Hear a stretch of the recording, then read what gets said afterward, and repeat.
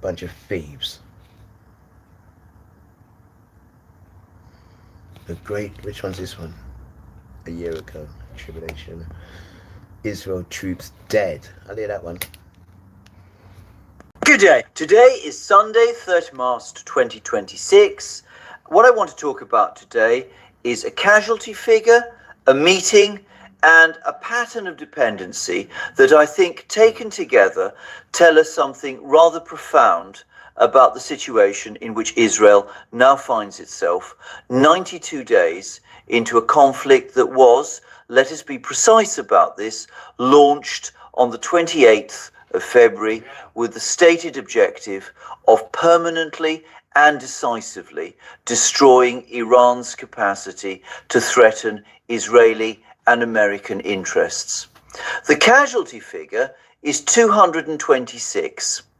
The meeting is between Netanyahu and Trump, and the pattern of dependency is something I have been watching develop for weeks and which is now, I think, undeniable. Right, 226 IDF soldiers killed. Let me just say that number again, because I think it deserves to sit in the room for a moment before we begin analysing it. 226.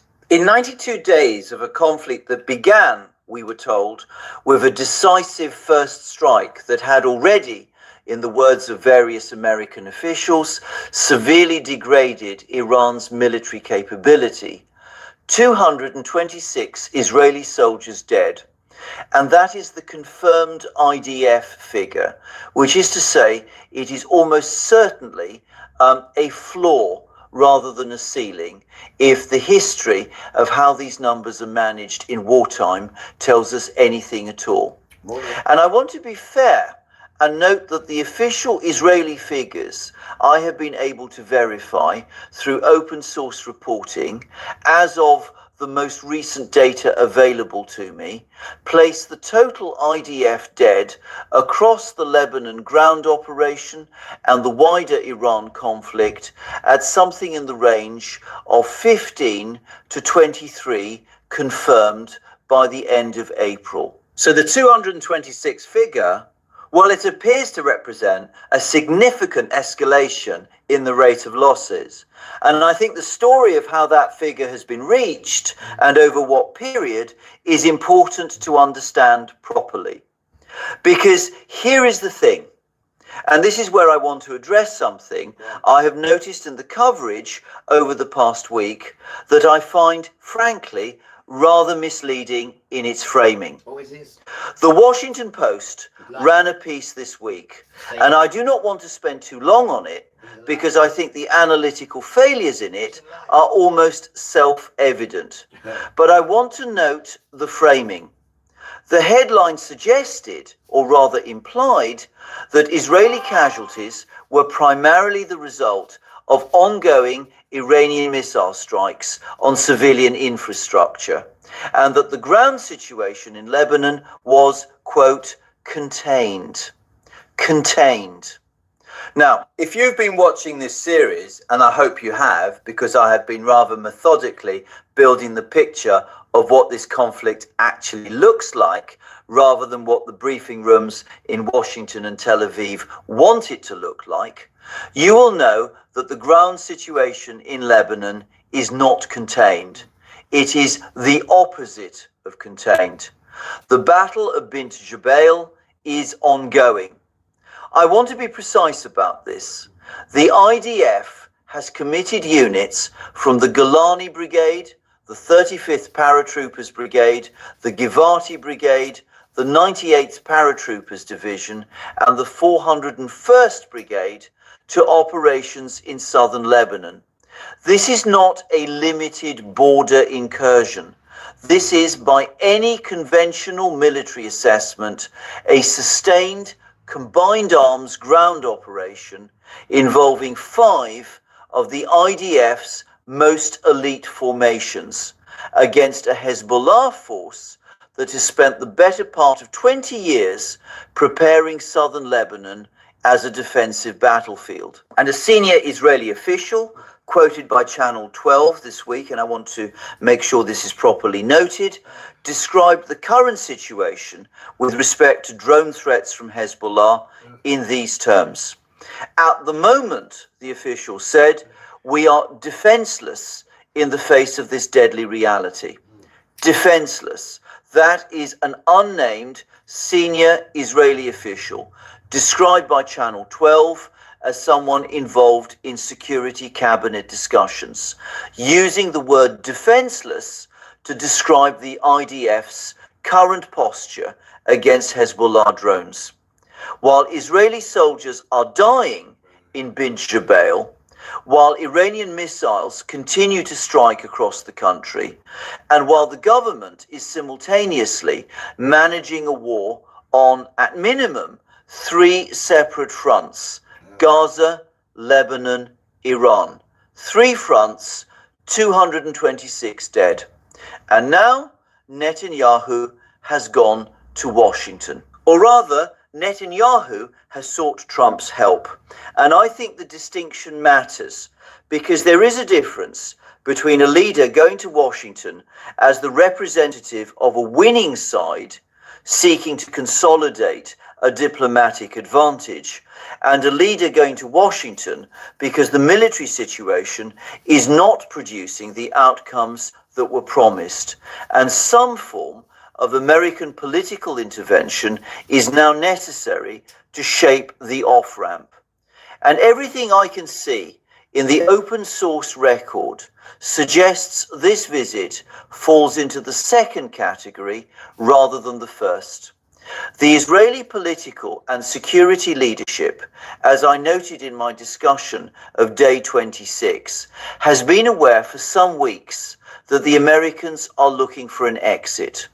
Jerusalem is concerned, that was the formulation used by the Israeli press, that Trump will announce a ceasefire even before finalizing understandings with Tehran. And Netanyahu's response to that concern, the pattern of behavior I have been watching, is to find ways to present Trump with reasons why the fighting must continue, while simultaneously presenting the Israeli domestic audience with reasons why Trump's support remains unshakable. Both of those presentations are becoming progressively harder to sustain. Because here is the thing about Trump, and I say this as someone who has tried to analyze his foreign policy conduct with as much impartiality as I can muster, which is not always easy because the conduct itself is often rather bewildering. But here is the thing.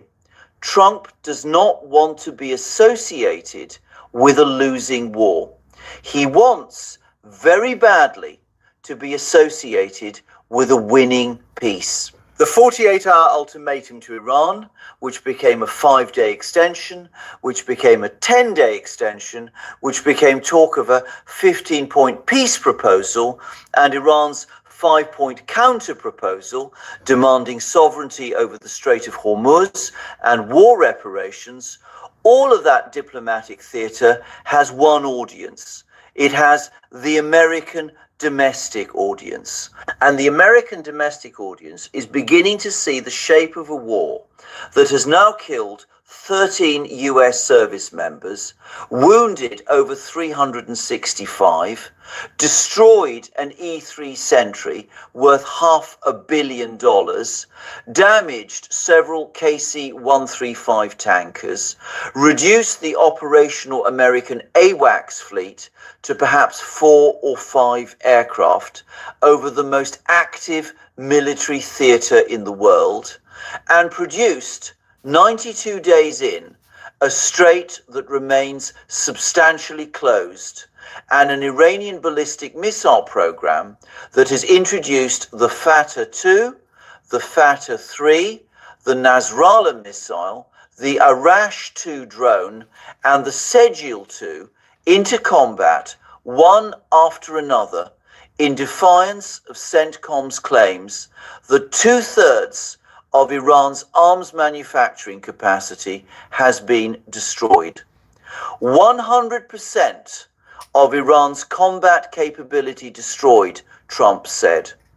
The 65th wave of Operation Truthful Promise 4. The 79th wave. The operations continue. The missiles continue. The sirens continue. 226 Israeli soldiers dead. And Netanyahu is in Washington seeking Trump's help. I want to think about that sequence very carefully, because I think the causal logic in it is rather revealing of where this conflict stands. Netanyahu went to Washington, it seems to me, for two reasons that are somewhat in tension with each other. The first is to slow down any American move toward a ceasefire deal that does not include what Israel considers adequate security guarantees, which is to say, guarantees that Iran will be permanently and verifiably stripped of its nuclear program, its ballistic missile program, its capacity to support Hezbollah, and its influence over the Strait of Hormuz. That is the Israeli requirement for a deal it can accept. And that is, to be rather direct about it, not a requirement that any ceasefire framework currently under discussion is capable of meeting. Iran's 5-point counter-proposal does not concede any of those things. It demands the opposite of most of them. So Netanyahu's first purpose in Washington is to prevent a deal that falls short of Israeli requirements.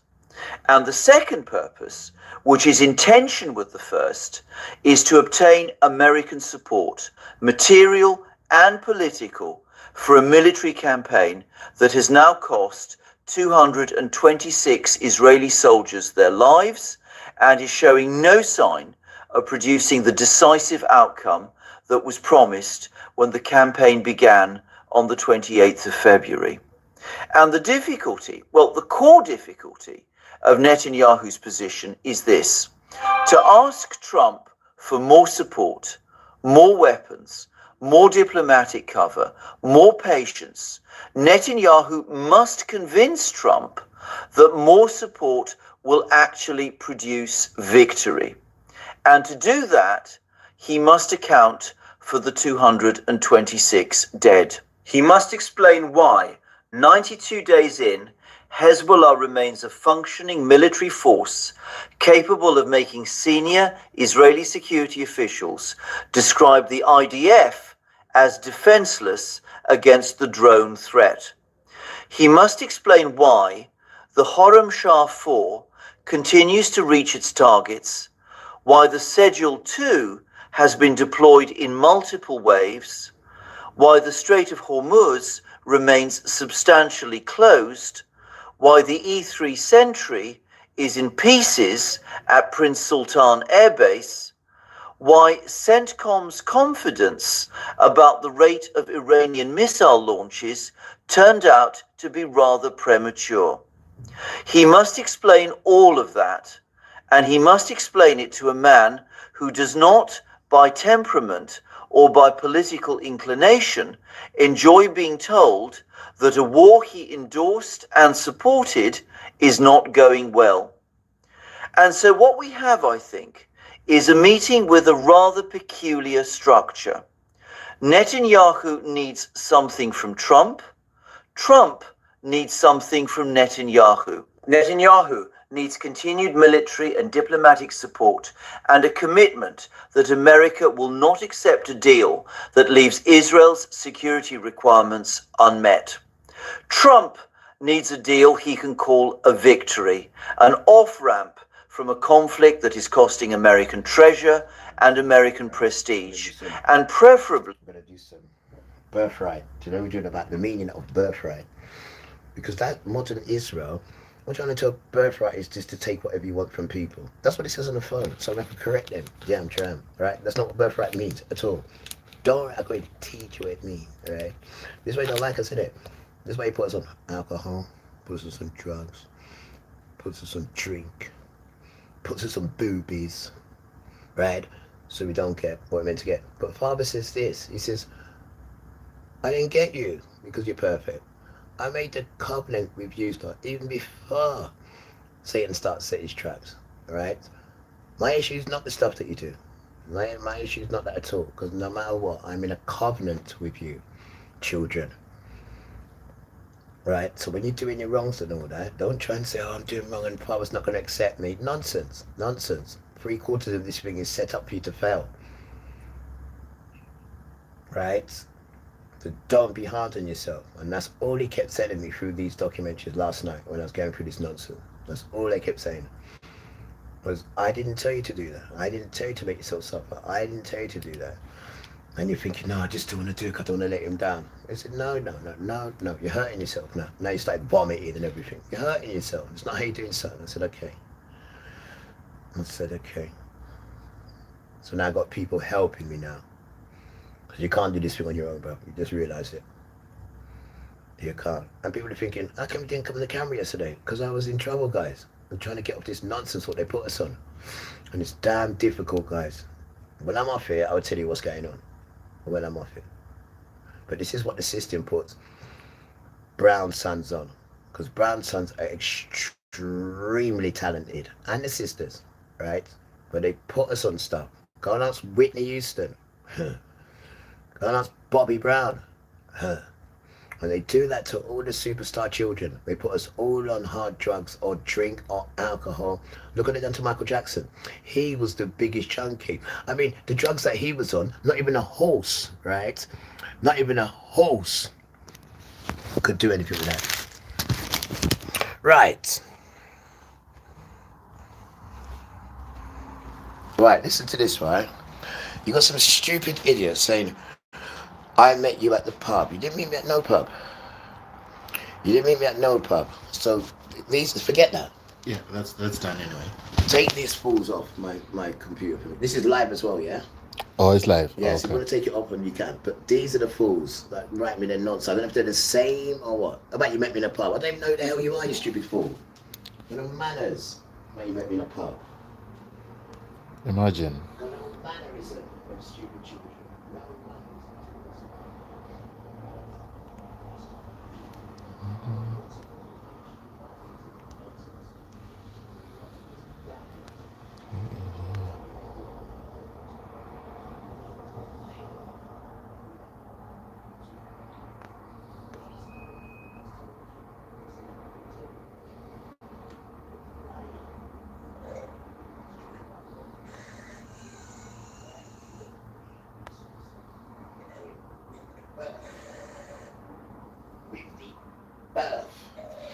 Yeah, you won't be able to see his messages anymore. Nice one, bro. Yeah. You're the best. No one will be able to see anything from him. You're the best. There's some jokers thing done. Just writing your nonsense down. Don't write your nonsense on this platform. This is not that kind of platform, Dan. This is a platform for us to try and get better, try and teach people what they need to know, and all join together. Not you coming on here and writing this stupidness because you're an immature child. And start with your nonsense stuff. Fed up with your nonsense, man. Learn some mannerism, please. Please learn some mannerism. Right? And like we said, if you don't come on this platform, Dan. It's not platform's not for you. It's too mature for you, Rasta. Don't come on this platform, please. You have no mannerism. Right? And if you was into your parents now, you'd have good mannerism, you damn tramp. Your sons need to learn mannerism, Rasta. It's a different world we're in now. Boy. And all you want is good people around there to help you and encourage you, not people to come and do this nonsense that you've been doing all your life. We're fed up of that, bro. Want some humanity behavior. If you ain't going in the Gaza Strip, then come off the platform, Dan. to even more miserable situation. So that's why we send a letter at the beginning of the week, and one of my colleagues, if you wish, if you haven't seen the letter, we will be more than happy to give it to you. In which we list. No, you two lie. Always telling lies. Always telling lies. This Asian American man came out to blame white people on each and everything that happened in America. Let's get to hear him very well. He went viral for his videos. Drop your thought in the comment section. Then we'll come back with more commentaries. Blaming everything on white people. Oh, you're not gonna like this. World War I, white people. World War II, white people. The Vietnam War, white people. Slavery, white people. Systemic racism, white people. Racism in general, white people. Thousands of years of Asian history being wiped off this planet, white people. Africa decentralized for decades. South America decentralized for decades. This Asian American man came out to blame white people on each and everything happened in America. Let's get to hear him very well. He went viral for his videos. Drop your thought in the comment section. Then we'll come back with more commentaries. Blaming everything on white people. Oh, you're not gonna like this. World War I, white people. World War II, white people. The Vietnam War, white people. Slavery, white people. Systemic racism, white people. Racism in general, white people. Thousands of years of Asian history being wiped off this planet, white people. Africa decentralized for decades. South America decentralized for decades. The Middle East decentralized for decades, white people. Capitalism, white people. Fascism in America, white people. Oh, look at that, you're Christian. Bet. Christianity being used to justify slavery? White people. Christianity being used to justify massacring Native Americans? White people. There's a fake Christian that sold Bibles with his own names on it sitting in the White House right now that was built and maintained by slaves. This motherfucker's white. Who led Germany during the 1930s? A white Christian. Which group of people colonized Africa? White Christians. Klan members? White Christians. St. Peter's Cross being misunderstood as a symbol of Satanism? White people. Border problems. White people. White people. The metal community being full of racist, ignorant bitches. White people. Speaking of that, Pantera. White people. The current dog shit state of the movie industry. White people and capitalism. The current dog shit state of the music industry. White people and capitalism. Specifically shit like Spotify. The current dog shit state of the gaming industry. White people and capitalism. Mount Rushmore. White people. This is some colonizer shit. Give native people their sacred land back. Dingoes. White people. The extinction of the dodo bird. White people. Fucking cave diving. White people. Last but not least, the useless existence of you and your mother. White people. That was 2 minutes of This Asian American man came out to blame white people on each and everything happened in America. Let's get to hear him very well. He went viral for his videos. Drop your thought in the comment section. Then we'll come back with more commentaries. Blaming everything on white people. Oh, you're not gonna like this. World War I, white people. World War II, white people. The Vietnam War, white people. Slavery, white people. Systemic racism, white people. Racism in general, white people. Thousands of years of Asian history being wiped off this planet, white people. Africa decentralized for decades. South America decentralized for decades. The Middle East decentralized for decades, white people. Capitalism, white people. Fascism in America, white people. Oh, look at that, you're Christian. Bet. Christianity being used to justify slavery? White people. Christianity being used to justify massacring Native Americans? White people. There's a fake Christian that sold Bibles with his own names on it sitting in the White House right now that was built and maintained by slaves. This motherfucker's white. Who led Germany during the 1930s? A white Christian. Which group of people colonized Africa? White Christians. Klan members? White Christians. St. Peter's Cross being misunderstood as a symbol of Satanism? White people. Border problems. White people. White people. The metal community being full of racist, ignorant bitches. White people. Speaking of that, Pantera. White people. The current dog shit state of the movie industry. White people and capitalism. The current dog shit state of the music industry. White people and capitalism. Specifically shit like Spotify. The current dog shit state of the gaming industry. White people and capitalism. Mount Rushmore. White people. This is some colonizer shit. Give native people their sacred land back. Dingoes. White people. The extinction of the dodo bird. White people. Fucking cave diving. White people. Last but not least, the useless existence of you and your mother. White people. That was 2 minutes of speed reading, and I'm barely on page 1 of the cracker book. Why are we being racist? Racist towards who? Old Man Coyote? You can't treat white people differently. That's racism. That's not how that works, stupid. I would love to break this to you, so here we go. It is impossible for a person of color to be racist towards one another or to a white person. Racism is something exclusive to white people. Only white people can be racist. The word you're looking for is prejudice. Can a person of color be prejudiced towards a white person? Yes. Can a person of color be prejudiced towards another person of color? Yes. A lot of Asians are prejudiced towards black people because of xenophobia, because of colorism, and surprise, surprise, because of white supremacist propaganda.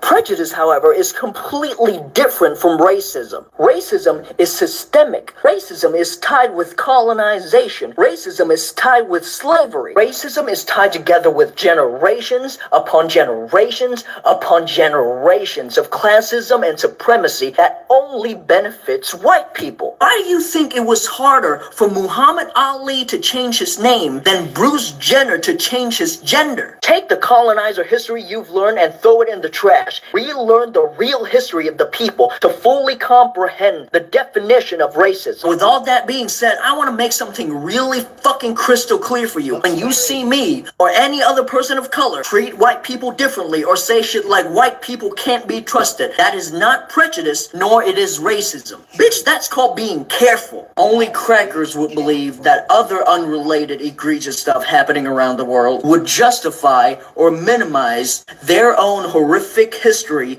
or actions. I don't give a fuck that slavery was also happening in Asia. It doesn't change the fact that your great-great-great-grandpa owned slaves. America was built on the destruction of Native Americans, the blood, sweat, tears, and literal flesh of African Americans. Now, after all of that, you're telling me that you not only have the audacity to call African Americans lazy, ignore Native Americans, but you're also trying to minimize what happened in those history books. From the bottom of my cold, dead heart, you crackers deserve the days you deserve. You deserve to live long lives so that you can see minorities prosper.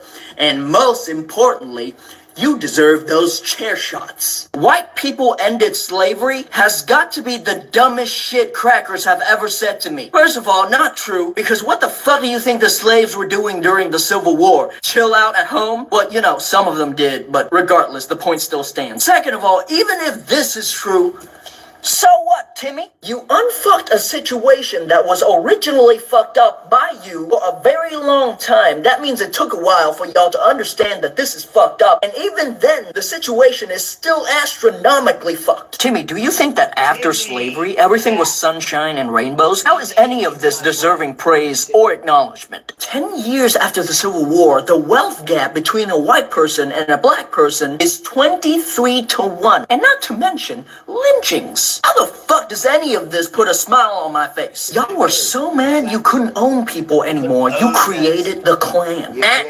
Don't type in my comment section. The Klan was created by the Democrats. This is some convenient shit only the whites would say. If the originality of something determines what it is, then all crackers go back to Europe. Every white person should be forced to look at the picture of Emmett Till before he was buried. And then you will finally understand that this doesn't mean jack shit to me, and especially it doesn't mean jack shit to my scrumptious African Americans. Don't be mad at black people in TV shows and movies and then go to church every Sunday to pray to white Jesus. I've seen a lot of Twitter fingers complaining about this, and this, but then it's fucking crickets when it comes to this. Don't sit there and pretend like you guys are bitching and moaning about these media because they are historically incorrect, or as if they are not staying true to the original work. You guys don't give a fuck about that. All of this yapping, it's because you're racist. Take the hood off, Timothy. We all know it's you. You complain about this because it fits your racist agenda, but not this because it doesn't fit your racist agenda. You guys were yapping constantly about how Ariel cannot be black. There's all this yapping when Moses is white. Apparently, according to crackers, the Bible has an extra commandment. Thou shalt bullshit to further on thy racist agenda. All these Klan members gathering around saying how this is historically inaccurate. Where were y'all when this movie was released? This movie is both scientifically and historically inaccurate. By the way, if you want to criticize this choice of casting, you should say she cannot act. I'm sorry, girl, but you can't. That movie was so bad in so many ways. Here's the icing on the clan cake. You guys never talk about how characters have to be white because it would destroy your talking point. Batman has to be white because one of the biggest part of his character is recognizing his own white privilege and using it to help people and fight crime. Same thing as Iron Man. Big Daddy from Princess and the Frog has to be white. As a matter of fact, the only incorrect thing about this guy is that he's not racist. Nathan from The Last Samurai has to be white. Only a white person would obsess over Japan like this. So with all that being said, and in conclusion, crackers. All this complaining about black people in the media, bro, sounds about white. White people didn't invent slavery. In fact, they were the first to end it. But somehow, saying this is controversial. There's a lot of ways for me to explain why this narrative is a big pile of horseshit. Today, let's go with the most direct one. Close to the start of the Civil War, slave rebellions rose up all around America and the world. We have the 1811 German Coast Uprising, Nat Turner's Uprising, the Haitian Revolution. Slavery wasn't that profitable anymore, so they ended it on paper and traded one form of evil for another. Black people fought and freed themselves, while the whites wasted their fortune on pointless wars. Slavery is evil, practiced by everyone to everyone. The map you showed in your video was founded on fucking Reddit, and it's also fucking wrong. There's missing parts everywhere, including America, Congo, and Vietnam. And slavery didn't end in Russia in 1723. It technically ended in 1902. I don't know how much research you did, but do more of it. I went to Ghana. I stood in a slave dungeon where people who looked like me sold people who looked like me to white people. I cannot fucking believe those words came out of your mouth. Let's take a look at these 5 Native American tribes. For the longest time, they live with white people. They developed economic ties, they own slaves, they signed treaties, they even wear European clothes. Do you know why they did this? Because all the other tribes that didn't were nearly fucking wiped out. The same thing happened to African people, dumbass. It especially happened to the people in Ghana, the place you fucking went to. Europeans did take slavery to another scale, but it's not because they were more evil. It's because they had the technology to commit evil on an industrial scale. Let me understand your logic. Better technology equals slavery. Don't multiply yourself. By the way, the people with less technology were undefeated for 30 years. Which major power stopped slavery first? The British. For fucking who, when, and where exactly? Immediately after slavery ended on paper, European countries colonized Africa. It was literally called the Scramble for Africa because they were panicking that slavery ended. From 1904 till 1945, the British owned 25% of the world, and they were stealing and taking every resources and wealth they can from these colonies. The rest of the video is just some all lives matter shit that I'm not gonna entertain, but one thing before I leave. I'm not making this video to debunk this guy or to make the whites mad. I consider these people lost causes. I'm making this video for the younger generation to show you guys what the whites is really about. That this country was built with blood and bones. Because I know they're not teaching this shit in school. Black people and Asian people are meant for each other. I know H-Mart Gate is over, but let me piggyback off this subject and present to you Black and Asian solidarity. If you guys don't know, we've always been there for each other since the beginning. Let's take a trip through history to really understand that. Black people were dying in the Vietnam War more than white people per capita.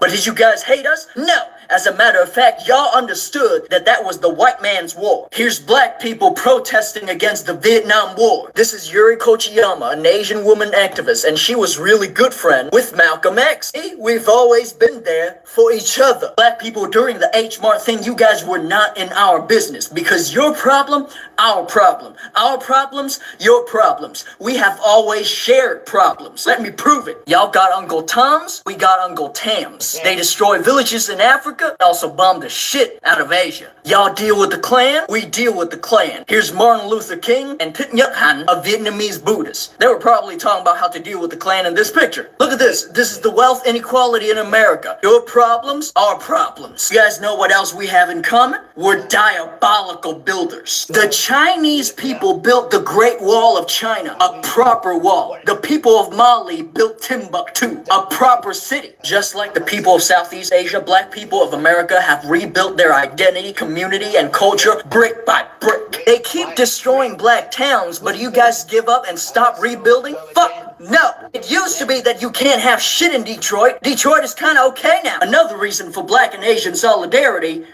is rice. That's right, rice gang. Do not let the crackers' propaganda deceive you. Black people love rice as much as Asian people. Here's African rice, here's Asian rice. Y'all remember when I said you got Uncle Tom's and we got Uncle Tam's? Throw both of these traitorous motherfuckers in Chinese prison and make them work on rice fields. If they want to be for the whites, treat them as such. With all that being said, in the spirit of black and Asian solidarity, I propose that the Asian community make our own version of the Black Panthers. We're gonna call it the Flying Phoenix. Watch this. You enter basic details like your name and date of birth into this free refund check, and it tracks down every car finance deal you've had between 2007 and 2021 and checks them for potential refunds. No finance details or finance documents are required. The whole So my ancestors were asked by white men to come to this country, which they had stolen and forced black people to build, because they were hoping that my ancestors would be the new cheap and disposable labor to undercut the recently freed black people that lazy white men didn't want to pay. And when my ancestors wouldn't do that, they were lynched and massacred, their towns were destroyed, they were blown up while building the railroads, and ultimately they were excluded from society and the country for nearly 60 years. Then when the United States asked us to come back in the 1960s because they wanted to put us in the way of black people again, and the United States needed to rehabilitate its reputation with Asian countries that were gaining in economic and political power, we had civil rights because of black people.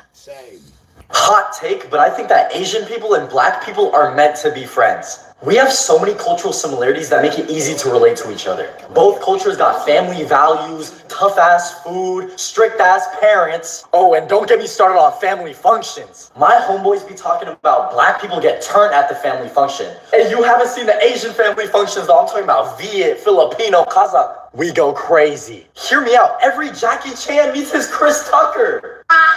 On some real shit, me and my black friends, we just click. Like if I'm playing R&B in the car, they're gonna be like, yo, pass me the aux. I fuck with anime, they gon' watch it with me. Bro, now that I think of it, there's so many examples of this type of friendship online.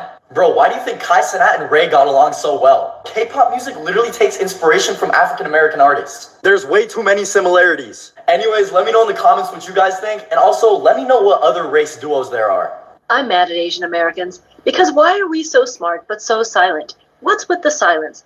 I suspect that if we opened our mouths, we would side with black people and other brown people as the real American heroes. Yeah, we're brown, not white. But this would disrupt the white supremacy brainwash we're caught in. And deep down, we hate ourselves for siding with whiteness. We know they're wrong. Our silence is the sound of us hating ourselves. But that's the Squid Game trap that they set for us, an Asian American matrix that messes with our reality. And it's all based on hating black people. You know, the ones we're all secretly trying to copy, even the white peoples. White supremacy isn't smart, but it's tricky like that. You like being tricked? I don't know any Asians who put up with that. We gotta decolonize ourselves and find Asian joy. Therein lies our voice. When you try to see how this time around, the most Asian Americans, they are trying to show the whole world that they are done of white supremacy. They started to realize that they like to aim each and everything. Now it's clear in their eyes that the system which was built to bring this confusion between black people and the brown people, these Asian people, now they started to realize that it was all about propaganda. When you try to see this Asian man, the way he blamed each and everything on white people, each and everything. This is what made a lot of Asian in our days come out to be pro-black.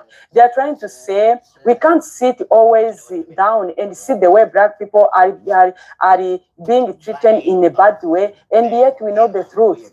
We can't keep go against them, be anti-blackness on each and everything. Yet we know the truth. We know that our family taught us a lot about black people. They mix our mind to believe that we are truth, we are great, we belong in a whiteness. But after a long research and our own Look at pale complexion, what right he writes. Look, poor black people.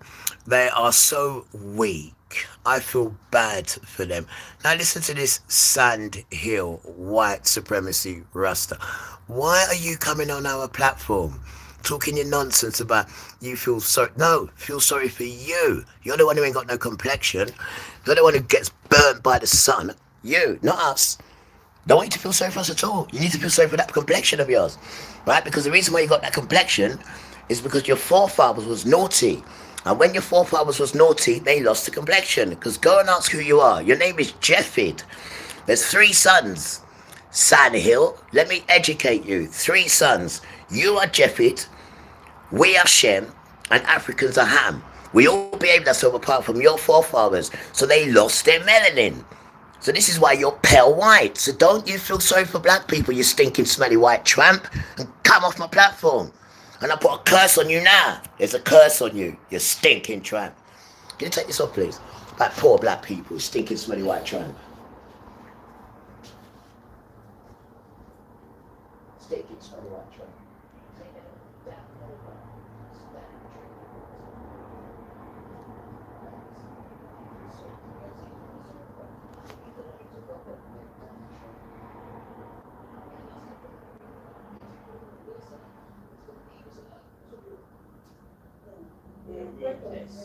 We find that these black people, they are not the problem of America. America has the problem of white people who go in their system in place. They hold that system, and therefore them to achieve each and everything. Poor black people. Now, why don't we them? Why don't we speak white? Their eyes are now clear. Most of them, they are saying that our Asian white people, this there and more about this way, not the way even the Asian people went into slavery, not the way they stopped the people to bring them here in America. They've been working on theater also, but they don't want to grow. They want to fight to conquer. If you see a black person as your enemy, if you see an African person in Africa, Yeah, Tony. they're going to take most of the time to fight each other. So then they are achieving what they want to achieve. Why would we be in that kind of right? We need to find out. We need to know what is this. Let's work together. Let's expose each other. We have done all these things. Our parents should know that. They are not supposed to show us the way we are supposed to be, the way we are supposed to be racist, and yet doing what people never knew us. They want to recognize us. They never even know us as a white people. If you never been born as a white person, you can't be raised in the white family, in the white community. This is how white people are. You Asian, know the truth, know each and everything. We are sharing most some issue with black people. We are having some roots of DNA. We have blackness in our genes. Why would we be fighting? We need to create our community to stop their racism and behavior manners. We need to educate our own generation to understand that this culture and values they've been telling us about our own ways, history, tradition, they need to stop. This is really disturbing. This is something people are starting to say, wow, this is what we do. What is it as a black people? I think some Asian people are starting to see that we can run and everything is okay. This is really disturbing. Always. Yeah, sorted. Lovely. Great. That's just rude though, isn't it? Yeah. Absolutely, man. Absolute rudeness, though. None of manners. If you ever wanted to start your own clothing brand, Don't get your but you didn't platform want down. to buy Dirty white inventory, people. Don't come on my handle platform, shipping, mister, and write your or wickedness. risk Come on my wasting your platform, then. money, Come on this my video platform, is for mister. you. I'm gonna beg people Today come on I'm the showing platform, you a then. Even they got no platform manners. that lets you design, Come on my launch, platform, then. and sell real products in No just a few mannerism clicks. at all. No warehouse and no upfront inventory. So what you want people to do is drop their mannerism, right, and just be like a disrespectful child like yourself. This is what you want people to do. There's no stress. Boy. Hey y'all, it's your girl Sharon B, Life by Sharon B. On this channel, I talk about side hustles, creator life, and building something of your own. Today, I'm walking you through a creator-friendly platform called TapStitch that makes starting your own brand actually realistic. So let's talk about TapStitch. TapStitch is a premium print-on-demand and drop-shipping platform built for creators and entrepreneurs. That means you design the product. Always. No matter how nice people be to you, you always. Where is he at? Always got something horrible to do or say. Always. And you can't see it because it's just the way you. This Asian American man So this is why came out people to are moving away from you guys. This is why. Because they just run out of steam with you, bro. People just run out of steam with you. Run out of steam with you. This is what's going on there. People that run out with you, bro.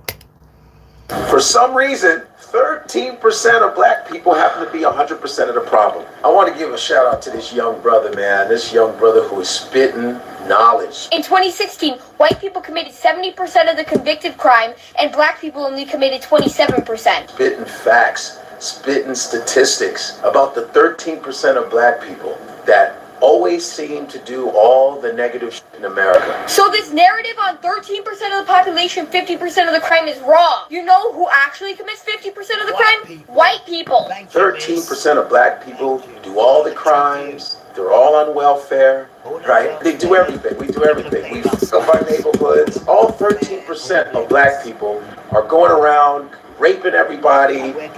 Raping everyone, but it's not. It's you going around raping everyone. Your sons, not our sons. Your sons. We're in a birthright. We are. We don't do them things there. Your son, but you're blaming us. But you're not talking about your sons, what they're doing. You always want to blame it on top of people's sons. And your poor white boy got killed by what? Some different kind of son. And I don't see you sticking up for the white boy that got killed. Some racist boy calling the poor white boy and saying how can he be racist then? But because the boy's got a turban on, oh no, he's got to be holy. Why? He's not even supposed to be wearing a turban. The turban belongs to Yahuwah and us. You've got to have a gold sign on it, what says Yahuwah's name. You have to be qualified to wear it. No one just can't wear a turban, You stay there. How quality people wear a turban, You stay there. For some reason, 13% of black people happen to be 100% of the problem. I want to give a shout out to this young brother, man. This young brother who is spitting knowledge. In 2016, white people committed 70% of the convicted crime. This is a little young white boy, no more than 12 years old, 13. This is a young little white boy, no more than 12 or 13. There he is. These are the little sons we're taking with us. And you know when they see me, they get excited. I said, come here, we're looking for you, son. You can be an ambassador for white people. I wrote you, I'm 16. Just what I'm looking for. Cut me out. Where's your mum? I can't do nothing without your mum. Go and get your mum. Cannot, you're too young. Go and get your mum. You said, I'm going to go and get her. She knows who you are. Maybe she does. Go and get your mum. All right. And when your mum said it's all right, then you can come in. Go and get your mum. That's how you do things around here. Go and get mum. Mum says it's all right, and she fills me out and says she can trust me with her son, then come in. But if mum says no, then no it is. End of.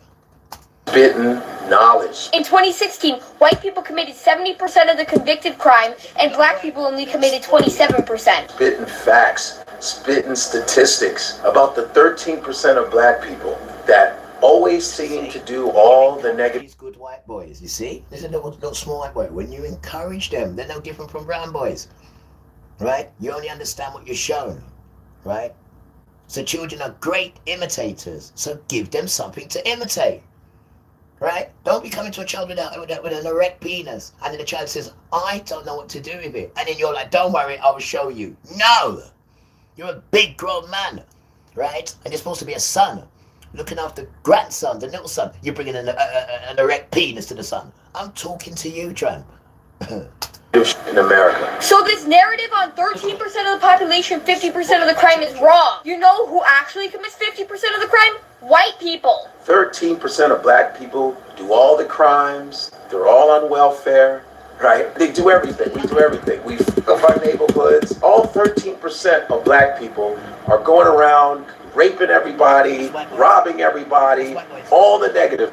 The same people who built the country, made the country what it is, from fashion to music to inventions, hundreds of inventions that white folks have literally stolen. That's real talk. African American women being the most educated in America. I mean, all of these wonderful accomplishments, but this young brother here, I want to give you credit for you breaking down the stats and the honesty. And the fact that you're of Caucasian persuasion and you're young, what are you, like 12? I want to give a shout out to your parents. Give a shout out to your parents. Those are good people who are educating you the proper way. That's what I'm talking about. You see, you all want to say I'm a race baiter. That's for all these deflecting white people that don't want to hold themselves accountable. No, you know, I be cursing a lot. I know. There are plenty of white kids and men and women that are getting knowledgeable and are raised properly. I hope that we see more of this.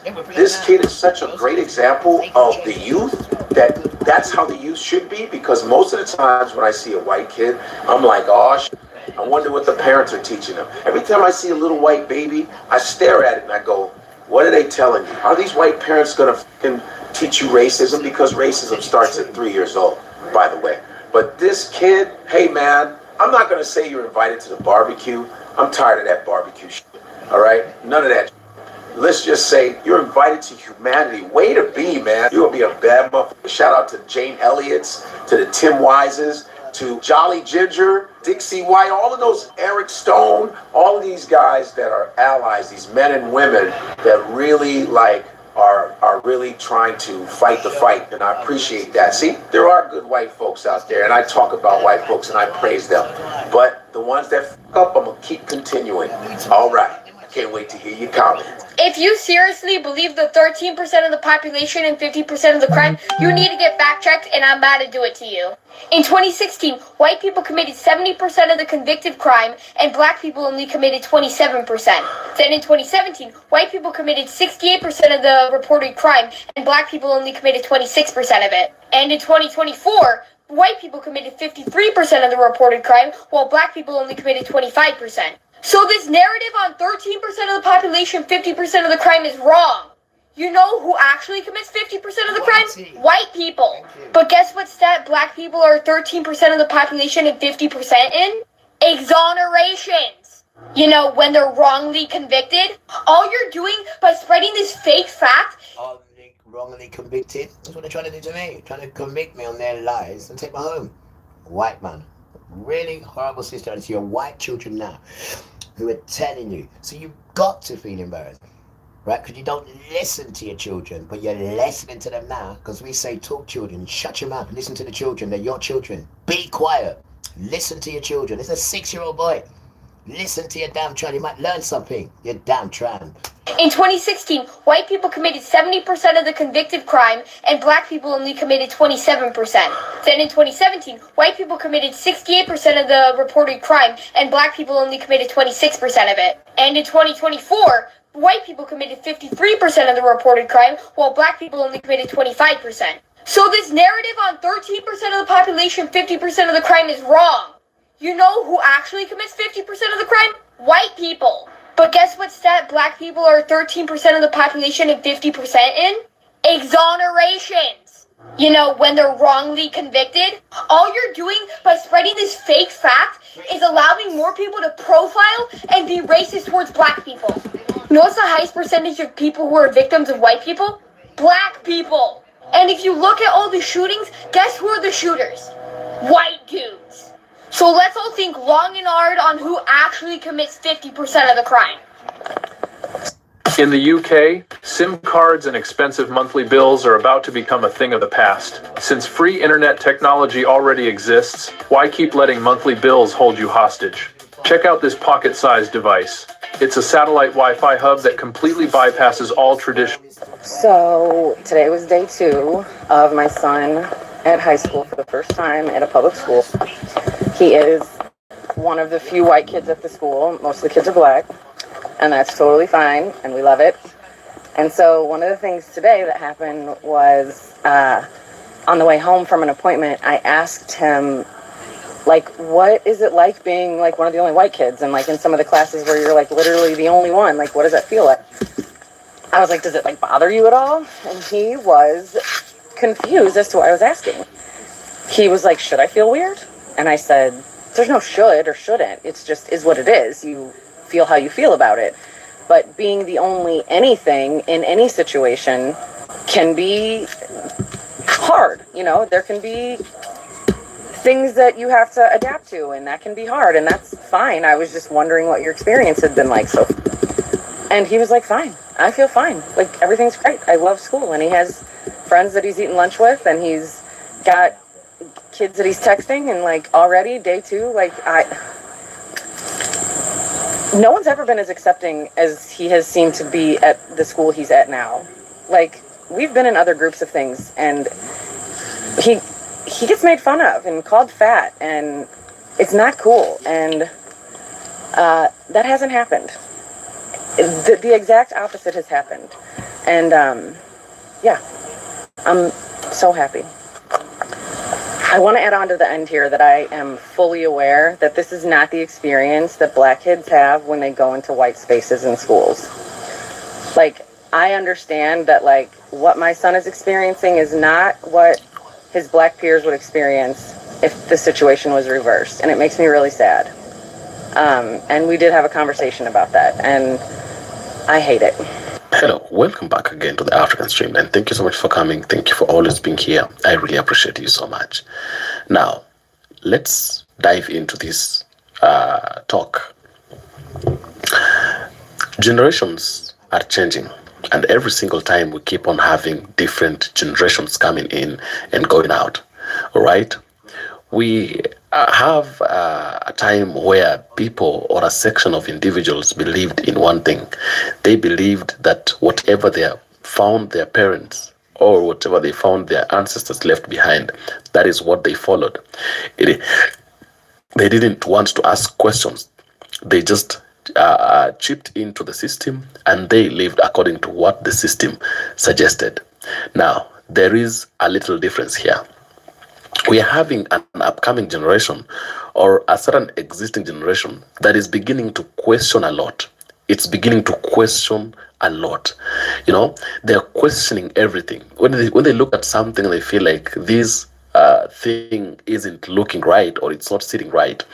They are questioning it. They want to know more about it. They want to know how or why did this happen this way. We are having kids, and most especially the American kids, the white kids, that are questioning their parents. They are questioning people so much on why is it that black people are getting treated this way. Yet when we look into the whole matter, or when we have now to go sit down and start now looking at the real things, we find out that the way or what they're being accused about is not really what they're doing, or it's not really who they are, you know.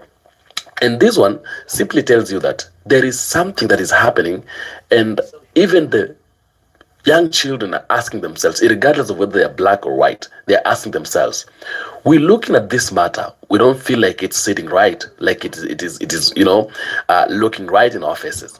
But my question is, why is that our parents would keep on making it look like the way it's not? You know, that is the question that is out here, the question that young generation is asking themselves. It is like rejecting, you know, like rejecting that idea that their parents have been selling to them about the black people, the idea that their parents have been trying to, you know, bring upon to them about the black people. And they're like, yes, we are young, we are children, but something needs to be put right. Something is wrong somewhere. We are looking at it, we are watching it, we are young, yes, but even if we're young, it's not sitting right. Take a look at these videos. I'll come back and say more about it. I know I don't understand your experience. Yes, ma'am. Because I have never had to live it. I can sympathize, and I can recognize that things are wrong. For instance, if a black man or woman should never be afraid for their life, for getting pulled over for speeding. But I have never lived in that fear. No black man or woman should ever be reluctant to walk outside for fear of racial profiling. But I have never been racially profiled. No black man or woman should ever expect to go to jail in their lifetime because of the color of their skin. But I have never lived in that expectancy.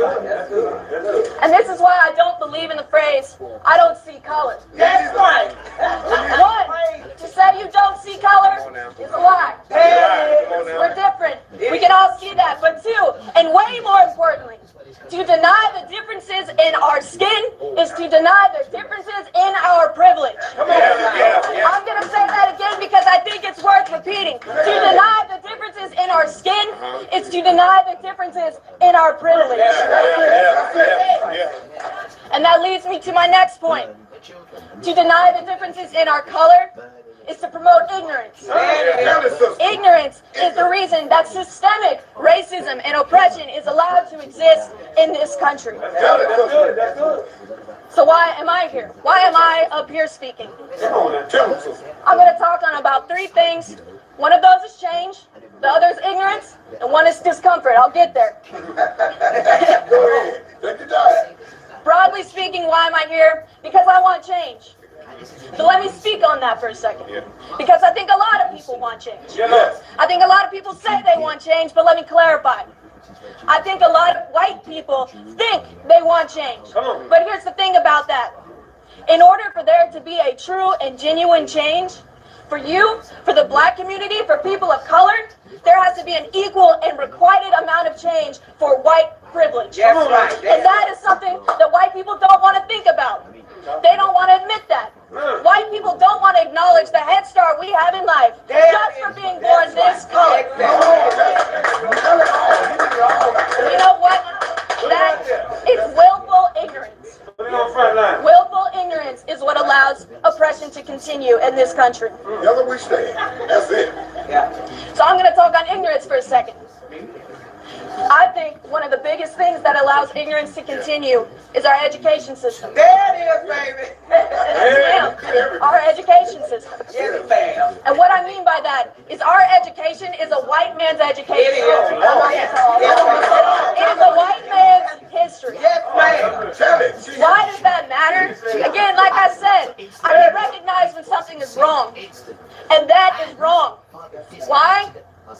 Because when you tell that history, the history that excludes black history and black culture and the black experience, you allow white people to think that nothing is wrong. And when that happens, you allow white people to think, well, it was bad back then, but it's not bad now. Hell no. It's bad now. In fact, some might say it's worse because this is systemic oppression.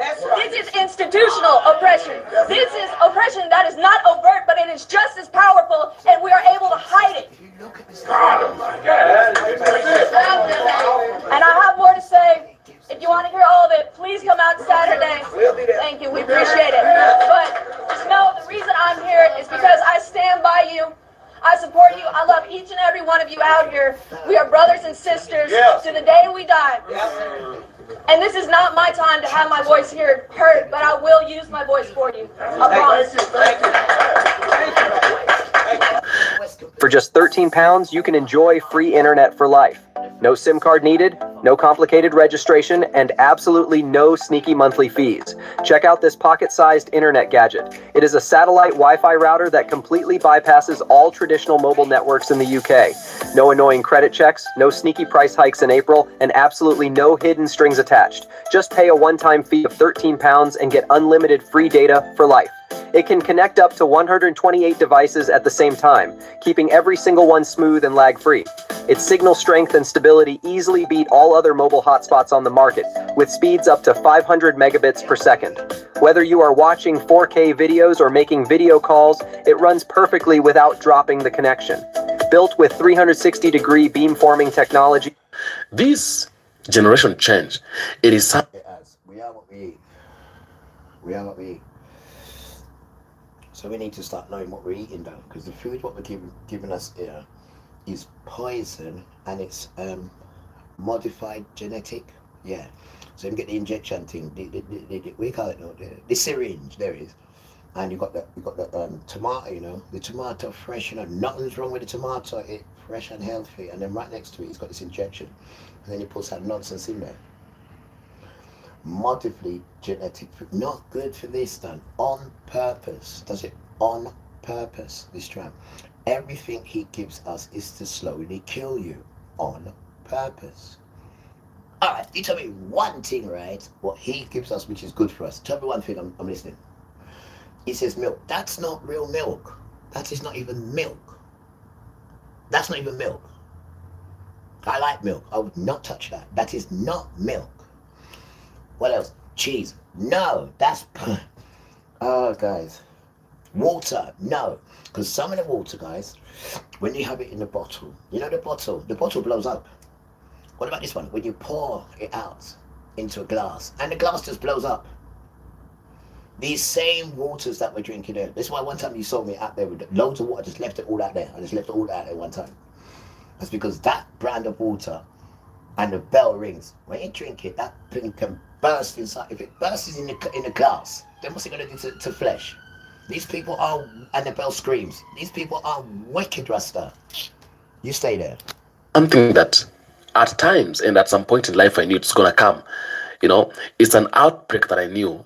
A time will come when this thing will come, because you know, even when you are this kind of a person, you love telling lies. A time comes when this lies fed. A time comes when... You know what, guys?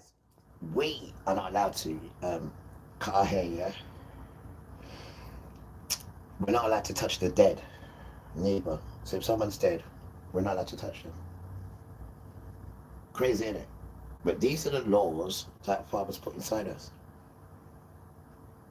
Right? And honey, there's something about honey as well. I'm not too sure, but definitely you can't cut your hair. Right?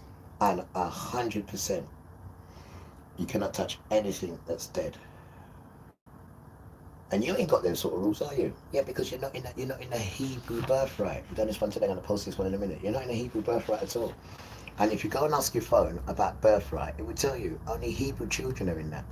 And they will tell you what it means. Then you've got modern Israel, who says it's okay for us to steal people's homes, cars, money, and anything that belongs to other people's and their possessions. That's their birthright. They're allowed to take your stuff. Because don't forget, the Talmud says they control you. So then their birthright is we can take whatever we see, right? Because don't forget, they are the twin from us, the twin, right? But there is no birthright for them, none at all, right? And let me tell you about our birthright. This is our birthright, guys. A Hebrew birthright, a special legal and spiritual status given to the Hebrew firstborn sons only. And if you look at the phone, it tells you they get twice as much as everything, and there's a whole heap of stuff that they get. A whole heap. But where modern Israel knows there is nothing in their reign for them like that. So they say, because they think they control the world, then their birthright is to come and take anything from you. That's on the phone. Go and say birthright to the phone. Just say that word birthright. And then you can go down and read what it tells you about birthright. And then you'll see it says birthright is for Hebrew only. Birthright. Hebrew sons only. Right? So when they see that now, they say, all right then, because they've got that and we've got the people, we'll just take all this stuff. And it's, don't read the phone, darling. I read that yesterday. That's what it says on there. So I thought I'd make a documentary of it. And this is just wickedness. And this is Esau, right? And this is modern Israel. And this is why you see them getting smashed up. Because they have no respect for humans. They think they own them. Well, if they're coming up with a law, right, which they made up themselves, saying birthright means, right, that we can take anything, right, from people, their homes, their cars, their money, anything that belongs to them, and to others, any of their possessions, it's ours, and we take it. And you can see they've been doing that in Palestine. But no, this is not just for Palestine, this is for the world. Why? Because it's our birthright. And then they got another birthright, right, for children who are 13 to 24. and then they go into a school and learn about having a birthright. And just some wicked devilness. And these children now are fighting back against Israel. These children now are fighting back against Israel, right? Because Israel is against humanity. And if you cannot see that, then you need to go and read the Talmud book. You need to go and read it now. And when they're talking about Gentiles, they're talking about you. And there's some wicked stuff in there. Rasta. And then they say after, look, our birthright says we can take your car, your home, your house, and anything that belongs to other people's and their possession. We can take it. Because it's our birthright. It doesn't say that nowhere, you know. It doesn't say that nowhere at all on the phone. Go and look at the phone. It doesn't say that nowhere at all. It says about Hebrew sons. Right? And they tell you they're not Hebrew. We don't even get to hear about the word Hebrew. But then they want to come and take Hebrew's birthright and then come and make up some different birthright saying, all you people have got to give us your stuff whenever we want to take it. Because it's our birthright. Where does it say that? Where? You damn tramp. These lies disappear. And at this moment, and at this point in time that we are in right now, these lies are disappearing. Let me tell you why it was difficult for the children or those other children that were growing up, or that's from those other generations, it was difficult for them to, buy it. Let me say, let me open your mind on this. They grew up, when they were growing up, everything that I was saying, it was like it was being seen.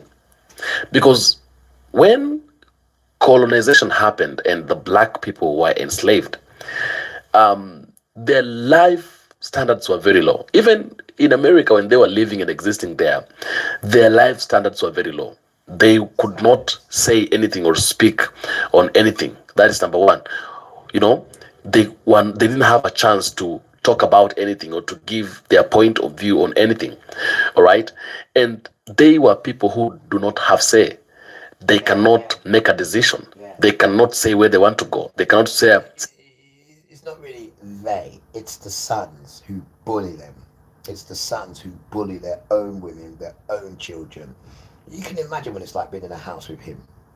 You can imagine what it's like. But now, the women and the children are questioning back now. That's what I tell you, when this thing comes, right? The women are going to say, no, go over there. And she just grab the kids and say, no, you deal with it over there. Because they come for me. Tony told us, they come for me and the kids, they come for you. You deal with it. That's what she'll tell you. Because of you, right, women and children, right, haven't had the essence to shine, the qualities that they have. Yeah, because of you.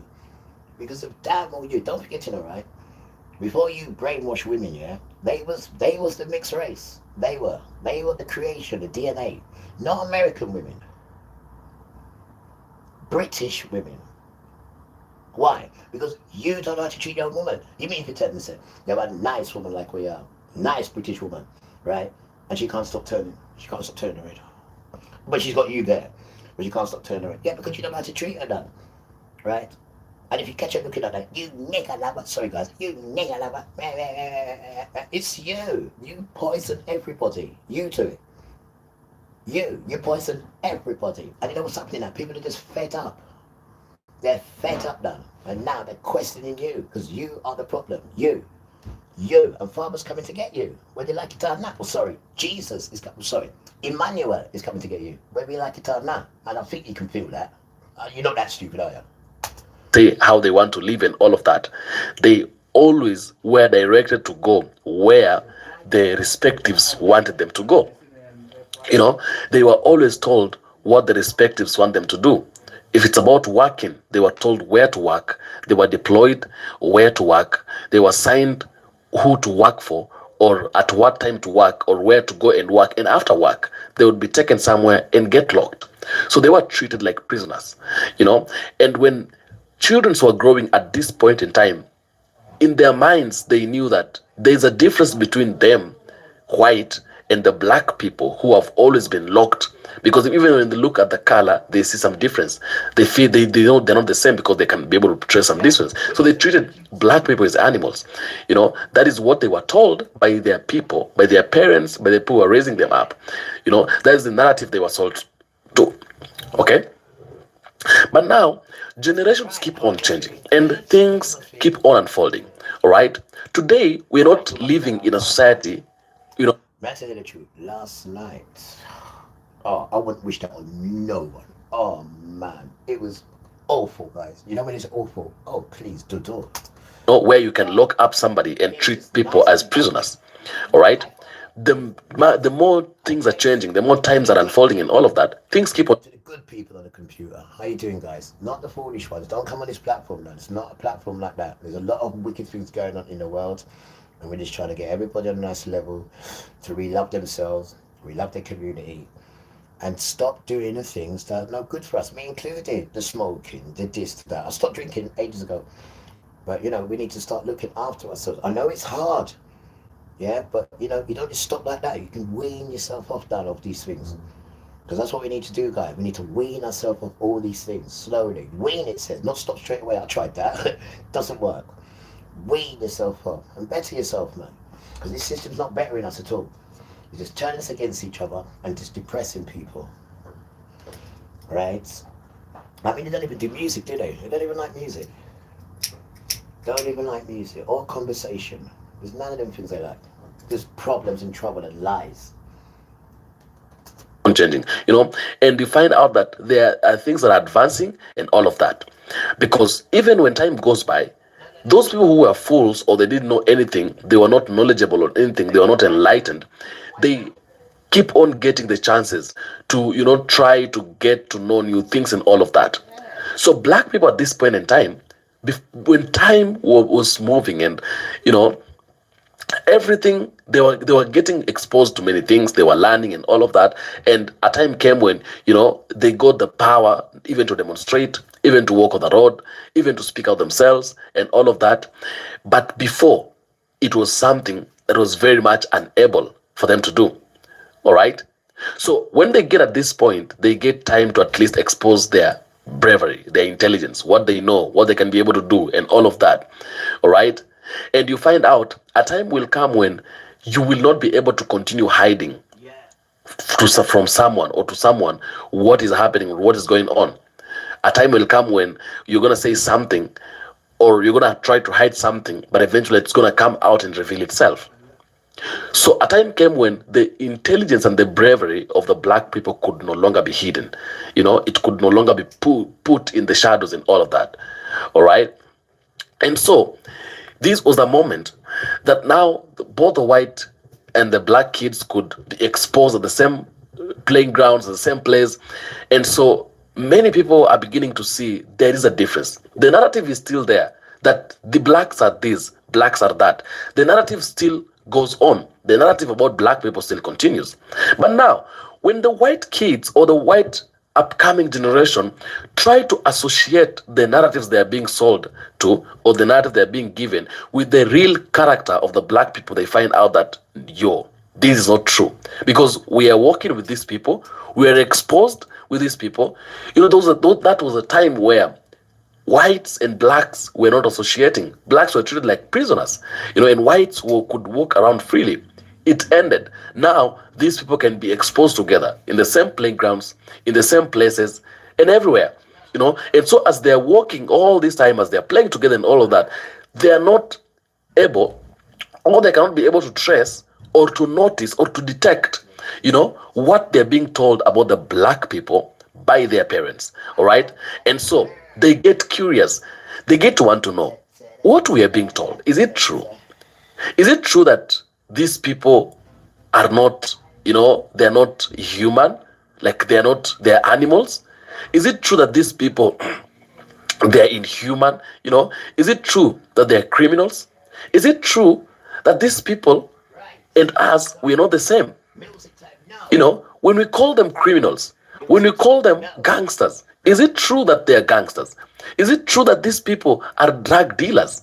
Is it true that these people love causing chaos? Because we are walking around with them, we cannot be able to see this chaos that, you know, they keep on telling us about people. And you know, if there are people that are genuine, if there are people that are very much genuine, are the young generation, like the young people, and most especially children. Because children don't know, why should they sugarcoat? There's a child who's just growing up, is very much innocent, doesn't know what is good and what is bad and all of that. Him sugarcoating or telling lies becomes very wrong. This is a kind of a child, you're going to tell them, you're going to ask them to do something, or you're going to tell them, this person is bad. Then they're going to ask you, why are you saying it's bad? Then you say something, and then they're saying it. Then they're going to ask you, but why is it not the way you're saying it? That is the children you're talking about. All right? And they couldn't buy the narrative of black people are bad people. They could not buy the narrative of, blacks are not clever. They are fools. No, they don't know what they are doing. No, stop it. They are confused. Stop it. They are poor. Stop it. They're racist because they are working with these kids every single day. They are mingling. They are walking around them every single day. They cannot be able to see this. They are not seeing it. However, how much they try to see it, they cannot be able to see it. So they begin asking questions, and then they get to a point when they now ask themselves, why are you manipulating them? Why are you oppressing them? Why are they getting oppressed? We are seeing this oppression. We don't like it because when we play around with them, when we walk around with them, when we mingle with them, when we associate ourselves with them, we cannot be able to see what you people are actually accusing them of. You see? So we don't like the way they're being treated because they are like us. They are humans. They can be able to cry. They have feelings. They're not stones. We are seeing how emotional they are sometimes when this mistreat comes by, and we don't like it because whatever happened that time, it is none of our business. We were not there. It happened 400 years ago. Whether there was colonization where whites and blacks used to hate each other, it is none of our business. Completely and truly none of our business, and we don't care about it. We are living a different life where we and our fellow children, we want to be happy together. You forcing me as a child, to hate somebody else or to hate on a black kid because they are black and I am white, I don't like it. And these are one of the things that white people never expected it could ever come to happen. Now it is happening at this moment, and it is, it's shocking and it's very much surprising. I bet a lot of white people don't like the fact that the kids of the upcoming white generation are disagreeing with them when they're trying to paint, black people a certain way, or when they're trying to describe black people a certain way. Tell me what you think about it in the comment section. I came across this video and I really love it. It was a very nice video and a one-off video. I felt like I should talk about it. Tell me what you think about it in the comment section. I'm Atamba Head, this is African Streamline. Don't forget to like, don't forget to share, and don't forget to subscribe. Until next episode, peace out. Open it, look at it. I've had it for years. This is the most anticipated smart security camera of the year. No internet connection needed. No wiring or complicated installation. And best of all, it's completely free to use for life. With your data never lost. Developed jointly by the US, National Academy of Engineering and Caltech. This smart AI-powered camera connects directly to your phone. Even if you're on a plane, you can monitor your home 24/7 in real time, crystal clear. Just like watching a live stream. It comes with a lifetime warranty. And if anything goes wrong within the first 10 years, we'll replace it for free. Super compact and packed with a high-capacity lithium battery, this camera can run for over 5 years, even without being plugged in. Here's the coolest part. It has its own no need for Wi-Fi or any external internet. Just pair it with your phone, and you can share your life anywhere. And yes, the network service is totally life. No power cords, no drilling holes. Just stick it or place it anywhere you like. You can even mount it in your car as a dash cam. Powered by smart AI, it supports remote control and auto tracking. Connect to your. I have no idea, bro. No, that was stupid. You mad? Let me see. So where do we start? I looked at some of your social media. And it was interesting. Maybe a lot of my viewers probably don't have no idea who you are. Just in a nutshell, you can just simplify your beliefs, what you stand for, and what you're trying to accomplish. Okay. In a short little. I'm Bishop Nathaniel. I'm the founder of Israel United in Christ, founded in 2003. We teach that the blacks and Latinos, Native American Indians, are part of the 12 tribes of Israel, spoken of in the Holy Bible. Our job is to... Right, stop. I don't know anything about Latinos. I don't know anything about Latinos. Not at all. to be any part of the Israel, Latinos. First time I've heard of that. And guess who he is? He is the Israel. No, he's not. He is the Hebrew Israel. This one here. See the outfit? This one here. And now he's saying now that the cream complexion are also children of Yeshua. Man. So where do we start? Man. You know, I looked at some of your social media. I love that. And it was interesting. It was maybe a lot of my viewers probably have no idea who you are. Just in a nutshell, if you can just simplify your beliefs, what you stand for, and what you're trying to accomplish. Okay. In a short little. I'm Bishop Nathaniel. So basically, I'm the founder of Israel United in Christ, founded in 2003. It's mobile Wi-Fi. We teach that So you blacks actually and need the SIM Latinos, card, like Native the phone American you Indians there. are part of the 12 tribes of So you're Israel, using spoken of in the Holy Bible. Like, our job is to like internet from inspire, your phone, right? motivate So it's like you're taking to your change SIM their card lives from to your come phone, back you to God's put it in laws. there. There's moral The only laws, difference civil between laws, using it here ceremonial and laws, using and it on your phone is that when that you will insert your improve SIM the card in race here, and it prepare then us for the second broadcasts coming of as a Christ. Wi-Fi. Perfect. So you can now Beautifully connect said. your phone and other devices. Thank you for that. For example, let's say you go out. You know, you are you've playing said some music, controversial you have a things tablet, over the years, you have right? your phone, right? A lot. If you have Well, this one of the and another things SIM that card, probably some people would see you as controversial, I connect don't, that is SIM that you say the card, Bible was you written by turn black on men. the internet on that device. And I, to me, I always wondered, your like, tablet can now connect to that, your phone can now connect how to is that, it that everything else can now connect to that. that Jesus happens to look like he could be my brother? You know, when there's It will a not whole change in world terms of the cost, Asians right? and blacks and Native Like Americans if and you Indians use the and all data these for other things, internet but to do Jesus something happens to look like my outside, cousin. that will be more expensive That than was using first Wi-Fi painted by here Leonardo in the da house. Vinci.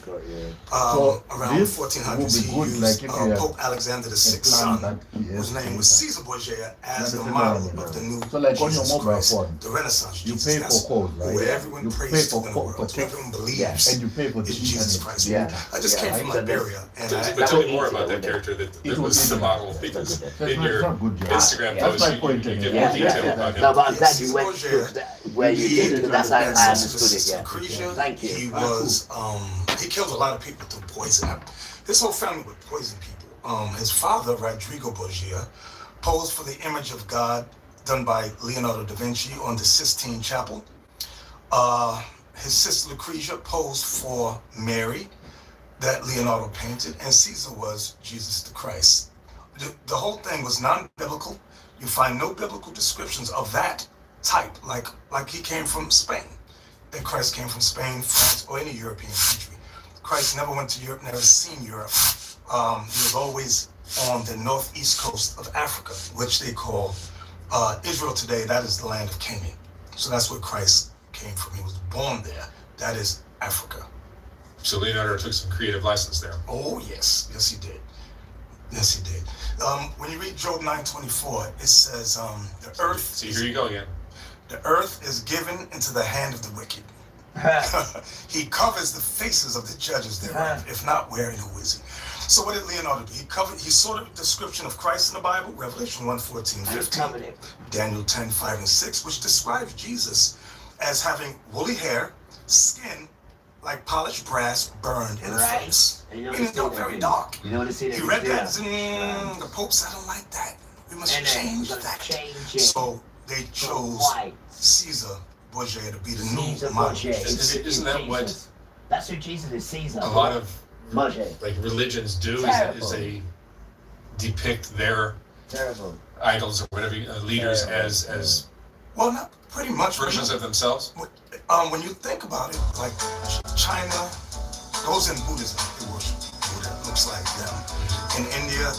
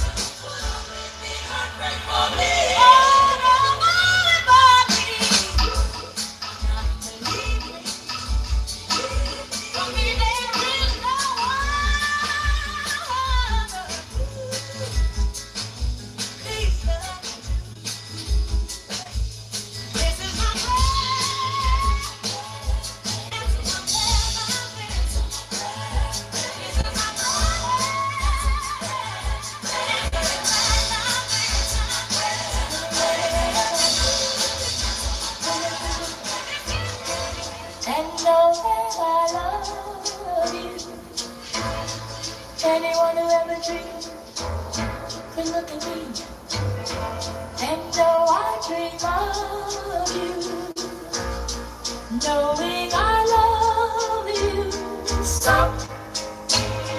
Anyone who ever would take me in his arms and love me too. Could really ever hold and hurt me like you hurt me and it's so true. Every time you go away, I always say, this time it's goodbye, dear. Loving you the way I do, I take you back. Without you, I die, dear. Knowing I love you so. Anyone in the heart would take me in his arms and love me too. Don't really ever hold and hurt me like you hurt me and me so true. What about you?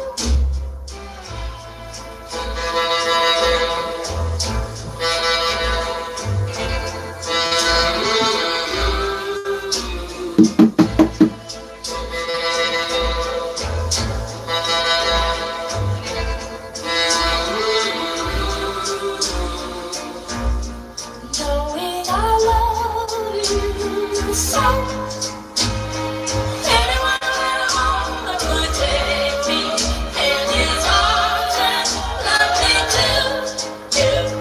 Couldn't really ever hold and hurt me like you hurt me and me so true. Anyone who ever do. Anyone who ever would surely take me in his arms and always love me.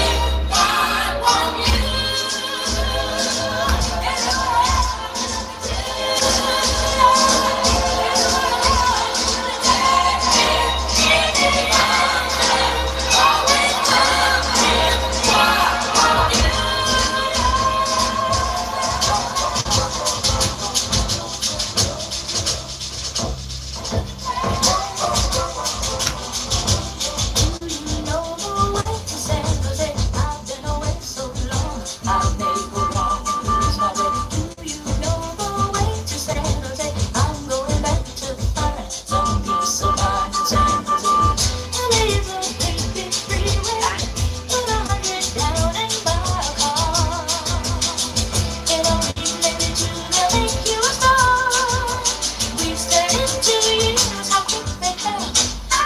Stars that never were, all parking cars and pumping gas. You can really breathe in San Jose. They got a lot of space. There'll be a place where I can stay. Worries. Be on the word. Back up. Do you know the way to San Jose? I've been away so long. I may go wrong, lose my way. Do you know the way to San Jose? I'm going back to find some peace of mind in San Jose. And there's a great big freeway, put 100 down and buy a car. In a week, maybe two, they'll make you a star. We stared into years, how quick they passed. And all the stars that never were, are parking cars and pumping gas. You can really breathe in San Jose. They've got a lot of space. There'll be a place where I can stay. I was born and raised in San Jose. I'm going back to find some peace of mind in San Jose. And if fortune is a magnet, it can pull you far away from home. With a dream in your heart, you're never alone. Dreams turn into dust and blow away. And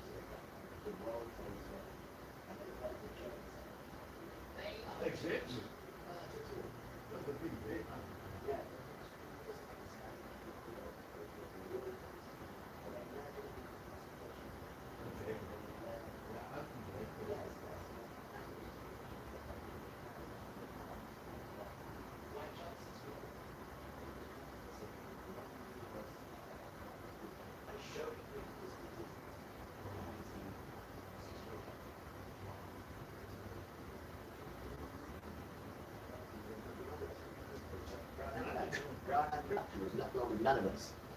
It's just their way of control. And they praise you, yeah. And they're all your children, because it's both not Israel and Israel.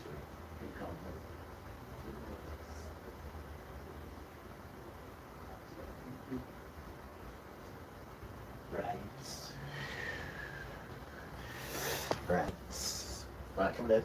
Who's next? Deanne Warwick. Boy.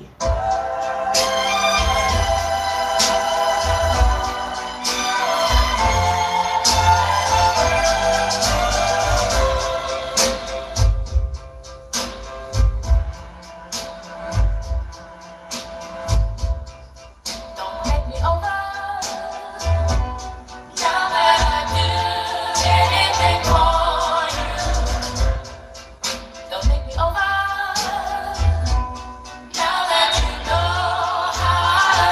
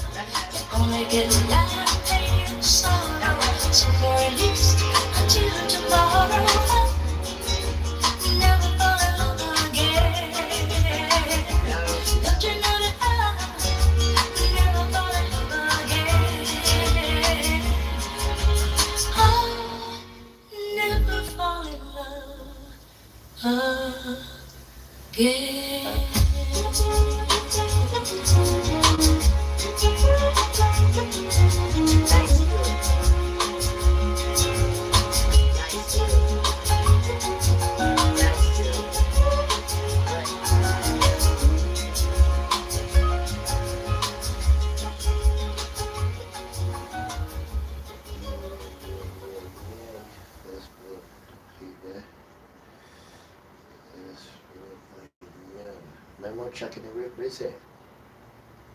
Pharaoh. Now we know why. You want to chuck firstborn. When you're because they got birthright. That's right. No other sons have birthright, only Hebrew children. That's what it says. The phone told you that. So you're starting to understand now why you're so horrible to these sons. And then you're getting your sons to be Sir and Lord. Right? And they couldn't even organize a piss up in a brewery. But you're calling yourself Sir and Lord. Rasta. And there's no birthright written anywhere for your sons. There's none. Show me where? There's none. No, that's not birthright. That's taking people's stuff. Modern Israel. That's taking people's stuff. You give yourself your own law to take their stuff, to take their money, to take people's homes, and any other thing that belongs to them and their possessions comes straight to you. Why? It's your birthright. This is modern Israel. So anything you've got, you have to give it to them if they like it.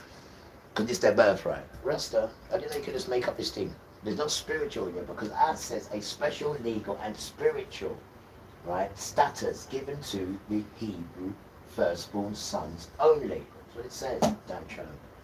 This is why Pharaoh wants to chuck them in a river now. And that makes perfect sense. Because there's no spiritual connection with any of your first sons, right? Because his father who made these first sons birthright. And you're not telling no one. There's only yesterday has to come and say, look what birthright means, son. Because Israel's talking about birthright. Birthright. So I'm thinking, how they got birthright and we ain't? And then when Esau gave up his birthright, makes sense now. Got you. Esau gave up his birthright. It's only Hebrew boys have birthright. Right. Got you. And that's what the book says. No, sorry, that's what the telephone says. Go and ask the phone about this word called birthright and see the stuff where it tells you about it. And it will definitely tell you it's a Hebrew thing. Right? It's not a Christian thing, it's not a Muslim thing. Not them sons. Right? It says Hebrew. Not modern Israel. Hebrew. Yasharal. Damn trying. We're copying and pasting people's identity. Right? But you're not talking about your identity, are you? Damn trying. Because ours is the coolest, that's why. And even though you persecuted us, we're still rising. People can still see it's the cute. You have children are coming to us now. Right yourself, come, we'll teach you right. And you can teach us what you know. One hand washes the other. Damn trying. Did you go out to them things? I bet she didn't. I bet she didn't. I know one thing she does say. That is not my grandson. You're damn right, Mum.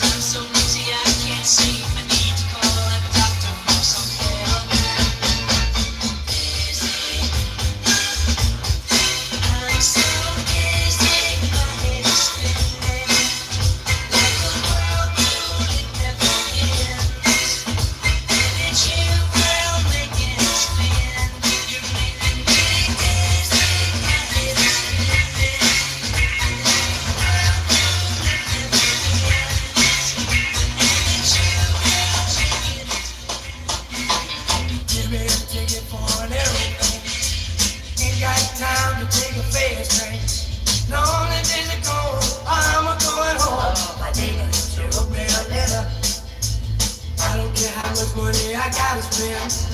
Got to get back to my baby. The only days are gone, I'm a going home. My baby wrote me a letter. When she wrote me a letter, said she couldn't live without me no more. Listen, mister, can't you see I got to get back to my baby once more. Anyway, yeah, better take it for an aeroplane. Ain't got time to take a fast train. The only days are gone, I'm a going home. My baby wrote me a letter. When she wrote me a letter, said she couldn't live without me no more. Listen, mister, can't you see I got to get back to my baby once more. Anyway, yeah, better take it for an aeroplane. Ain't got time to take a fast train. The only days are gone, I'm a going home. My baby wrote me a letter. My baby wrote me a letter.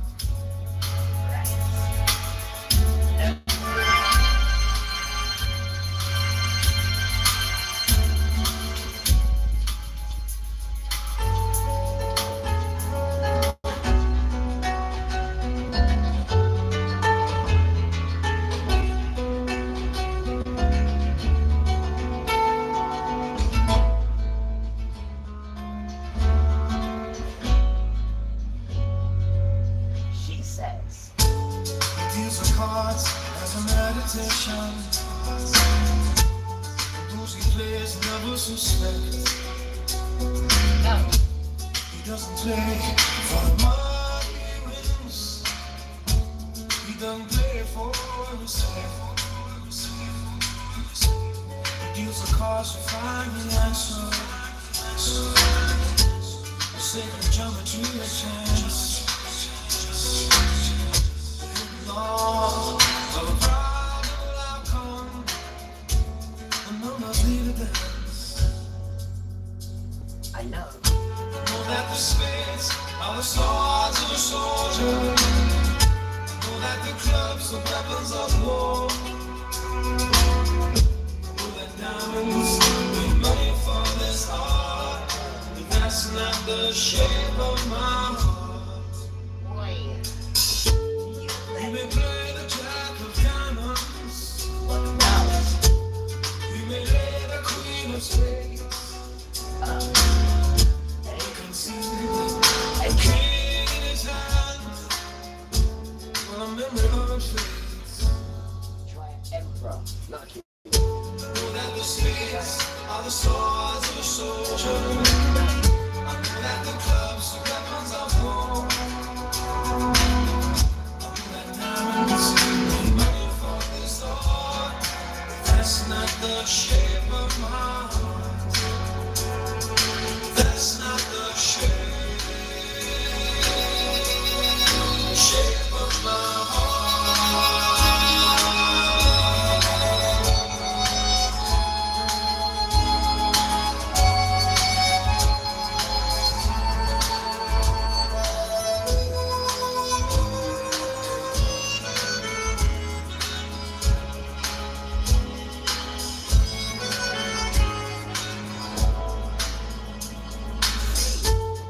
If I told you that I loved you, maybe think there's something wrong. But too many faces, and that's not where it's one. Don't speak no nothing, find out to their cost.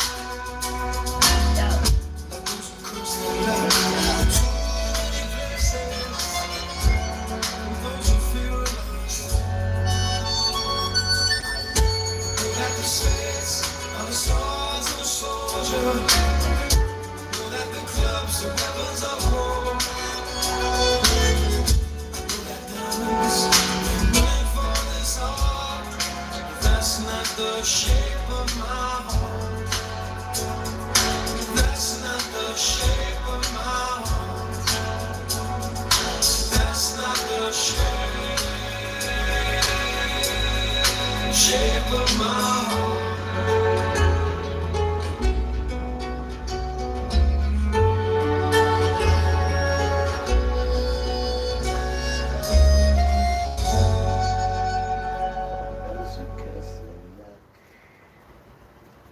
I hope everyone is doing good. And all those going to Sunday service church, more for you, darling. More for you. I bet you're giving money as well to the church, innit? You're still giving that damn church money, huh? After all what the children and the adults, right, and the truth's been telling you, you're still giving money to that damn church. Is it because you want to belong to something? Huh? We hear that. Why don't you belong to yourself in Jesus, you damn silly sausage? That's the only thing that's going to keep you alive. Right.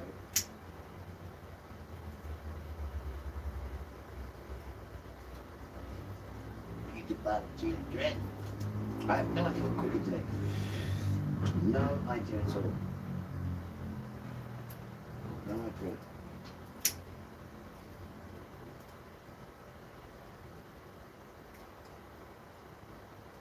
What about pizza? Can I have some more? No! That told me. That told me, miss. She said, don't worry, but he's not looking. I'll give you some plate with miss. Thank you, miss. Give me. You miss. But I have it doing, we're doing nice, we're doing nice. What we're going to eat, I have no idea. I'm going to do some typing and some Bible reading now, because I can tune into it now. Don't know what I get. Why is that Bible dirty? No, I just noticed it. Uh-oh. Do I need? So let's clean that. Clean. He's fine. Oh, look at this.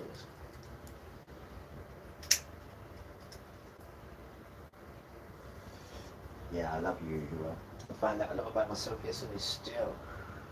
Found out a lot. I kind of made myself suffer, didn't I, really? I didn't really have a proper plan, did I? I just thought I'd just do it. Yeah, right. That didn't work, did it? Oh, why? I get a message.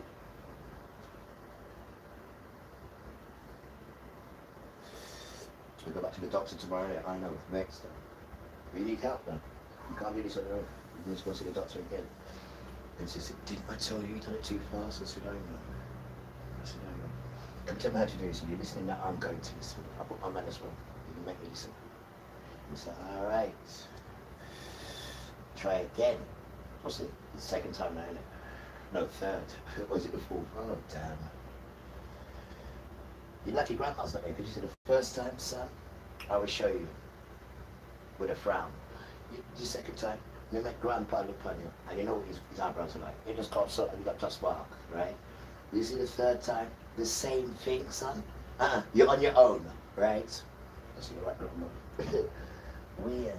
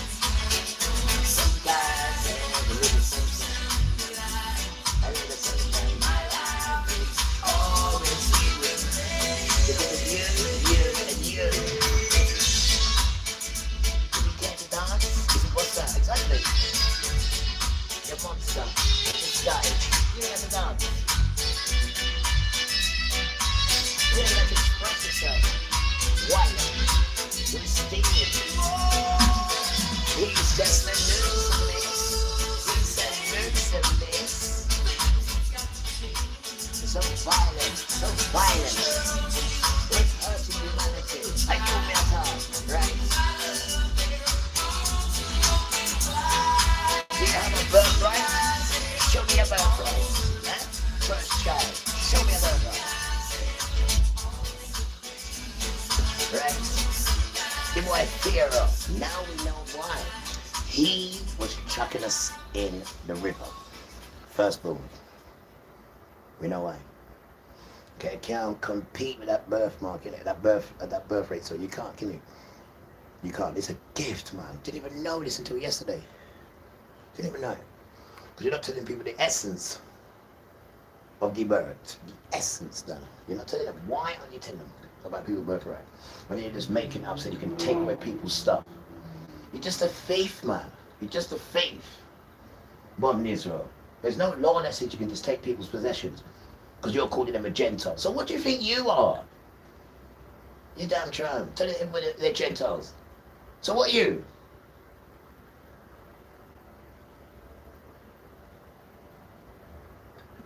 You've got away with that lie so much. You're so comfortable in the lie because nobody has ever, right, questioned you about that lie. Apart from the real sons. Because you're trying to take our place. But you've got the wrong complexion done. Right? And you're trying to Satan. Because you don't like Jesus.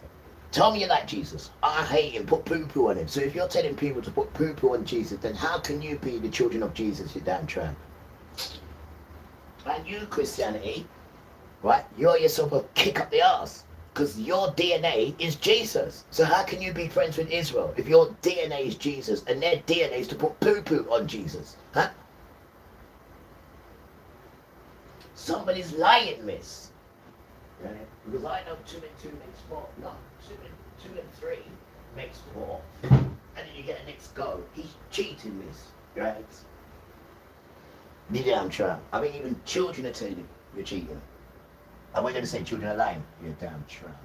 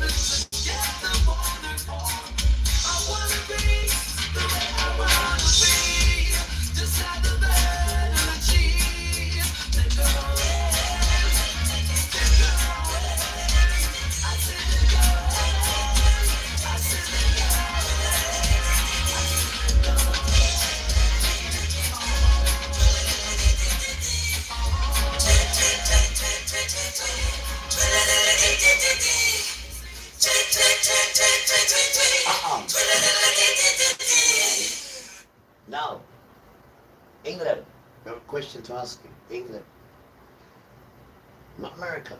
America now, they got no choice. They have to fight Israel now. Now England, they have a question I've been asking. When are you going to grow up here and get your country back? Stealing people's homes, cars, huh? Because where you went wrong, England, right, is the Jesus nonsense. Because you're saying Jesus is your DNA, right? Jesus is your trademark. But then your best friend tells you to put poo-poo onto you. So what are you doing to your people? This is the question people are asking you. What are you doing to your people?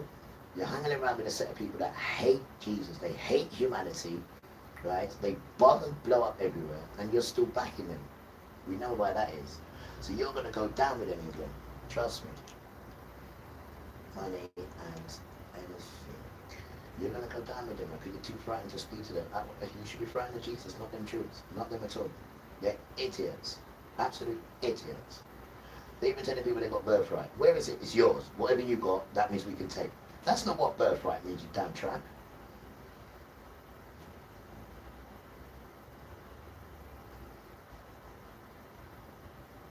And you're putting on the telephone as well. That's where I got it from, the telephone, you damn tramp. There is no birthright for you at all. So you've got to steal other people's. Terrible, man. He's a thief. Modern Israel belongs to other people and possessions. There's a little thief down, and they're telling people that they're Gentiles. So if they're Gentiles, what the hell are you? Huh? Huh? You don't see it, and the bell rings. You don't see the same complexion as them. Huh? But they're saved, because what when they say I hate them, Bible says I hate you. And you know what comes with hate, innit? Death. They ain't got no death wish on them. You have. So I don't even know why people are skinning up with you. What, for the 7 years of Satan? And then after that, after 3.5 years, it smashes up. So it's not technically 7 years at all, it's a trick. It's a damn trick. And who would want to be caught there? When you've seen children rising and you're staying. And that's a nightmare to see that, because you know you're going to die. You stay there. And when you think it's not real, and everyone's telling you about it on all different platforms apart from ITV's channel, yeah, because they're Satan children. And they want you to get caught up in it. And come to their dance. Their stupid Satan dance. Is which they're fixing up right now. Right now. They're fixing up. Right now, in real time. Ask your phone. Ask your phone. Your phone. Ask your phone about only Hebrew.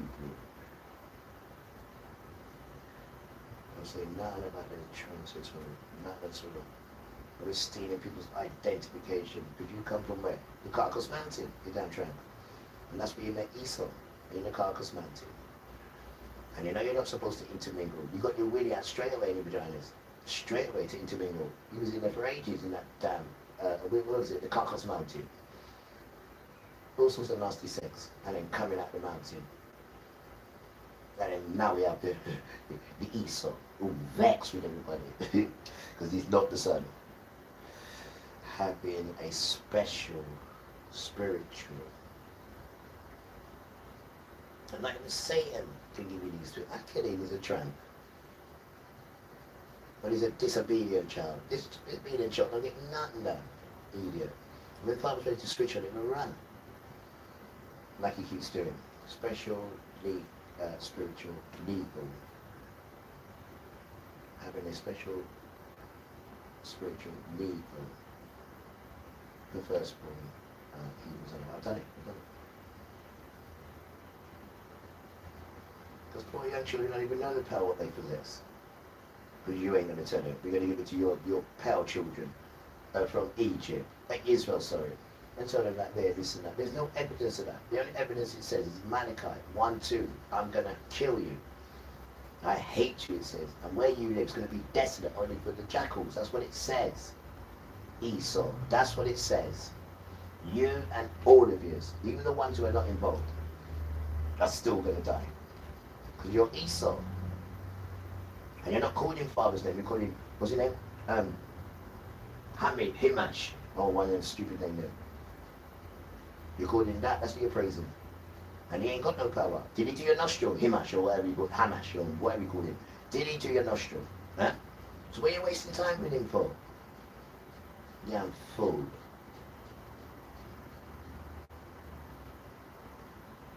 You go and sell your birthright for what? Materials. Rasta.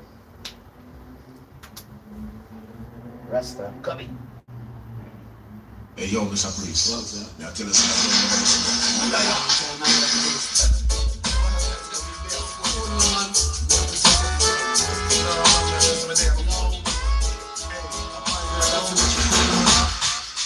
even when you're in your house, guys, they got rights to put cameras in there and watch what you're doing. And then set you up and bring you to court. Right? This is your whole system, and everybody's talking about the same wicked things that you do to all the sons. You. Hey, yo, Mr. Priest. Now tell us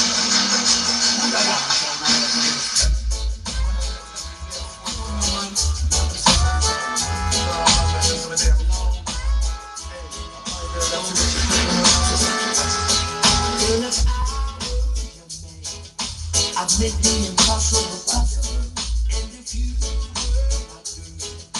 our love will be so incredible. I lay you down in every bed of roses, and if you were my girl, find a way through the ocean like Moses. Girl, you only take a chance, I'll show you what I can do. And baby, let me show you what I've got in store for me and you. So give me just a minute, and let me get into it. I'm my girl, I'm my girl. I love that baby, come on. I got my girl, I'm my girl. So don't push yourself in me, I'm my girl, I'm my girl. You just don't wanna be I love this, I love this. Wait a minute, just a second, don't be moving much too fast. The race is not on the swift. Now there's a need for you to get excited. Can't you see that she's already made her bid? Now if that's what you're thinking, Richard Stevens, I've got the number, that's a trick. And there's something in the way she thinks about it. I feel a clemency, the freedom makes us click. Well, there is something that I've got to confess. Second like the priest, he done get me addressed. Cool on the item, I'm beating my chest. I know I won't see you there. Girl, if you only get the chance, I'll show you what I can do. And baby, let me show you what I've got in store for me and you. So give me just a minute and let me get into it. I'm my girl, I'm my girl. I love that baby, come on. I'm my girl, I'm my girl. So don't push yourself in me, I'm my girl, I'm my girl. I mean, I love this, right? I love this, right? I'm ready, I'm ready. Get out. I'm my girl. I'm my girl. I'm my girl.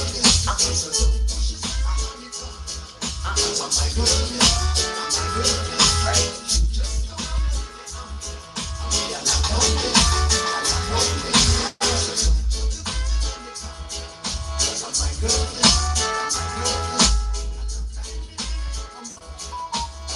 What did we do?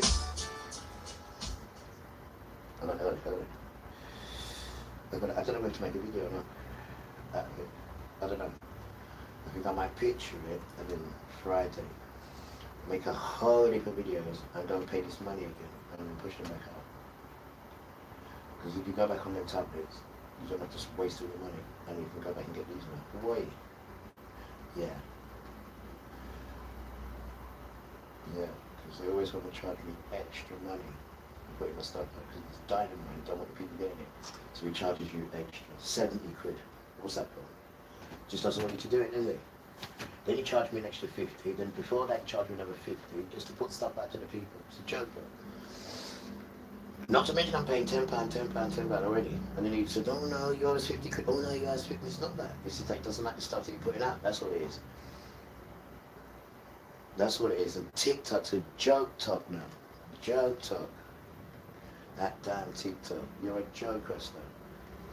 Absolutely. You're not ready for truth. You are not ready for truth. You're ready for nonsense. Go viral with nonsense. So everyone does nonsense. Why? Because you can go viral. You're damn tramp. And then when serious stuff comes on, oh no, he just makes sure he pushes that to the back, even though you're paying for it, and told you you'll pay us more. But anything stupid, he puts it right at the front. This stupid idiot. It must be that we want to be on your platform to be noticed and get likes and all that. We don't ask nobody for likes, we don't ask no one to subscribe. They do that and they get blessings from Father. That's how it works. You don't go to people, what have you got to show people? That they must go and subscribe to and give you money. What is it you're showing them that they don't already know? Anything to live? What's inside them? Or is this damn flesh nonsense with these sons? Where's the app? Oh, I've got an app. Which one? Oh, I've got this app. I've got the next app. You ain't got nothing else but apps. You damn tramp. You're not for rich children, huh? And you're a man. And it's men that raise sons. Did you know that? No, women get them ready. You damn tramp. You have no idea what's going on, do you? Because you're too busy stealing people's stuff. And think you've got a right to steal it, because nobody's not telling you you don't do stealing. But you're supposed to know that in ABC school, you damn tramp. You want no example for truth, man. And then the children see you doing that, and then they do it. Why? Because we put a law in. Oh, not that one again. Yeah, we do as we will. It's the whole law. Yeah, damn tramp.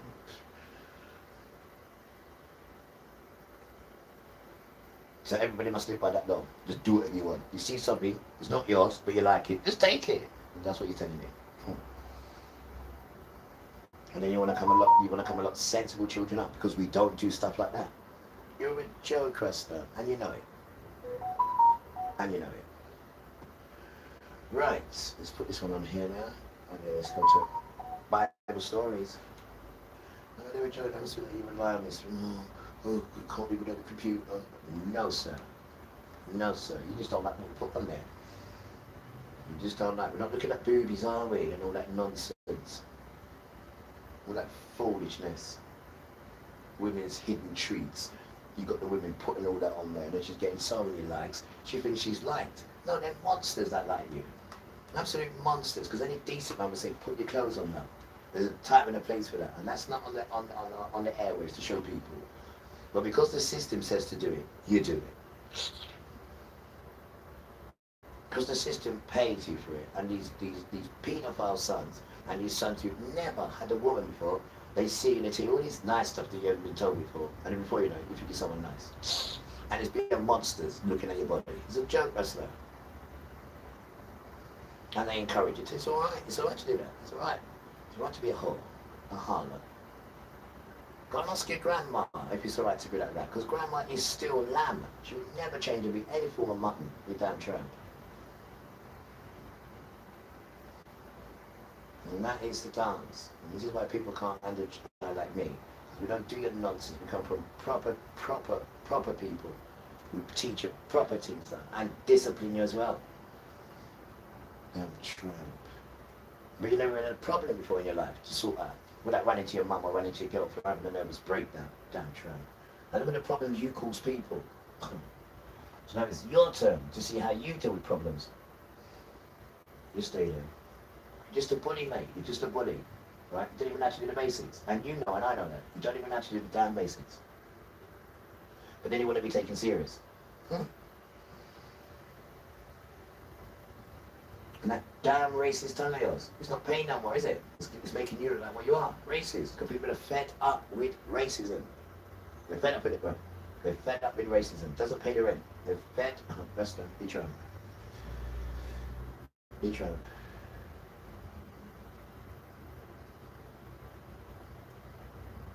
Fed up with it. Everyone is. And it's your sons. Going around killing, blowing up, bombing, murdering, lynching. There isn't anything you haven't done, mate. It's a beautiful humanity as well. The tramp. But we're going to call this one a Hebrew birthright. And then you have to put money on there, and then it'll all be live. I'm going to make a video of this one as well. That's sometime in a week. What are we going to call this one? A Hebrew birthright.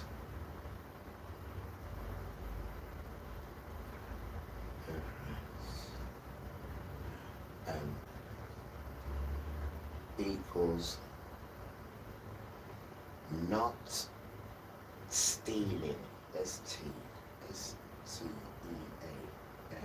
not stealing people's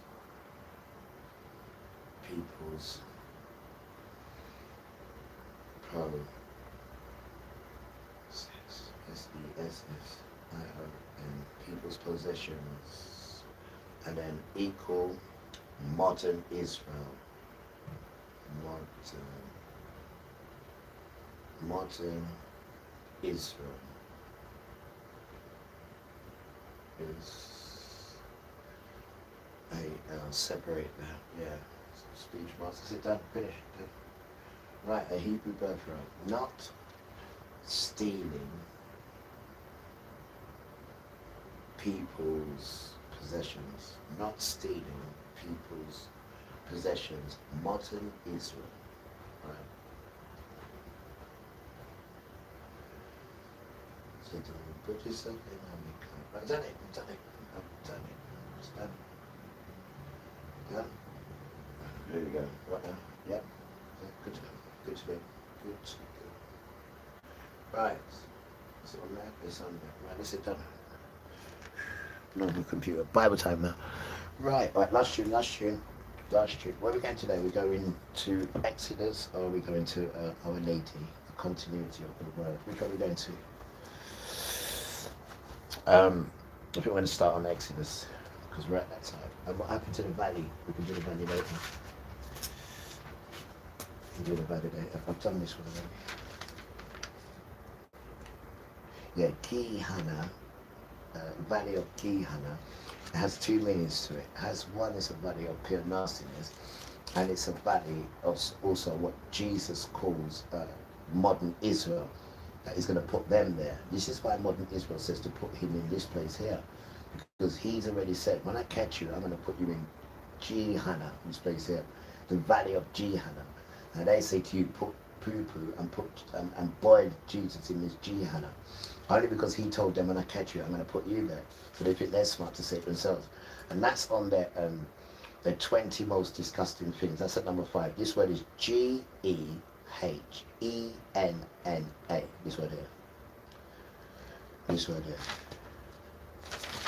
And the word we need to start knowing is the valley fire of sons of Ben Hinnom, which is Hinnom.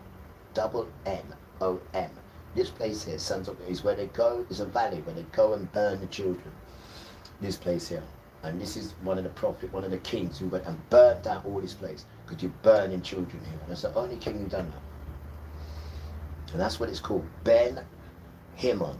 That place there is the sons of Ben Hinnom. It's a valley of fire where they go and burn the children. This is the name of it. They know it when they hear it. It sent shivers down their spine, because they didn't think it was going to come back and bite. What do you mean you're burning children, you stupid tramp? You're burning children. And they had a favourite thing for us. You didn't see, he has birthright with the sons. And he's an infant son, and you're burning children. Huh. And you expect nothing to happen. And you're burning your own children as well. Can you fathom it, beautiful children, to take a child and give it to Moloch, and then he burns it in front of you? The child's screaming and crying and begging you not to do it. There's about 1 million children in there, crying and screaming. And all you can do is crack, smackle and pop. That's all you can hear and smell. And you're giving your child, man. What the hell's going on, guys? This is not even throwing them in the river. This is giving them to Moloch. Giving it to Moloch. Giving it to him. For him to then do his nonsense with it. And if it's got blood on it, even better. So if it just come out of the warm womb, it'll give you 2 houses, you damn tramp.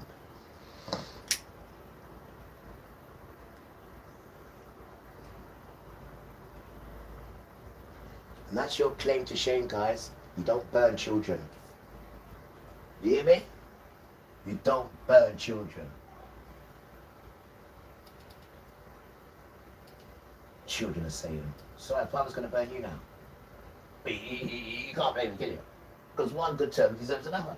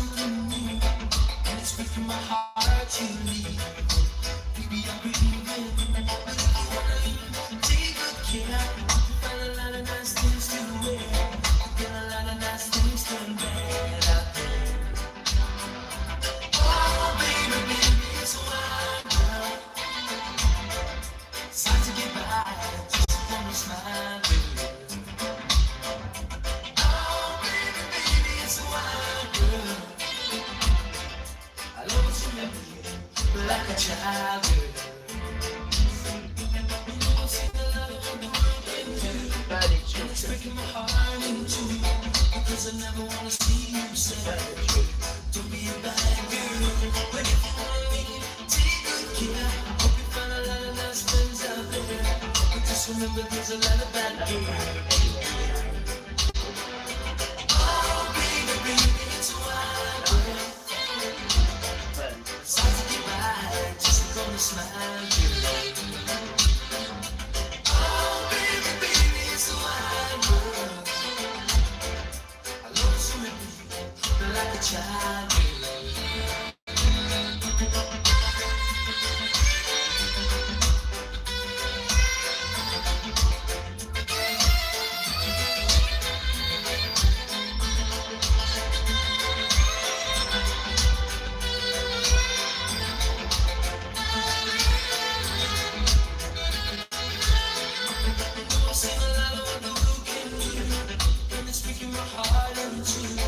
Cause I never wanna see you sad. Don't be a bad girl. But if you wanna leave, take good care. Hope you find a lot of nice things to wear. And a lot of nice things to wear. Oh, baby, baby, it's a wild world. It's hard to get by, just gonna smile, girl. Oh, baby, baby, it's a wild world. Like a child, oh baby, baby, it's a wild world. It's hard to get by, just wanna smile, oh baby, baby, it's a wild world. Like a child. Right. I want to say thank you to my good white neighbors today, because they helped me, bro. They damn saved me. Now, imagine if my neighbors were racist. Imagine that. We'll get no help, would I? My neighbors helped me today, and I'm saying thank you, guys. I'll come see you Friday. This is what neighbors do. This is what neighbors do now. Right? Because not every day is going to be fish and chips. Some days just might be bread. And you can go to your neighbors and say, do you have some cheese? They've said cheese. They have more than cheese. Like, love fish and chips. Yes, please. We like some gravy. Yes, please. What about pie, mash and liquor? Why? The British. Weird. Right? They good. British. Because, you know this guy, right? This guy who claims he controls his guns. I mean, it just separates everybody with. I don't even see kids playing no more. No more. So why? Because they got to watch out for themselves, ain't they? There's too many sex cases about. Don't forget, you know, these people are into murdering children, like I say. So we need to call you out, then. And this is what your sister's doing. We're calling you out. Right? Because the best for the planet, right, is the woman and the children. Right? And men protect them. Why? Because when they was teeny weenies, remember when they used to get their body like, right? Best quality to them. In Pampers, weird. Right? You never went to school with a dirty bottom. Because you know in school, if you get caught short in school, you're in trouble. Why?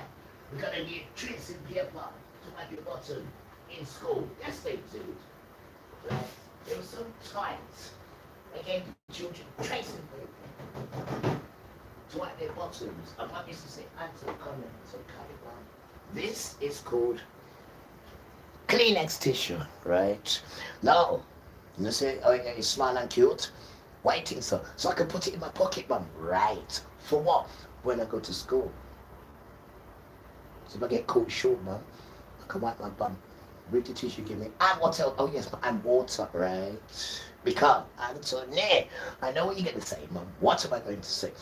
If, right, you have an accident, and the ambulance, the good British ambulance, have to come and get you. That is good. But son, please make sure they don't phone me and say, Sandra, your little son had an accident. But don't worry, Sandra. We fixed him. But there's one little issue. What is it? His underpants back was dirty. Wait! Tell him I'm on my way. And if we just get slapped, whoa! I said, oh no. Weird. And that's because of you lot giving children tracing paper to wipe their bums in the 70s. I mean, what's that going to do, the tracing paper? Huh? What are you going to do? Copy and pasting, you damn tramp. Right, and you've never been good to us, kids. Never. Never been good. The only time you're good to us is when you've got direction. Now, you need to hear these things, guys. I know it doesn't sound nice, right? But you need to hear these things from children. Because I've never, not even twice, miss, have I ever been sexually abused. And that is something big. Because most people have, not by their own fault, miss, right? Not by their own fault, but it's the demons that are around. And when you haven't got a cover, guys, you will definitely get sexually violated. It's not your fault, man. It's not your fault. Just like sin, right? It's very difficult, not because it's all set up for sin, darling. All of it's set up for sin. And the damn Adam, that damn Adam, right? So all they're doing is they're just leading us to get hurt and die. So what we're doing, we're talking to the spirit. Remember the spirit, remember the spirit. I know you only missed me for one day. So you can't tell me you forgot the spirit. The spirit inside you guys. That's in there. That's what we're working on. This. Because he can't touch you once you're connected to this. He cannot touch you at all. Especially when he sees the light what's in you. Because we've all got a light. It's about time we turn it on. I hear a child say, T, we don't know how to turn it on. Well, what do you think children are here for? Well, one child teaches the other. Don't listen to nothing from adults. That's all. Right? Because they are the poison. No disrespect to them. They understand fully what I'm on about. Because it's their duty to talk up for a hell of a lot of things that have been going on. But because Esau's bought them, right, they can't say nitty poo. And then he's got the audacity, miss, to make a book called Wait, the Talmud, right? And then now, when you're looking at the phone and you see that beautiful word, wait for it, birthright, and then you're seeing the Hebrew, I'm thinking, I didn't even know that, right? The stuff that Hebrew firstborn get. So then you have the echo of chuck him in the river. And he said, who's saying that? Who's saying that? Who's saying that? Who's saying that? The Pharaoh. So you're putting two together and you're thinking, that is why you want to chuck them in the river, because of the birthright. No! Let's go to modern Israel. Now their birthright is whatever you've got, guys, and whatever you've got, guys, and whatever property you've got, and whatever money you've got, we are coming to take it, because we're allowed to. It's our birthright. It's weird. The phone tells you this. I saw it yesterday, miss. The phone. All you got to do is say birthright and just go down a little bit more. Be inquisitive. Words mean so much. You can get one word right, guys, and it means a whole paragraph. One word means a whole paragraph. Right? Now, this thing called birthright, yeah, they have no right to just make up their own birthright and come and take off the Gentiles, which are their slaves. You are their slaves. Because if the telephone is telling you, beautiful children, under, right, birthright, that they can do what they want to, and then when you get the Talmud book, and the Talmud book is virtually telling you the same thing, when are we going to wake up then? Huh? When? The man said, you buy yourself a house, right? You win the lottery. He's coming to take it. Why? It's my birthright. It says I can do it. No, it doesn't. You made it up, Israel. Because they think it's their world. Are you starting to see it now? Because 2 nations are in your belly. And only one can run the dance. Only one, right? And the only reason why you're doing this now is because you got Satan and Satan's children. We was in detention. We had no strength in our hand. Nothing at all. Right? But 1619 to 2019, work it out. That's the 400 years. Could put it done. That's done, right? And to show you how serious he is, he chucked COVID-19 at you. Bam! Mine, you got yours, I got mine. You got yours, I got mine. You got your one, I got the second one. I got my booster. What are you doing with that nonsense? He's moving his children around. Right, but you can't see it because you don't know what's going on. They're telling you pure nonsense. And I'm telling you something that you need to know, beautiful children. Right? From 1619 to 2019, the boat is called White Lion. So when Father gave him the children, he knew who these children were. He knew which lion of Judah they came out of. So because he had 400 years, he called it he called the boat White Lion. Docked on Virginia, right? West Virginia, right? 1619. That boat there is the boat where all these Americans are from there. White Lion. Look at the name they call it as well. White Lion. Right? I got a picture of it. But we didn't come off that boat, as we all know. We came off the best boat, which is, wait for it, wait! Thank you. All roads lead to Great Britain. Where we going? We're going to win Russia now. Great Britain now, right? And the king, don't forget, of Great Britain, yeah, is who? King James. And King James is not a white man, right? So this is why Father brought one of his, well, majority of his favourite children here to Great Britain, this place here. And you can tell by the boat, because no one got raped on that boat. No one was jumping off to the shores, right? Everyone was dressed trash and ready, which means to the nines. And you can go and watch the Windrush, you can see everyone coming on. And the only problem we did get is when we put our foot down. And we said, why, the British sailing on. And then, as we're trying to put the other one, oi! Oh, here we go again. What? No dogs, no blacks, no Irish. I mean, just take me on that foot, I mean, just yank him down. I said, nice. Oi, come here. More dogs, more blacks, more Irish. And to this day, me and him are still worried about more dogs, more blacks, and more Irish. Indeed, yeah, I'm trying. And then anything you see what he got, he wants to come and take it. It's in his birthright. And if he can't come and take it, then they use the system to come and make up lies to come and take his stuff. But what Father's doing, he's showing who you are. Right? Because you're going to be on your own, America, and you're going to be on your own modern Israel. Because you damaged the whole world. You. And all you got to do is look at the footprints. That's all you got to do.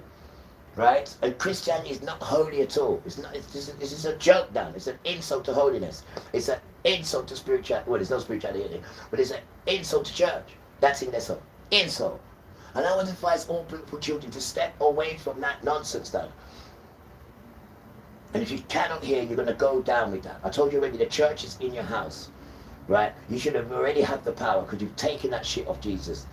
Right, and you've got your Torah now, so you should at least have a little bit of power to take more instructions on and push them fools away, because their dance is done. Stop being frightened of them. They've got no power, guys, none at all. There's no power in the American dollar. That's gone over now to brick, whatever you call brick, yeah, which is 5 top countries. That's going to run that: Russia, Brazil, Ireland. No, America's not in there. Just all the top countries. That's what spells brick. C, brick, China. And that is the new money that we're going to be using soon. That. And that comes with the new world order. When they're getting all these religions to all be one. And then when it's all one, then they can bring Satan out. Because all these religions, guys, whether we like it or not, they're all connected to Satan. Because not one of these religions will ever talk about Hebrew. And where they got all that nonsense from is from Hebrew Bible. But they don't want to talk about it because it doesn't exercise their sons and it doesn't exercise Yahuwah. It exercises their made up flipping God, whoever they want to call, and all their children. There's not one holy thing in them that they can come and show you. Not one. So them religions, guys, you've got to look at them and find out the foundation of it. Right? Not halfway through the race and join it. Right? You need to know the foundation of that thing. How that thing came about is what you need to know. Not how it looks pretty now and everyone's going there. Not that. Not that, miss. Right? You need to come right back and find out where that thing come from. Right? Because you cannot tell me, saying you have a black king whose name is King. Oh, please. His name is King James. Dressed up in his finessant, right, royalty stuff. I'll show you the pictures over there. I'm not going to show it to you again and again. It's got his date of birth on there, everything. Then at the bottom of it, it tells you the Bible's his. He wrote 56 scholars. Then he wrote another 56 scholars and another this, that, not to pass his book out. It's his book. So, when Father gave us beautiful children, right, to the Romans, he said, no fighting, Romans, no fighting. I've had enough of these damn stiff-necked fools. Here, take them. Wait. Here's all their riches. Take it, take it, take it, take it. Excuse me. So you have no worries about, doing anything. Father gave us, you gave. And now he wants us back. And you've been given everything. And you're still trillions in debt. That's how much of an idiot you are. Right? The man give you everything. right? And you're still trillions in debt. Why? Because what you try to do, you try to see we could wipe out the main children and then change everything up within that 400 years. So you could carry on with it, you and Satan. Look at the state of it. Look at the state of it. People are turning against you mainly why? Because of the children. Because of the children. You put laws in straight away. We don't protect children. Nobody wants to stay in a world where you don't protect children. Nobody does. Nobody does. And let me just remind you about children. They are the apple of Father's eye. It doesn't matter what colour the child is. There's nothing to do. It's a child. It's not a colour. It's a child. Right? And children only understand what they're shown. They're children. Their minds don't stop growing till they're 25. Again, they're children. Bringing an erect penis to a child, which you don't even bring to your missus, is not the way, son. Right? That is not the way. Yeah, man.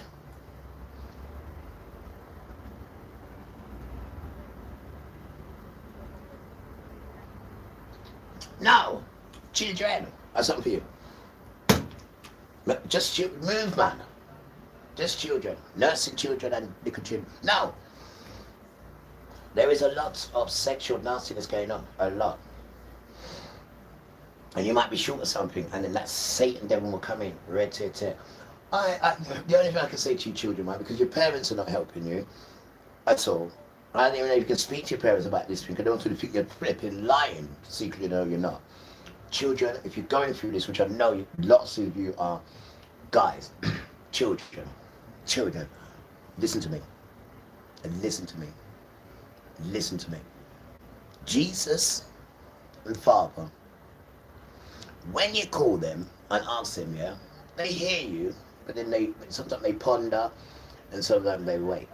No, children and infants, completely different. He says, oi, don't let me hear the children crying to me, because I will utterly destroy you. And then it says, son, the problem is the children don't know me. I said, I know, Father. He said, so that's your job. I said, damn, one child. So, children, what we are saying is this. Not teenagers. Children and nursing children. This is who the world wants. This is who they want you for a different reason. We want you to grow you and show you who you are.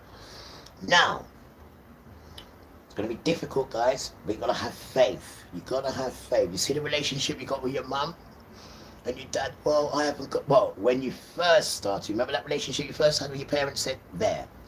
Now, this is what you want with Jesus or Father. They are children. They will listen to you. It doesn't matter if you don't know them, child. Right? You go on your own. When you're in the toilet, you're on your own. You sit on the toilet. You don't need to do all that. Don't do that. Like Father said, don't do that nonsense. You're a child. Just speak. Just speak. Tell them what they're doing to you. Tell them. And tell them that T said, I need to be covered. Talk to them, children. But they're not showing you this. So we are showing you this. Talk to them. You're a child. They will listen to you. It's their duty to listen to you. You just don't know how to speak to them. Just speak. You're trying to build a relationship. They will give you, little children, a blight. Right? Because you don't know how to do this thing and they're not showing you. Right? All you need to do is be on your own wherever you are and start talking to your Father and start talking to Jesus, your brother, and start building a relationship with them. And any of this nonsense that's going on with you, any of this sex, not tell them. They know. They need you to speak it. Then it goes up there, then it goes there, goes there, then it goes to the person, and then they know what they're doing with it. But you have to speak it, not swearing. You can't swear, because if you swear, it doesn't go up there. No swearing. Right? And this is for children, because they're not putting in laws to protect children. I can only imagine the amount of sexual nastiness you're doing to children. I can only imagine the rest of them. Right? And no one's not talking up about this thing done. Right? And it's happening too much, man. Too much. And no one's not saving the children. No one's not talking about these things. You're sexually abusing children to a level which is just unbelievable because of Esau. Because of damn Esau. And then you allow Esau to put laws in our beautiful country. Are you foolish? Are you stupid? Have you ever seen a Jewish person walking up and down mixing with white people? Have you ever seen it? No, because they say they're better than you. And when they see you got something nice, I'm coming to take it, he says. I want your house. I want your mortgage. That's what the birthright says, man. And you're allowing these people to treat you like that. Why? Why? But then you're scared of them, right? So the children are going to be wary of them, and they're coming for your children. That's who. So if you turn a blind eye, and they put laws in, we don't protect children, then they just come and get them, Rasta. It's not hard to work out. Horrible people.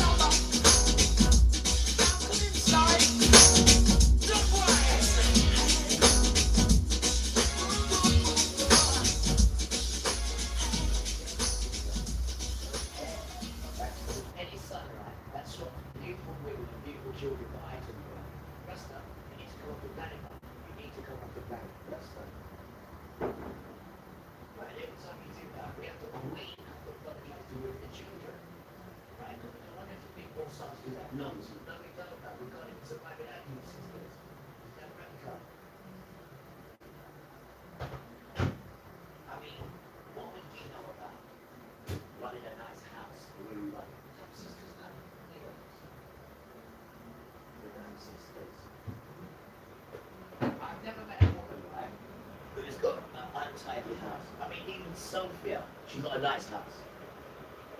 Women have nice homes. He says, I wouldn't expect you to say that about her because we speak truth. We're not like these people.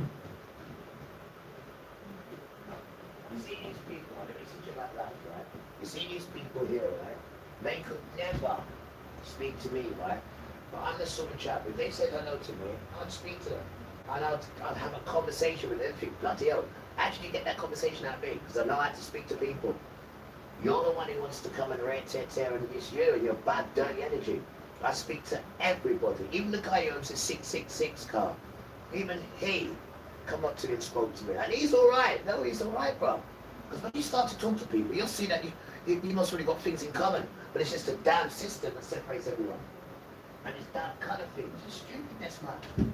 And you just see the cut in. British cut in. I know it is. He's a troublemaker. Just a troublemaker. And I'm in a nice mood now. Because I'm just normal. The worst night. It was a horrible night, like. Horrible.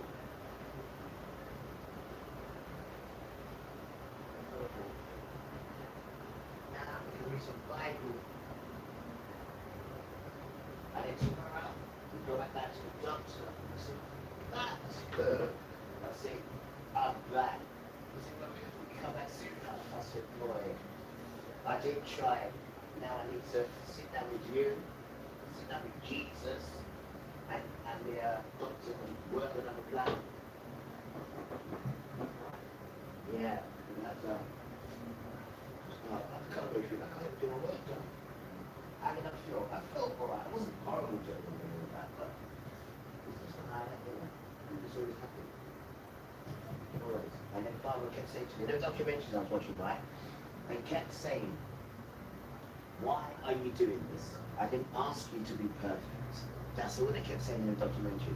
And then it was putting things in my head to say, should I go to church, just do it another day? It was putting in my head, Father, and I just kept hearing it too many times. Well, did I ask you in it? And then he said, son, did I tell you to do it now? I said, oh gosh, didn't you? He said, you rushed it, bro. But then again, you have to do it just to see the power of it. The power of it, bro. The power of it. So it needs to be redone again. But you need help with it this time. You do. And there's a lot of people that are helping with it. Because they all see what you're trying to do. They all see what you're trying to do. And it didn't work that time. So you have to go back to the drawing board and try it again. Don't just give up and stay on that nonsense. Nah, you're mad. Go back to the doctors and tell him, I've got it wrong. Can you please help me again? And they'll be like, come on to me. Because they know you're well done. So thank you. And I'm going to bring Jesus with you as well. The guy's got a good head. And I'm going to give him that phone so he can do the NHS and YouTube now.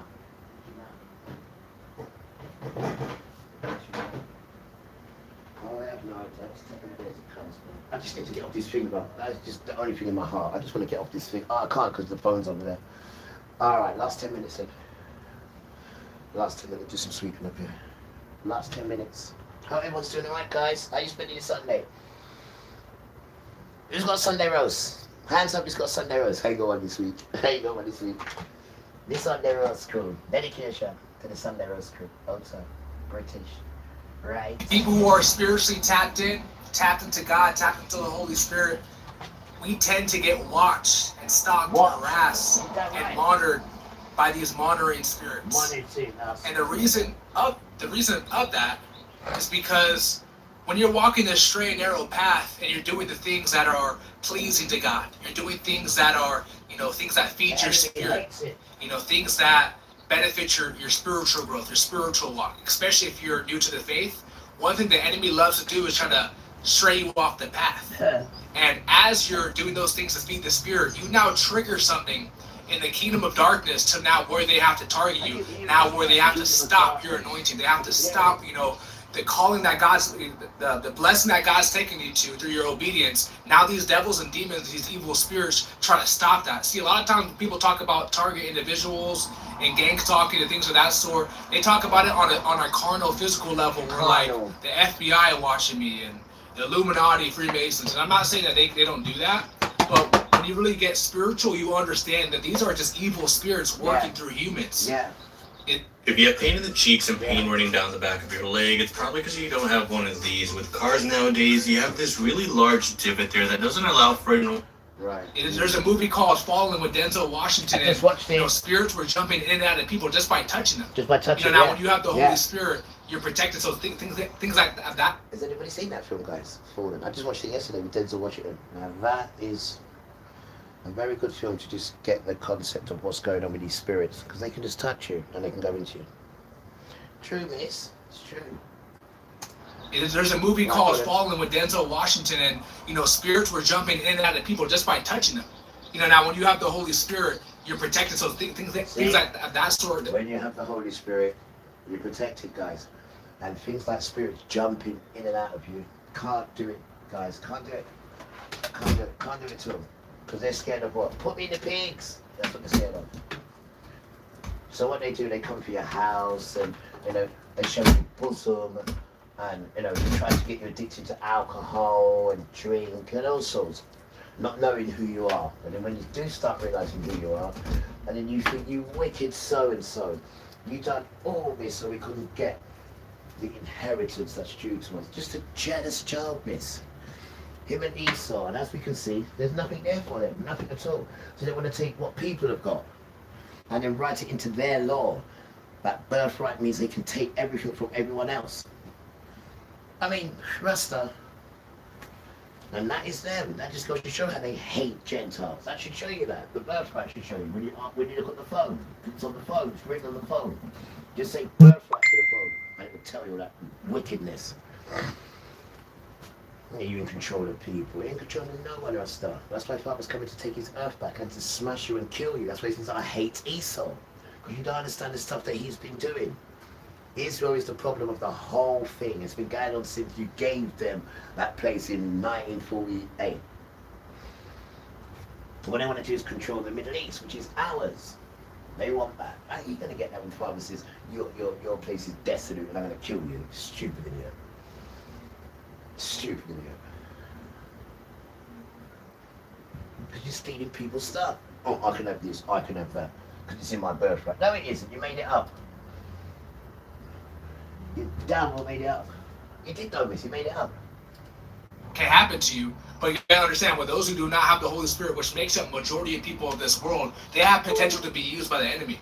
Okay, and one thing about these monitoring spirits is people who have that spirit operating under them. What do you mean by that? They have no idea that they're being used by the evil. What do you mean by mortal? The sayings. Huh? What do you mean by that? Someone's not centered on God. I never heard of this. Be mad and spirit. Rush. When someone is just living a life that's flesh, right? They will be used to try to take out a believer. Okay, so this is a reason why you are dealing with monitoring spirits. You may feel like you're going crazy. You may feel like something is strange happening to you. Especially, this usually happens a lot when you first start to wake up from the matrix. Because when you wake up from the matrix, okay, there's something that goes on in the spiritual realm where they try their hardest. The evil ones, the evil spirits, Satan himself, right, tries to get you to go back asleep. Yeah. Because you gotta understand, you're one of the few people who are going through this. Okay, it's not. I think there's 7 billion people on Earth, right? I think there's more than that, but that's what the number they gave us, right? 7 billion people on Earth. You're probably one of the few hundreds, if not maybe thousands of people who are enduring this spiritual warfare that's taking place. So always understand this, guys. Don't let the enemy get you to be in a negative frequency to where you're negative and hateful, and you start to think that everybody's against you, because that's what the enemy wants. He wants you to start hating people. He wants you to start questioning everybody around you. He wants you to start living in fear. Yeah. Okay, but God, the Bible makes it clear that God does not give us a spirit of fear. What about yesterday, guys? You're not down ginger. Still played not down ginger, yeah? You still played not down ginger. They played it yesterday. And the mum, I said, what's that? I said, oh, it's not. He said, what's that? I said, oh, yeah. All right. The not down ginger is somebody who would knock your door and run off. He didn't know. The African boy didn't know. He's not from it, is he? This is the pathetic, these little stupid idiot boys who ain't got no birth at all. No birthright at all, so we've got to play little stupid little games to try and get you. I just turn things off, bro. Because this is little children, little son children who ain't got nothing, never had nothing in their whole life. Never. As well as steal people's things, make up laws and say, right, we can take your stuff because it's in our birthright. What damn birthright you trying? Nobody even know birthright. And you damn well know it. You're not a quality child to get birthright. It's not written anywhere. It's not written anywhere that you got any birthright. So shush, man. He gives us a spirit of sound mind, of love, and power through the Holy Spirit. So always keep this in mind, guys. always keep this in mind. What you're experiencing, what you're going through, as you wake up, as you start to follow Christ, as you start to deny yourself and pick up your cross, everything that you're going through is spiritual warfare from the evil one. Okay, some people talk about how there's monitoring spirits that work through the animals. The Bible talks about there's evil spirits in the pig, and the pigs, they jumped out of the water. So that wouldn't surprise me either. But through the midst of this all, guys, continue to focus on the kingdom of God, because that could just be a distraction too. Because the enemy wants you to be living in fear. He wants you to be, that's a frequency that's going to stop you from your purpose, from you being and walking in that power of the Holy Spirit. So understanding this, guys, when you're in fear, that's what he wants you under. Satan wants you under fear. Okay, when you have true faith, when you know that God is with you, you're nice. This little baby repaired that bad battery and that bad battery and is currently repairing this bad battery as I speak. You see? Because these sons are listen, it's sons that control it now. Sons. He gives it to sons. And he takes the power out of them and he puts the power in them. Just like he did to us. He took the power out of our hands. This is why you lot could do what you can do to us. Now it's different. Now it's completely different, as you know. Completely different. And at bad time too, bro. Even children are rising up against your system. He wants you to be living in fear. He wants you to be, that's a frequency that's going to stop you from your purpose, from you being and walking in that power of the Holy Spirit. So understanding this, guys, when you're in fear, that's what he wants you under. Satan wants you under fear. Okay, when you have true faith, when you know that God is with you, who could be against you? Nobody can. Nobody can. And those who do rise up against you, God will judge. I've seen this over and over on my walk, guys. Time immemorial. I mean, many people who came against me, and years later, they got judged. Years later. And a lot of you guys can relate to this too. I ain't the only one. When people go against God's chosen, when the evil one tries to cast their spells, and the Bible talks about the fiery darts of the wicked, that's why you gotta have that shield of faith on to block that, to block these demons' attacks, these devils' attacks. And the devil and these demons, they work through people, guys. You gotta understand that. So the devil ain't coming to you with the pitchfork and the red horns that Hollywood has programmed us to believe. No, the devil's coming to us as the angel of light. Someone who disguises himself as the angel of light. Now, some of these devils, they straight up, they ain't trying to disguise themselves, but you gotta have your discernment on point. Discernment on point. So yes, the monitoring spirits, they specifically target chosen ones. They specifically target those who are getting called by God. Because that's the first step. The next step is, many are called, few are chosen. So when you're called, God is calling you to be obedient. God is calling you to turn away from your darkness. Okay, turn away from your sins. Okay, repent. Be born again. Obviously, guys, I gotta always say this. No one's perfect. We all fall short, but that's not an excuse to not do the will of God, to not be obedient to God. Because I understand we're human, we're fallen nature. We all fall short. We get back again, right? So, but always keep this in mind, guys. Go on. I think it's actually a good thing when you have these evil spirits coming against you. And I know this might sound crazy, but hear me out. Go on. Because you got to understand this. Go on. Why would Satan attack or target somebody who's doing Satan's will? Satan wouldn't go against Satan, right? He would only attack those who are walking the straight and narrow path. He will only attack those who are, their fire is about to be, be on fire for God, on fire for Christ, or someone who's striving to be on that level, right? That's only people he's going to attack. So you got to really, so when the attacks ain't coming, right? You gotta start questioning. Well, dang, am I really living for God, or am I being lukewarm, or am I just playing church, being religious? So always keep that in mind, guys. It's a renewal of the mind, guys. Renewal of the mind. So when you're getting attacked because you're being obedient, now don't make this very clear too. No confusion. Okay, you can't get attacked because you're disobedient. Because the Bible, many times in the Bible, where God allowed evil spirits to torment people. Okay, if you look at Saul, God allowed the demons to torment Saul because what he was doing with David. So always remember that. It's not always the devil. Sometimes God could send the devil to attack you. It's judgment. It's judgment. So you got to have, wisdom and discernment. But see, when you have true wisdom, you'll never get to that point. Because before that point even comes, you'll be, you'll get conviction. You'll get conviction. Okay, let me repent from, maybe I'm doing something I didn't know that was wrong. All right, let me repent. The Holy Spirit always brings conviction. That's why I said, when you get convicted, guys, when the enemies attack, it's not Christian, guys, and it's not and it's not a Muslim.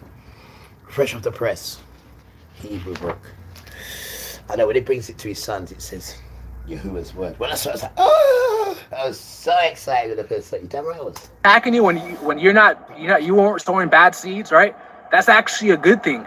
That could be a sign of you about to level up, because as you're about to level up, okay, you're always going to get attacked. There's always going to be opposition going against you. People bringing up your past from years ago, old friends popping back up who were enemies, right? Old relationships is popping back up. Years later, it's like, what the heck? You just randomly came back up when I'm about to level up? That's not a mistake. That's not a coincidence. So always see this as a... You know the greatest thing in life, right, is when your body, right, just feels okay, no pains, just when your body just feels. And I've learnt that for a whole day, because all day and all night and all morning yesterday, guys, so I've got to appreciate the calmness inside the body now. The calmness, just to be normal. And the thing is, where the problem is now, where people are realizing they need some sort of substance to get us through the day. And this is not your fault or mine, it's programs. It's a systematic program. So this is where we are. We're trying to wean ourselves off this nonsense to then stop it. I went too fast in and tried to just do it all. You can do it. Why? No, I couldn't. So now we've got friends around us who's going to teach us to come off this nonsense. Because what we got inside us here cannot shine fully when we're doing this silly stuff what we're doing. And it's not our fault, because the system put us on this stuff since we've been a child. A damn system. And as time moves further, we'll expose it to you. And then a lot of people will be saying, that happened to me, or that happened to me with drink, or that happened to me with gambling, or it's him who does that. It's him. And that damn system. And they're telling you as well, if you're in debt with anybody now, they're telling you guys, listen to this one. Beautiful children, right? We're telling us, right, if you're in debt with anything or anyone, right, now is the time to find a way to pay the debts, because he's going to use that against you to take this or take this, right? So any debts you owe, you need to make sure you can get rid of that quickly, because he's going to then use that against you to take this or take this. And you know we're not allowed to tell lies. Yeah. I heard it through the grapevine yesterday, right? And he made sure that it makes everybody in debt to him, and it's some ridiculous amount of money, and then he puts some ridiculous amount of interest on it as well. So you're crippled. The system cripples you then, and then when it wants to cash in now, that is the problem, guys. That's the problem. A good thing when you have the renewal of the mind. This is why wisdom is so important. Wisdom it gives life to him who has it, just like the Bible says. I understand that now. I understand that. Wisdom is in America, right? Them said, we are not going to give our own good American white children or adults no health care. Why? You know how we get sick? No, because the blacks will get it. Excuse me. We're not giving our own people no health care. Why? Because the blacks will get it. So this is why America have to pay for their health care. Imagine that. It's a defense. It even says that in the Bible. Wisdom is defense. It says wisdom is defense and money is a defense. Okay, but wisdom gives life to him who has it. So always keep that in mind as you're renewing on this walk.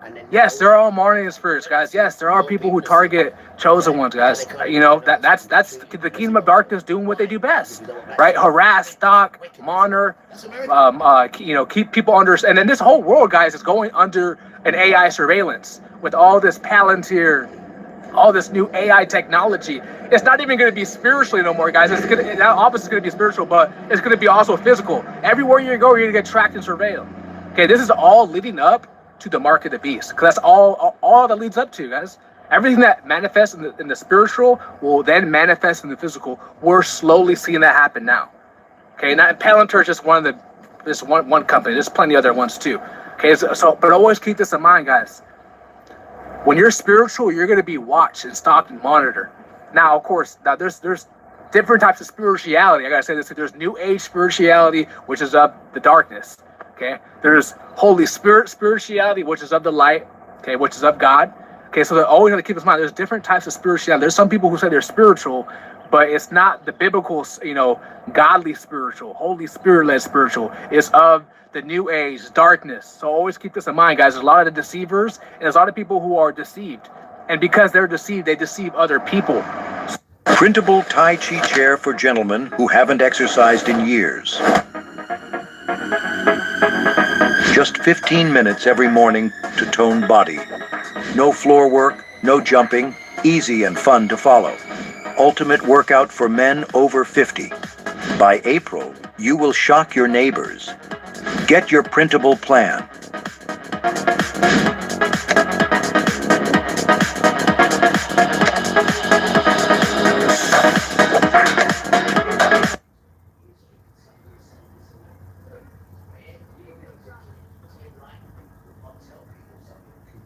Nobody talks about how to start chair Tai Chi when your belly sticks out like this. Your chest is heavy like this. Your back is stiff like this. So we're showing you 5 exercises, 2 minutes each. This is him on day 28. See how the belly pulls in right here? This is my dad. He's 64, and this is his first chair Tai Chi workout. And this is his 15th chair Tai Chi workout. If you're over 50 and haven't exercised in years, going to the gym 3 times a week and hoping for results doesn't really work. Most likely you're dealing with a soft belly, a stiff back, and low energy. And when you try lifting weights, the joints just can't keep up. The shape still isn't what you imagined. If you want a stronger, leaner body without destroying your knees and back, you need to burn fat and build mobility at the same time. So what's the solution? Chair Tai Chi. You do it every morning, and in just 1 month, you'll be shocked by how much your body changes. How do you start? Download the app and follow along. Build strength and lose up to 45 pounds of belly fat with just 7 minutes a day.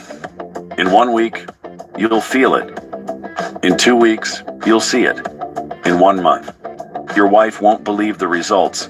All you have to do is open the app and follow along. You in? Disappear for a month. On Monday, we're starting the Chair Tai Chi Challenge for men over 50. Just 7 minutes a day to boost your senior energy. Get your printable guide now. You will never get old if you do this Chair Tai Chi daily. This program is really simple, so every man over 50 can easily start and feel the difference in their body in just 1 month. Here's what usually happens when a guy starts Chair Tai Chi. After 7 days, he feels it. After 2 weeks, he notices changes in the mirror. And after 5 to 6 weeks, everyone in his life is completely shocked by his transformation. If your goal is to just look strong, the gym will do that. But if your goal is to actually be strong, balanced, centered, and support long-term health and longevity, that's Chair Tai Chi. Here's why guys stick with Chair Tai Chi. It's gentle, it works, and you don't need to be in shape to start. Guys over 220 can start tomorrow and make progress within a couple of weeks. So I ask you, click the link and join us.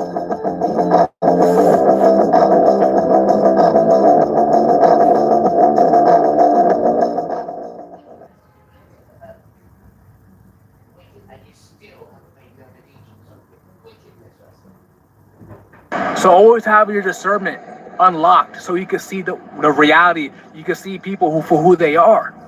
Okay, now of course, someone could be deceived. Doesn't mean they're an evil person. They could just be unlearned. Maybe they were taught that by their parents. Now it's up to them as they become adults to relearn, reprogram. That's why God says, Jesus says that you got to be born again. So you can put away all the old. Okay, brother. He's alright still. But I want to go somewhere else. Right, bless me, bless me. Bless me, bless me. Come here. Oh no, I couldn't even eat. The curses are reversed. Oh my God.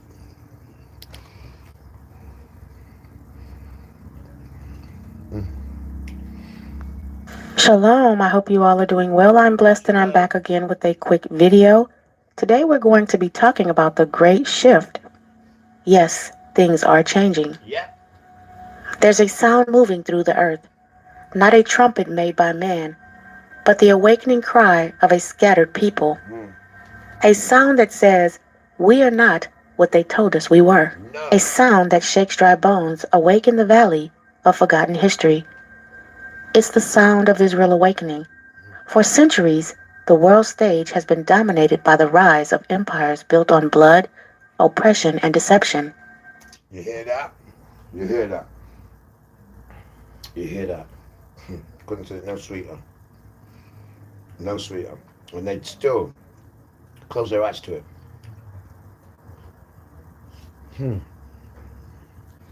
Oh, that's nice.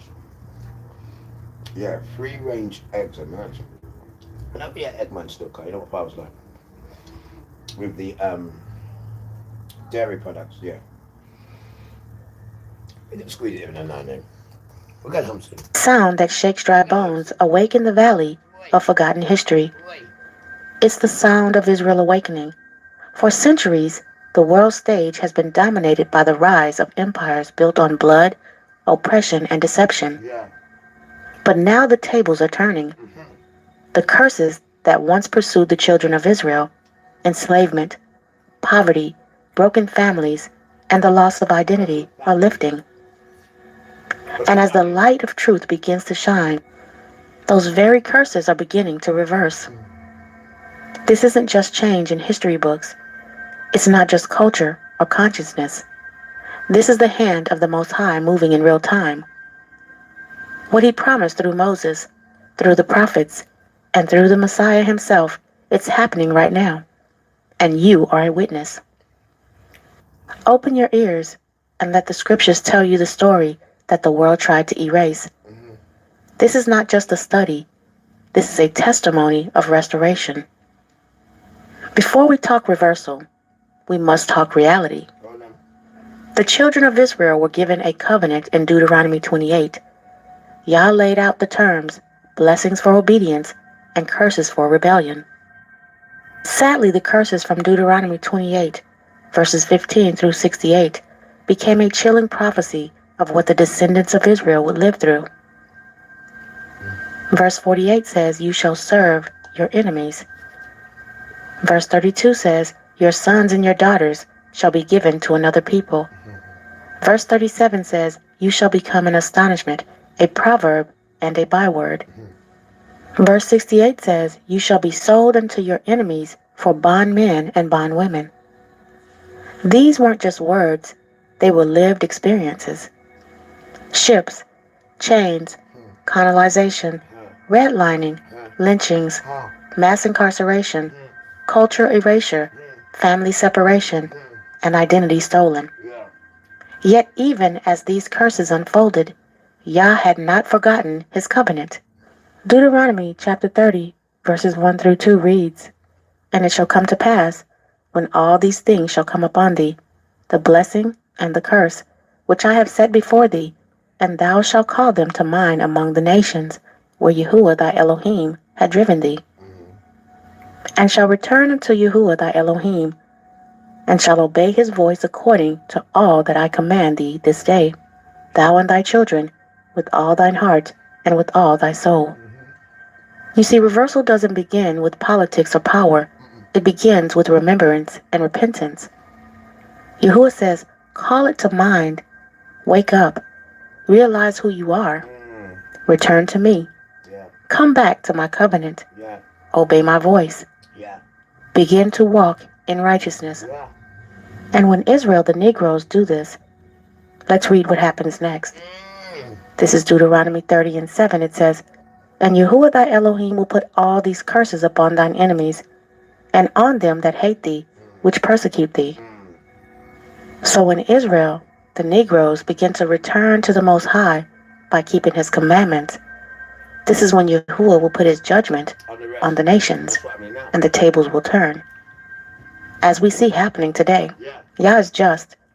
He does not forget the crimes committed against his people. You see, what you heathens need to know is that the curses were not permission to abuse us.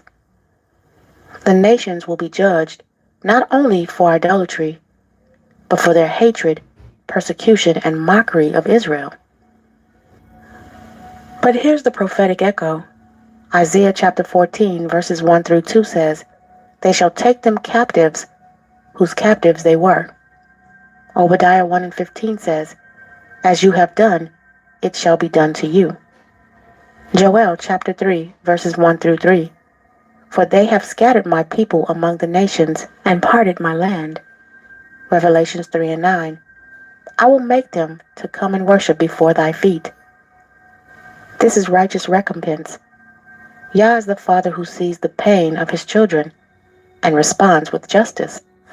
Many people quote Bible verses, and they really don't know what they're saying. When they say that we're in the end times, but they omit what's really happening with the Negroes and that we're the true Israelites of the Bible, then they don't really know what's happening in the end times. You see, I'll tell you, there's a shift change happening. People feel it, but they don't know what it is. We are currently watching judgment fall in real time. The signs are undeniable. Nations are in disarray. Economies are collapsing. Wars are erupting. And unnatural disasters are intensifying.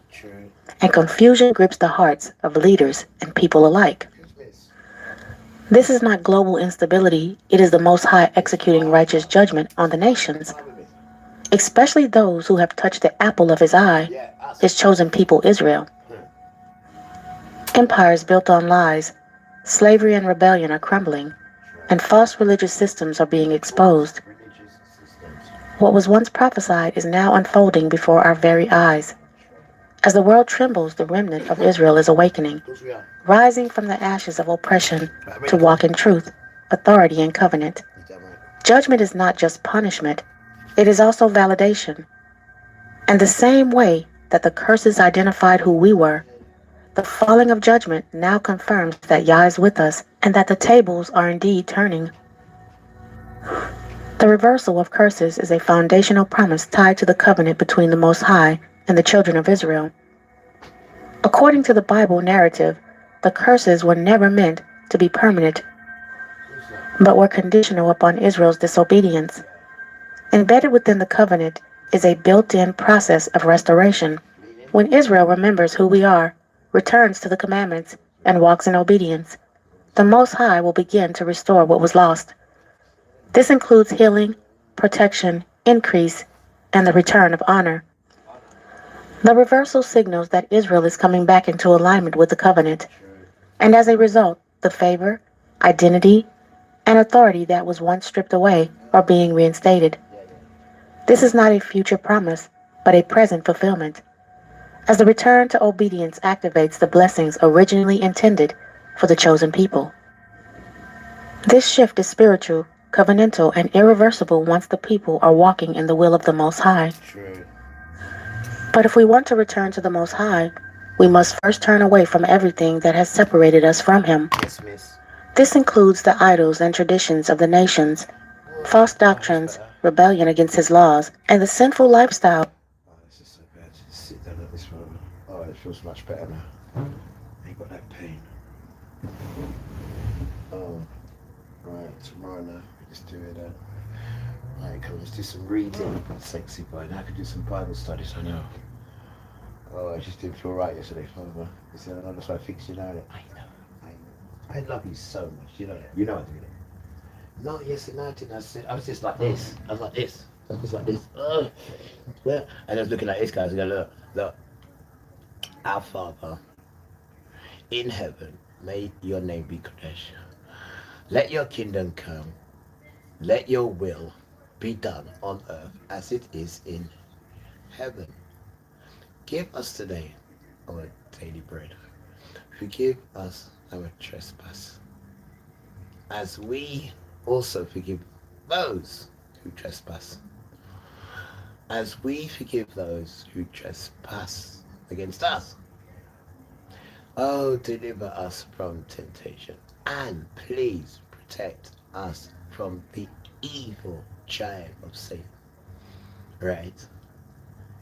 Oh, for your kingdom, the power and the glory forevermore. Amen. I must have said that prayer about 1 million times yesterday. Just like this. Just like this. I was in so much pain yesterday, guys. You don't understand. What I'm trying to do is separate myself from all this nonsense stuff. I'm trying to do it natural. It's hard, guys. It's hard. I've got one more thing to stop doing. One more. And that's because of Satan. gonna have to go and see the doctor now and go get another plan, because I will do it, guys, and you're gonna do it with me. We're gonna help each other. We're gonna be as pure as we can for Yahuwah. Pure as we can for Yahuwah. Now, Ganja's got nothing to do with it, because it says, chapter 9, verse 3, the green herb, right? The only thing about that, to be honest with you, right, is the tobacco, because you can do that without tobacco. But when we cross that bridge, we'll get to it. But the main bridge is to stop this thing what Satan got us on, because that is the one that alters the body, the mind, and the spirit. That one lesser, and he got all our superstars on that nonsense.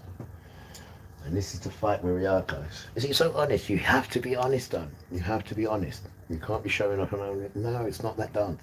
Father's nearly here to come and get us. Right? And there's many people who are in this situation that we're in. Some are even worse. So when they hear somebody else trying to fight the system and the stuff that they put in you to make you whatever and whatever, people like to hear that, because they feel, I'm not the only one. Of course you're not the only one. It's all of us done. Right? What about all this word here? Pharmacy. That word.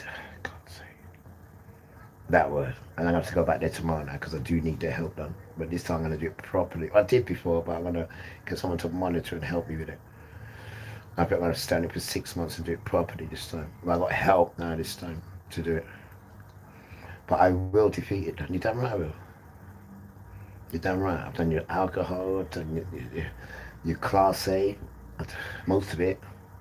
Dude, this is stuff what they put us on. You ain't gonna see beautiful children who want to smoke class A. Not at all, not at all, not at all. That's Satan who done that. And alcohol and all. No, and then when you come off here, you go in the shop to buy a newspaper, it's right there again. Same thing with the tobacco. You know what I mean? No. When he was doing the tobacco back in the day, when it was Benson and Hedges, right?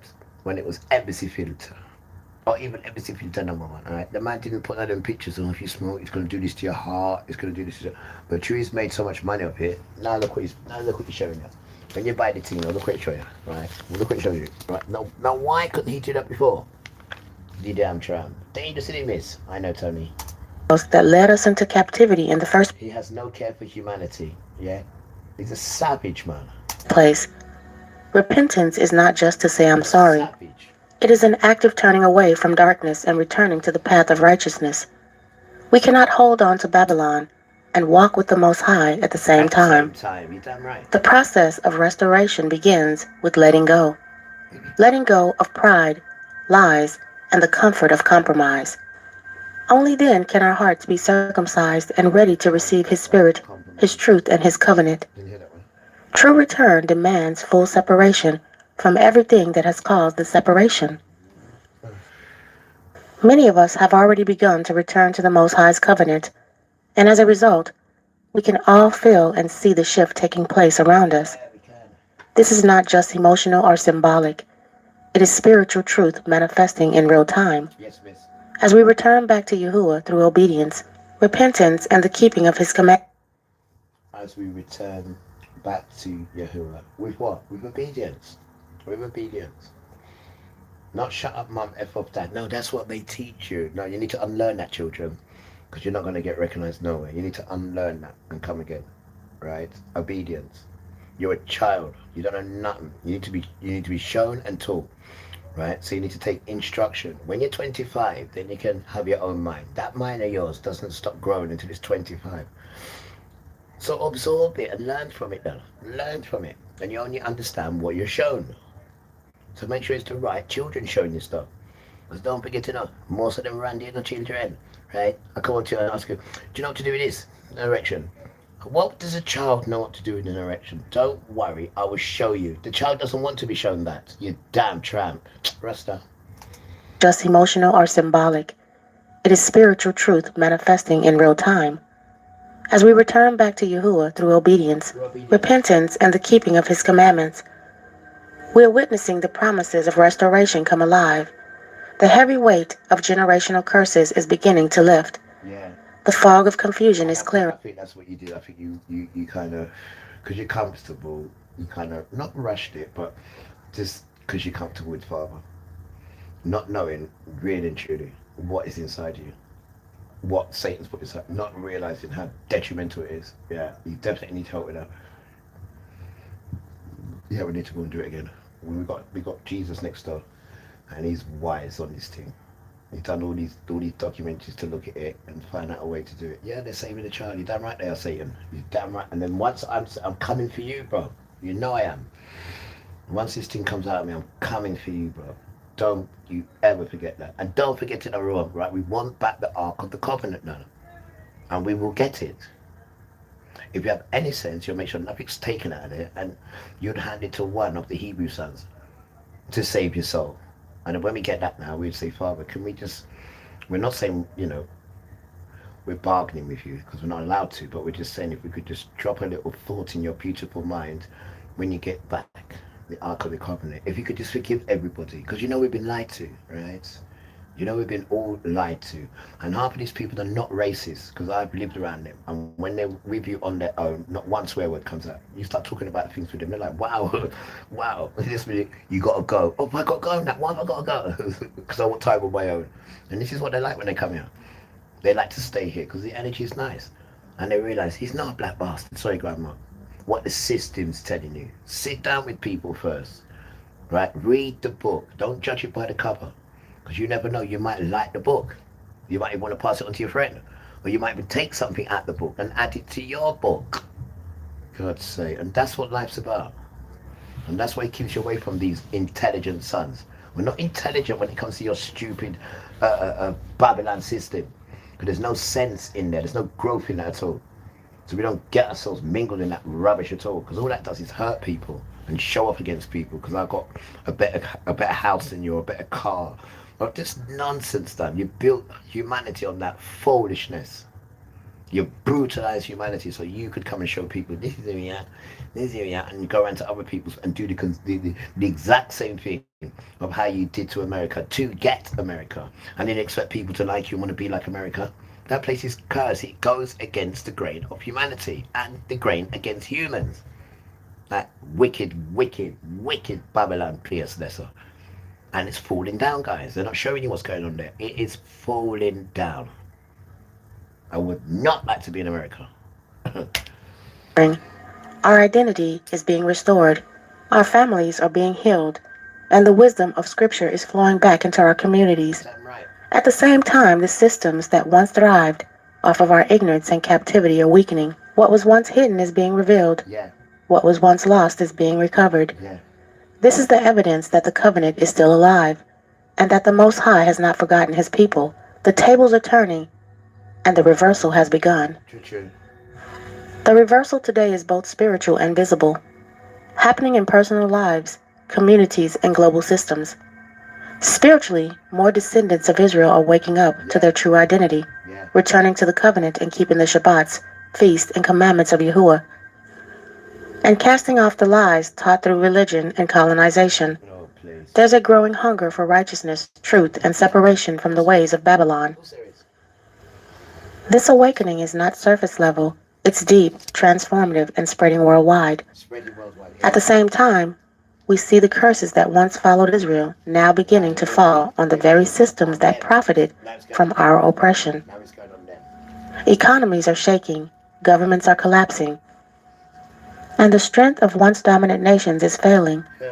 The same confusion, division, disease, debt, and destruction that plagued our communities are now overtaking those who once stood proudly above us. Meanwhile, we are beginning to heal. Families are coming back together. Knowledge is increasing. Our people are returning to agricultural practices, homeschooling, modesty, and discipline. We are praying, fasting, and uniting with purpose. This reversal is not loud in the way the world measures power, but it is undeniable. The Most High is exalting the humble and bringing low the proud. Those who once mocked are now silent. The stone that the builders rejected is becoming the cornerstone. This is what prophecy looks like fulfilled. This is the turning of the tide. Mental slavery is being broken. People are thinking critically, reading scripture for themselves, and questioning religious systems that have kept them in chains. Generational curses of fatherlessness, poverty, abuse, and addiction are being confronted and healed as families return to structure and righteousness. More men are rising up as leaders, protectors, and teachers in their homes and communities. More men are rising up. And that's what the first point is as well, guys. The firstborn is a leader of his family. That's what it says in there. Go and have a look at the phone. There's so much things about this firstborn child. It's unbelievable, then. And I see myself in that all when they're right here. All of it. I don't see none of your Hebrew sons in there at all. We just steal.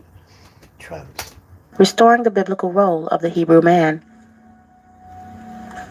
Modesty, honor, and discipline are returning, especially among women who are dressing and walking in a set-apart spirit. Music, art, and media are being reclaimed for truth rather than destruction. As many leave behind secular influence who are dressing and walking in a set-apart spirit, music, art, and media are being reclaimed for truth rather than destruction. As many leave behind secular influence to glorify Yah in their gifts. Communities are rebuilding spiritually in practical order, forming home fellowships, supporting the less fortunate, and teaching the next generation the way of righteousness. Meanwhile, judgment is falling on the nations. The nations that once ruled and prospered off of Israel's suffering are now experiencing economic decline, civil unrest, and environmental destruction. Morality is collapsing in the Western world. Confusion about gender, family, leadership, and That is them. You got them. I can't be confused about your gender. Getting children to have operations and change their sex and giving them powerful drugs. There's a devil down, son. Always interfering with humanity. Humanity's not broken. Doesn't need you to change it up. Doesn't need you to touch it at all. Damn tramp. That once ruled and prospered off of Israel's suffering are now experiencing economic decline, civil unrest, and environmental destruction. Morality is collapsing in the Western world. Confusion about gender, family. Confusion about gender. All right? And who is that? Those are the sons. Telling the children, yeah, someone to, and then the sons are putting on dresses. And just ridiculous foolishness done. How can you see a grown man putting on a dress? A grown man's got breasts. Right? That's because we can't even know. Esau. No, it's not Esau. It's Baal. No, it's not Baal. There's the next one. Oh, there's so many of them. They've got so many gods. There's the next one. The half man, half woman. I can see him. I can't see him. I can't see his name for some reason. But that tramp there anyway. They got so many multiple wicked gods, man. The nations that once ruled and prospered off of Israel's suffering are now experiencing economic decline, civil unrest. Economic decline. And you can't do anything when you ain't got your materials to show off with, can you? Judgment is falling on the nations. You stole them. The nations that once ruled and prospered off of Israel's suffering are now experiencing economic decline, civil unrest, and environmental destruction. Morality is collapsing in the Western world. Confusion about gender, family, leadership, and purpose is spreading rapidly. Plagues, disasters, and strange weather events are increasing. Yah is shaking the nations, just as he said he would in the latter days. Christianity, Islam, and other religions are being exposed as mixtures of truth and error, tools of control in the latter days. Say that about them foolish religions. Christianity, Islam, and other religions are being exposed as mixtures of truth and error, tools of control rather than covenant. False doctrines like the law was done away with are being rejected as people realize Torah is the foundation of true worship. And then Israel tell you, don't read the Torah, otherwise we'll put you to death. Torah is the foundation of true worship. Historical lies are unraveling about who the true Israelites Historical lies. Listen to the words of the sisters. Are being rejected as people realize Torah is the foundation of true worship. Historical lies are unraveling about who the true Israelites are, what the Messiah taught, and how colonization hid biblical truth. Meanwhile, as I previously stated, Israelites are returning to agriculture, land ownership, and self-sufficiency. Homeschooling and community education are on the rise, breaking dependence on state indoctrination systems. Small businesses, healing practices, and natural living are being embraced as part of a covenant lifestyle. These are not isolated events. They are connected threads in prophetic tapestry that confirms Yahuwah is waking up his people and reversing the curses. The dry bones are rising, the tables are turning, and the world is beginning to witness the power of a covenant-keeping Elohim. So what you're witnessing is not a trend. It's not a movement, and certainly not a coincidence. It's a divine fulfillment of prophecy. The slumber that held our people in confusion, oppression, and spiritual bondage for generations is being broken by the power of truth. The names, the laws, the customs, and the identity that was stripped away are being restored with clarity and conviction. This awakening is a call back to covenant, to righteousness, and to purpose. It's not about religion. It's about relationship and obedience. Yeah. Now that the heathen nations can see that the tables are turning, they are beginning to call the Israelites privileged. What do you mean? But this so-called privilege is not... How are we privileged?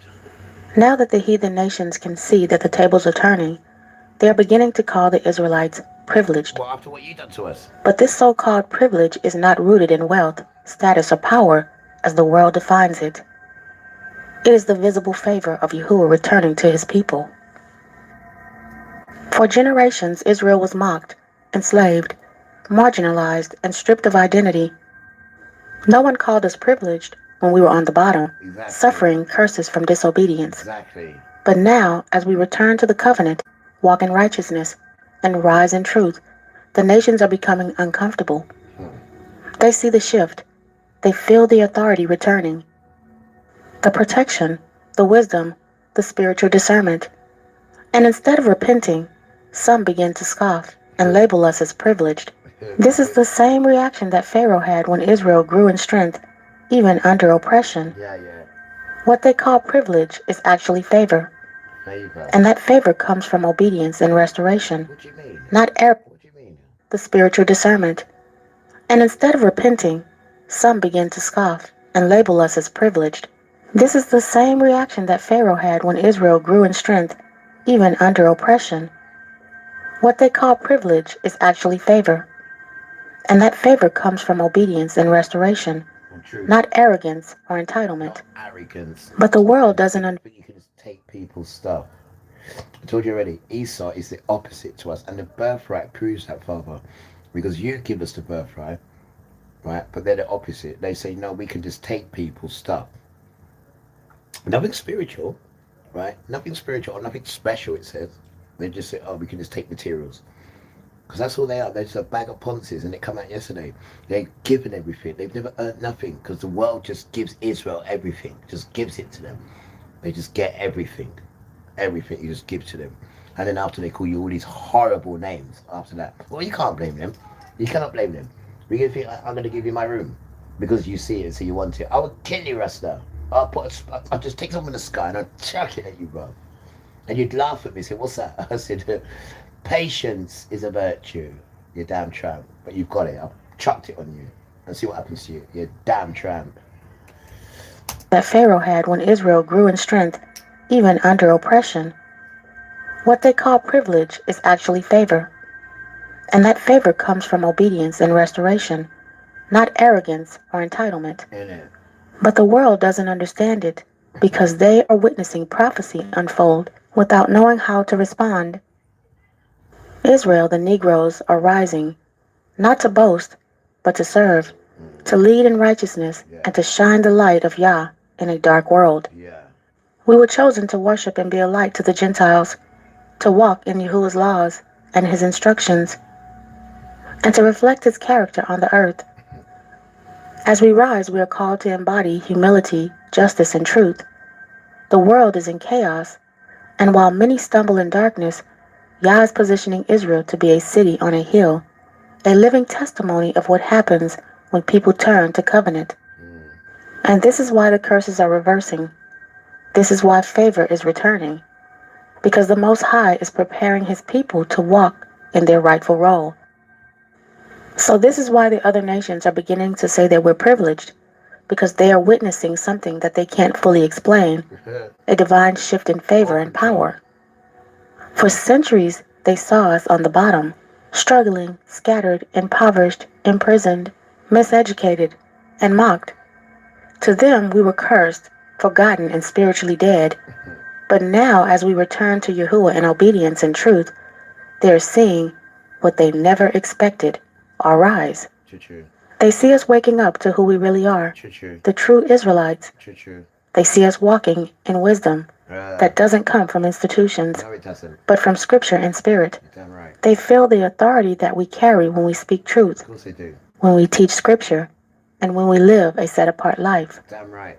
They see a people once crushed by oppression, now unshaken by fear, filled with purpose and walking in light, and it makes them uncomfortable. Of course it does. But here's the truth. What they call privilege is actually the return of favor through obedience.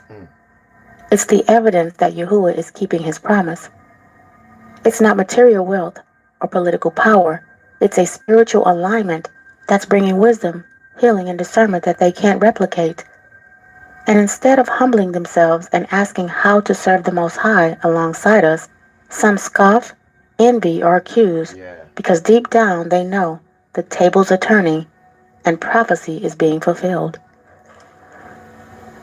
So in closing, I would like to say we are living in prophetic times. What once was hidden is now being revealed.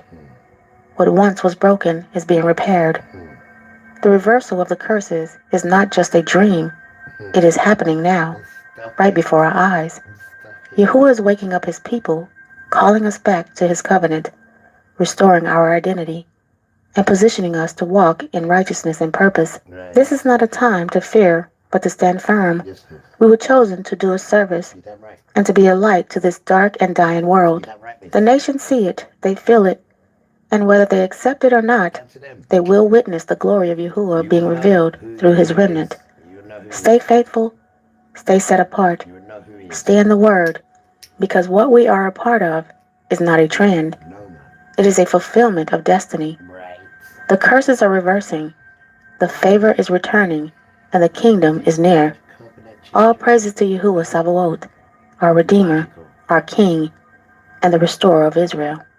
Thank you all for listening, and I appreciate your continued support. May the Most High bless you and keep you and your family safe in this dark hour. And remember Matthew chapter 24 and verse 13. He that endures unto the end, the same shall be saved. And until my next video, Shalom. Shalom, sister. Shalom. Alright, what we got here now? I haven't seen her for a minute, have I? Is that new? 2 weeks, that's new. Yeah, she got a couple new ones, don't you guys?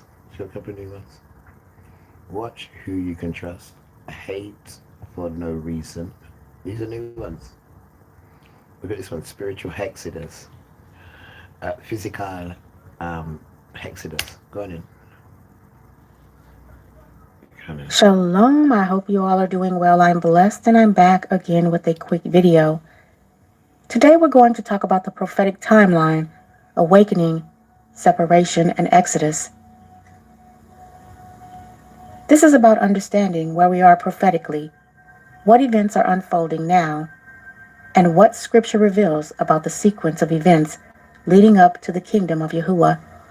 One of the biggest prophetic signs happening in this generation is the awakening of scattered Israel, descendants who were disconnected from their identity, heritage, language, covenant, and laws, but are now beginning to remember who they are.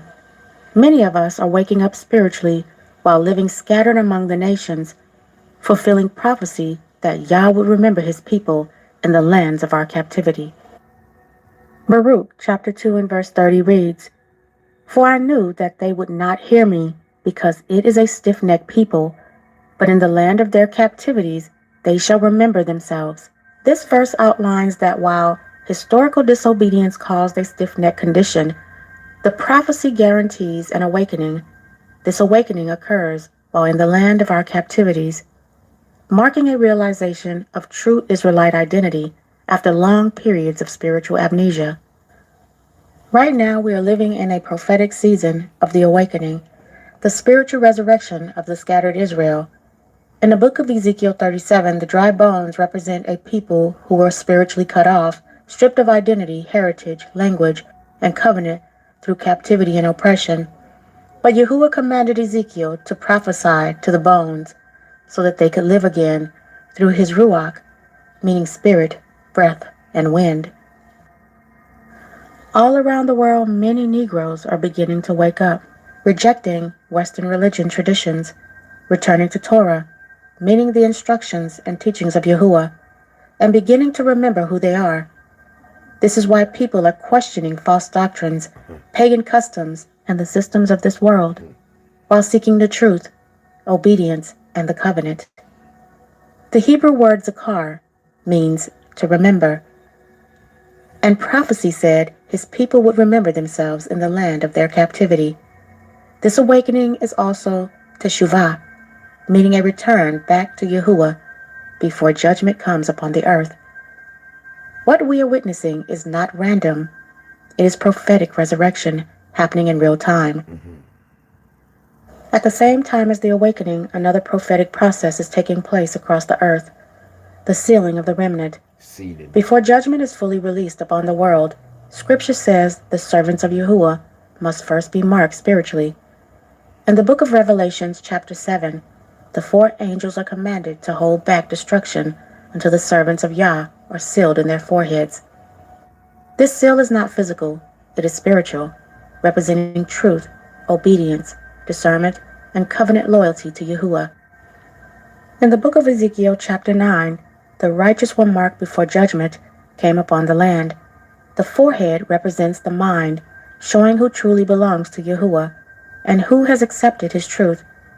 This is why many are now being led into deeper understanding, conviction, repentance, and separation from the ways of the world.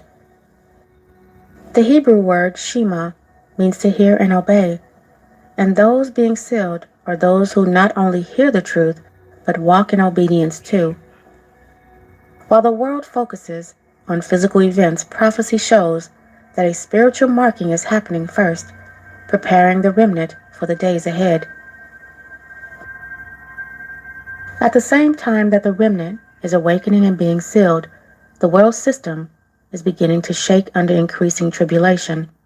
According to prophecy, this present kingdom cannot stand forever, and the instability that we are witnessing across the earth is part of the gradual breakdown of modern Babylon.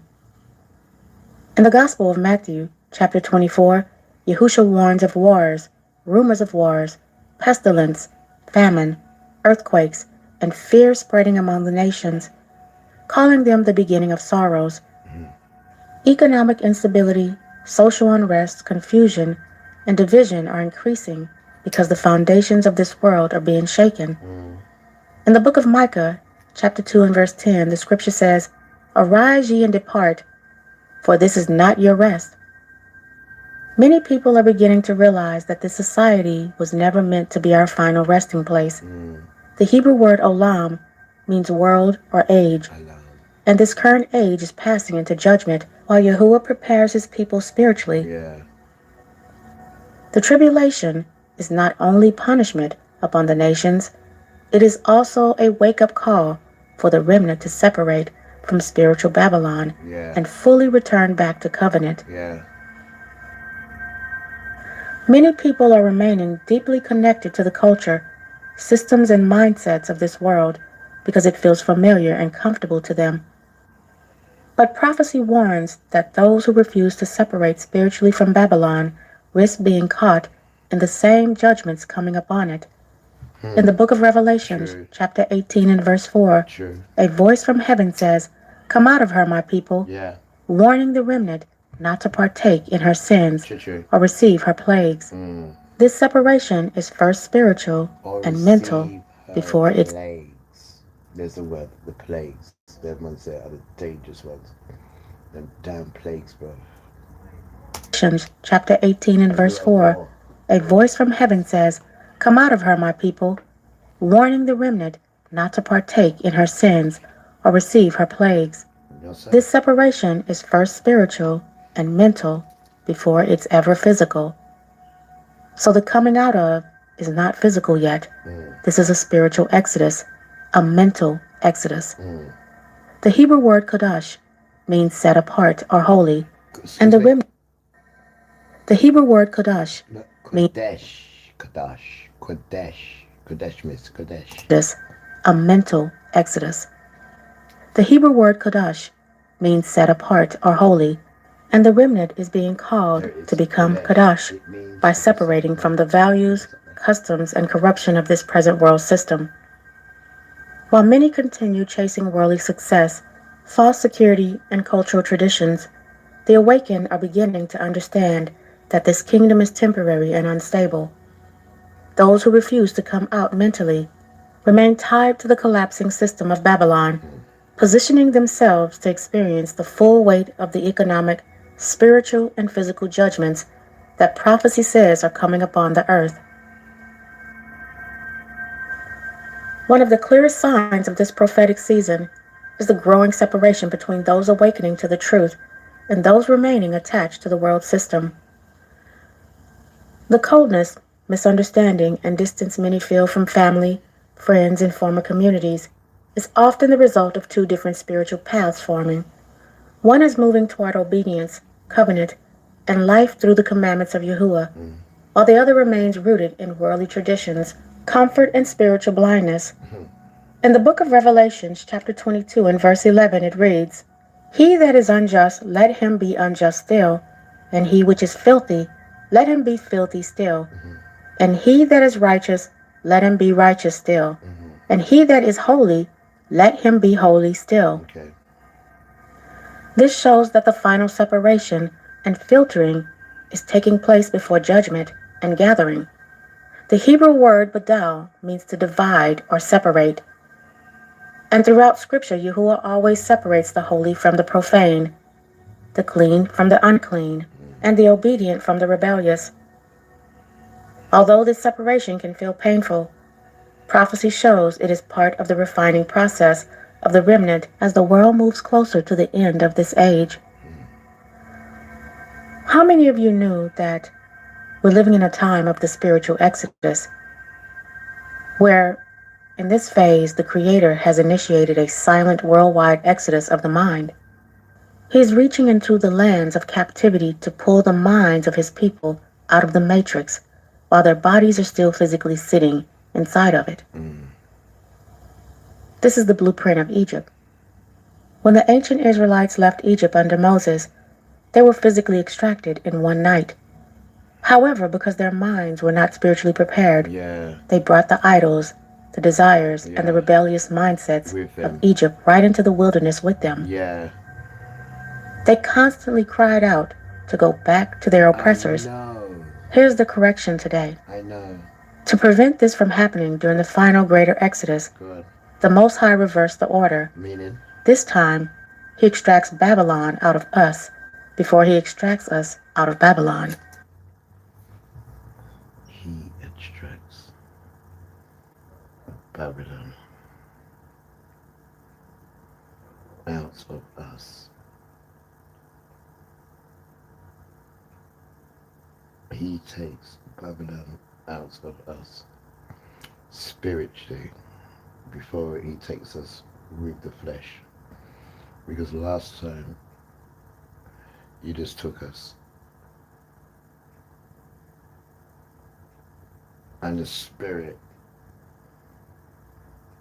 was still in Egypt. Yeah, it was. I see that. So now, excuse me. So now, the spiritual awakening first. Right, I get it. This is what we're all going through. The ones that are definitely remnant. And it's their duty to spiritually awake everyone else. So as before then, I see it, miss. So as before, there was no spiritual awakening. It was just, come, I'm coming for you, let's go. And then you brought that spiritual nonsense from Egypt with us. But now he's awakening us first. He's awakening us first. So when he does take us now, you know the mindset, what he's looking for, because you've got the children and the prophets telling you this thing. I understand what she said there. This is what I mean about the women. They tell the children this thing in a different way, and then the children just colour it in. Right? Because when the women tell this to a man, he's going to put his own nonsense to it and then make himself look good when he got it from the woman. So when the woman talks to the children just stay it the same way. And this is why you have to move, right, certain sons away from infant children and women. Don't forget, you know, this tramp sells women and pregnant women for items, this tramp. So So what Father's doing this time, to give us a chance, is spiritually awakening us first. And then he'll come for us. Because he wasn't like that last time, and she's definitely right. And this is why they fumbled. Because all they want to do is go back there. I mean, the man's bringing out, they're hungry. So he's saying, wait, look at the sky. And rain's coming out from, and bread, manna, it's called, manna, is coming out from the sky. So they saw all this.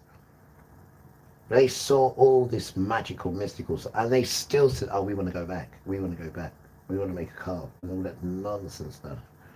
So this time, there's no excuse. Because you know what you're doing it. It just kill you straight away. It'll just leave you and just wipe you out. This is why you need to read Exodus. Because he killed lots of us there. Lots of us in Exodus he killed. Lots of us. You need to read Exodus then. You'll see how he don't play with them children. Then you get to understand what he's like. When you read Exodus from the beginning.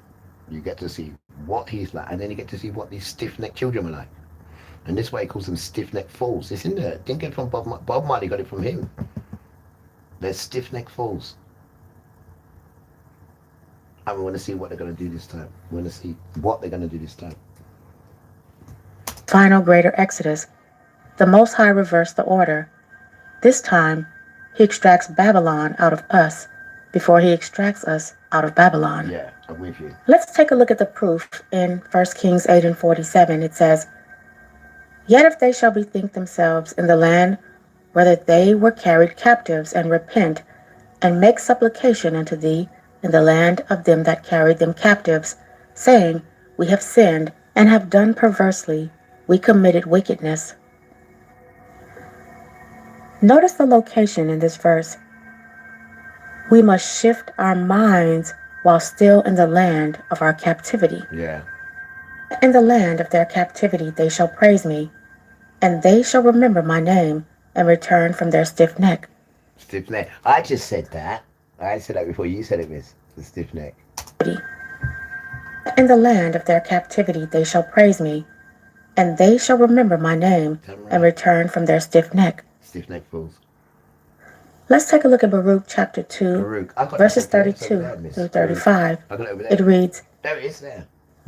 And they shall praise me in the land of their captivity, and think upon my name, and return from their stiff neck, and from their wicked deeds, for they shall remember the way of their fathers, which sinned before Yahuwah. And I will bring them again into the land which I promised with an oath unto their fathers, Abraham, Isaac, and Jacob.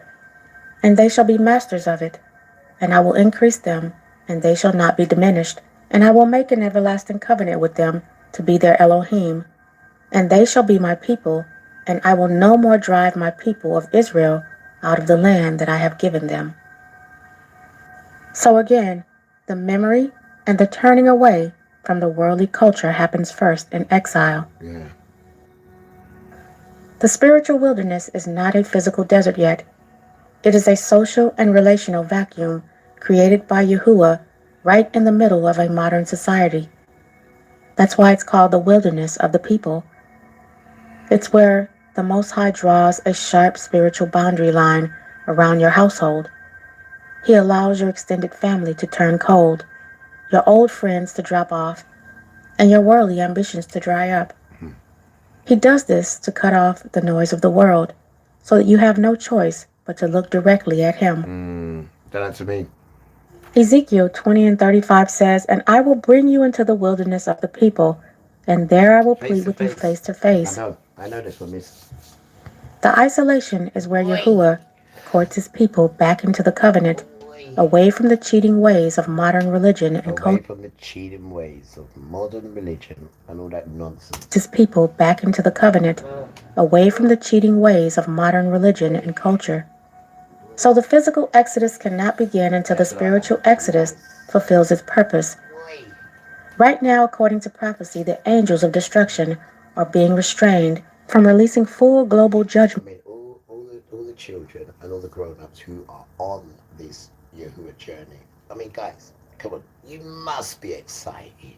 I mean, remnant. I'm talking to you, remnant. You must be excited. I mean, even the real good Gentiles, the real ones who are connected, the ones who say, I'm a Gentile, and his name's Yahuwah. I mean, them ones. Guys, ain't you excited? Rasta, you must be excited because you're safe. You're covered. You just carry on doing what you're doing, done. You're covered. No matter what colour you are. right? When we're doing Hebrew, you're covered, because the rest of the religions are not real, right? And it's our duty to tell you that. Whether we believe it or not, it's a choice, isn't it? It's a choice. But you're going to die in that choice. And we don't want you to die, do we? It doesn't matter if you're calling me a nigger. I'm not calling you a nigger, am I? I'm saying to you, come on board. Forget that nonsense. And come on board. Sticks and stones. Names don't hurt us, bro. We're built for name calling. Because we need to get you home, don't we? And you're going to start saying, oh, nigger. And then after you say, you know what, see, thanks. I said, I told you. I said, you said, look how nice your hair is. I said, nice, isn't it? He said, look at you. I said, stop it. I'm nearly blind. It's so bright, isn't it? When you see him, right, he's so bright. The radiant of his brightness, it stays on your face. And you say, wow, what's up to your face? He said, I've just been seeing you up. This was that bright, mate. Dick or chatty, right?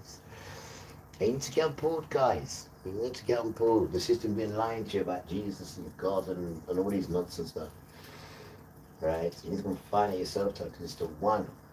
And he's here to get everybody. He's here to get everybody, to give everybody a chance. He even brought his son in as well. You know what I mean? And transferred his son so he can soften himself for people. And his son is the softest out of him and Father.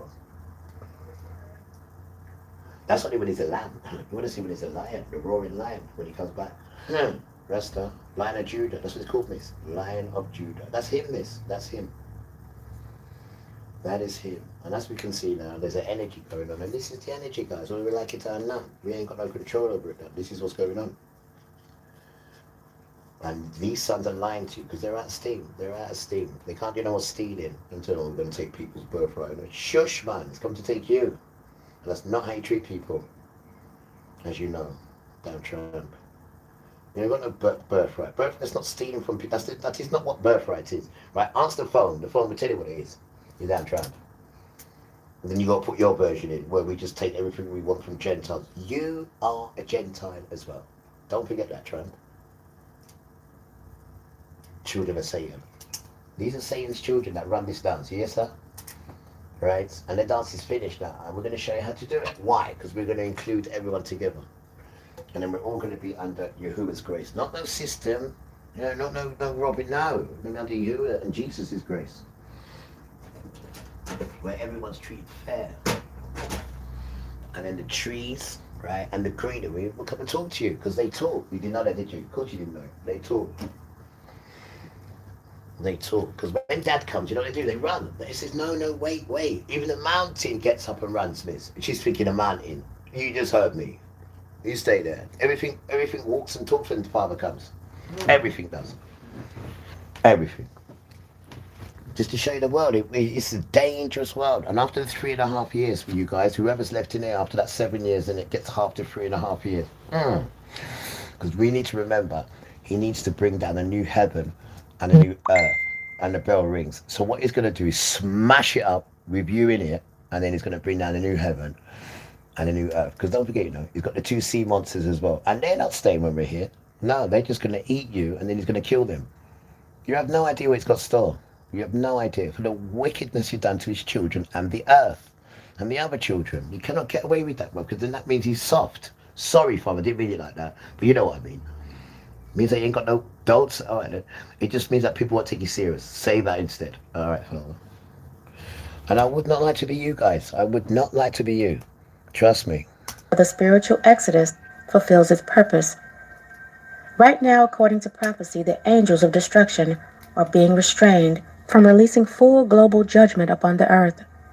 In the book of Revelation 7:3, the angels are commanded not to hurt the earth, the sea, or the trees, until the servants of Yahuwah are... The sea or the trees?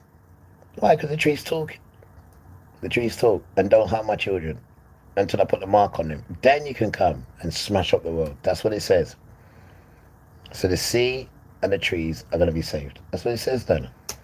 Upon the earth. In the book of Revelation 7:3, the angels are commanded not to hurt the earth, the sea, or the trees, until the servants of Yahuwah are sealed in their foreheads. On their foreheads. The forehead represents the mind, thoughts, loyalty, and obedience, showing that the sealing is spiritual before it is physical.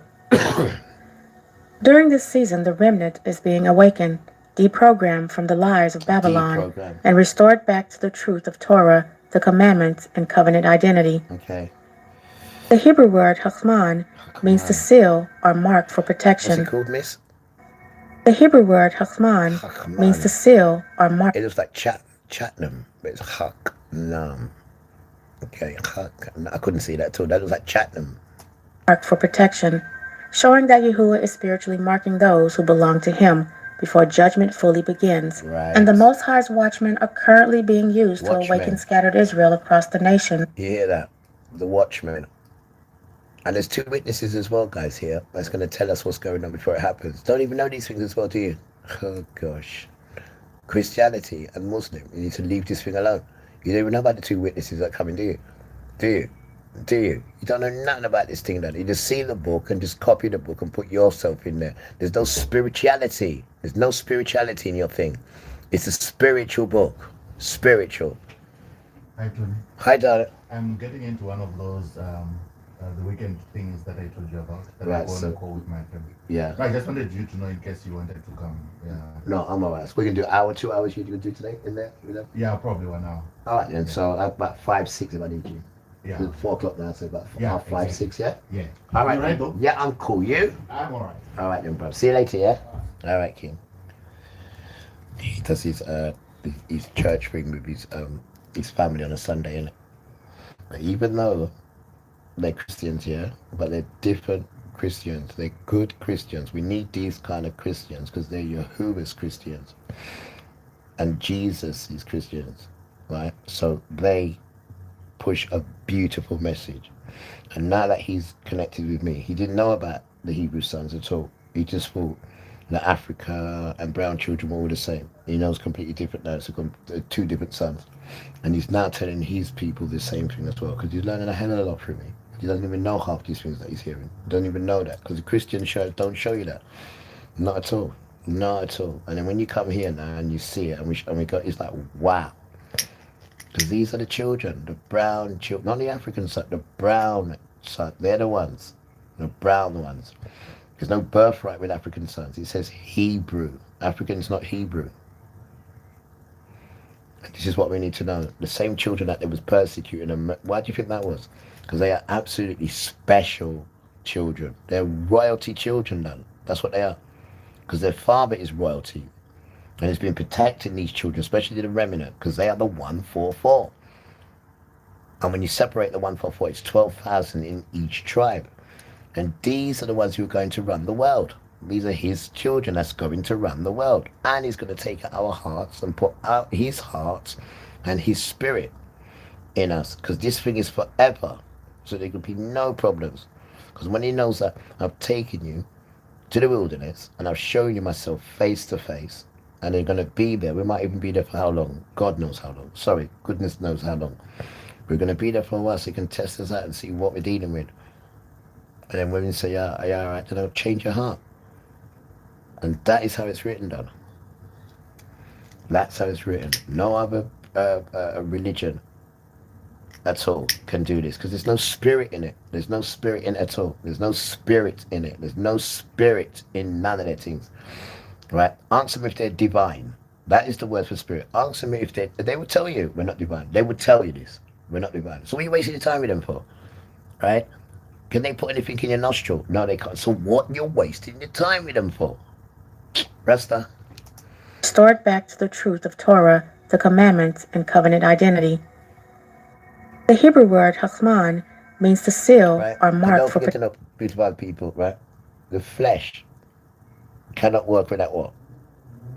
The spirit inside it. So if you're following something that's not spiritually connected, then there's nothing in it. There's nothing in it at all. So when these things do come out of the sky and you're not connected, you go along with them. And that's why it says, come out of her. Come out of it, it keeps telling you. Because she is going to die. And if you're connected to her, you're going to die with her. There's no spirit in this thing. It goes against humanity and puts white people there who have murdered everything to put themselves there. So they have to get re-murdered. One term deserves another. And that's how it works, Sam. Whether you like it or not. But we're telling you to get away from it. Because you will get smashed with it. protection, showing that Yahuwah is spiritually marking those who belong to him before judgment fully begins. And the Most High's watchmen are currently being used to awaken scattered Israel across the nations, while the world moves closer to tribulation. Once the sealing process is complete and the appointed number is fulfilled, Prophecy indicates that the global events will intensify rapidly, economic systems will fracture, Babylon will collapse further, and the transition into the next phase of the Exodus will begin, according to the timing of Yahuwah. Yeah, well done, miss. Thank you all for listening, and may the Most High Baruch all deserving. You're welcome, miss. I pray that this study has been edifying to your spirits, Nice, miss. Good work. and that this have given you a clear understanding of where we are prophetically and where we are heading in these last days. More than anything, I pray that it encourages you to stay watchful, prayerful, and rooted in obedience to Yahuwah during this hour of awakening and separation. True. Remember that the Most High is not operating on man's timeline, True. but on his perfect appointed time. True. As the sealing of the remnant continues, we must remain spiritually prepared, discerning, and faithful, understanding that prophecy is unfolding exactly as it was written. May Yahuwah continue to guide his people into truth, wisdom, protection, and endurance until the very end. Yes, miss. Thank you all for listening. And remember Matthew 24:13. He that endures into the end shall be saved. Until my next video. Shalom, sister. Signs of the end times. Go ahead. Father, y'all, please bless us. Please continue to guide our steps. Keep us safe. Most of all, give us strength. DRK. Okay. I do it for the Most High. Pray every day knowing that he love me. More blessings. If you ain't got him, life messy, stressful. Got me all the tools to be better. Shout out to moms, pops forever. Created a legend, was there for every endeavor. Yahuwah, creator, the ruler. Said life is tough, but you gotta get through it like endure till the end. You might lose friends and fam. Yeah, you will. Can someone tell me what is going on anymore in the year 2025? We have rabbits with tentacles, right? We have zombie squirrels. Excuse me? And now we have reports of radioactive shrimp. All in the year 2025. Radioactive shrimp. So they're giving you that poison food. Let's not even talk about the fact that all of these weird weather events keep happening, all of these massive floods and everything else. There's a lot of bizarre things going on in the year 2025. There's been a lot of bizarre things going on for a while now, but it really seems as if things have really ramped up this year.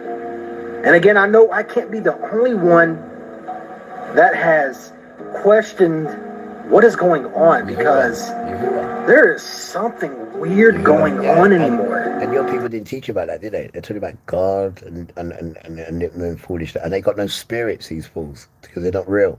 What you're seeing going on is a spiritual awakening. That's what you're seeing going on. But you can't describe it because you can't see spirits moving, can you? But that's what's going on. That's what's going on. There really is.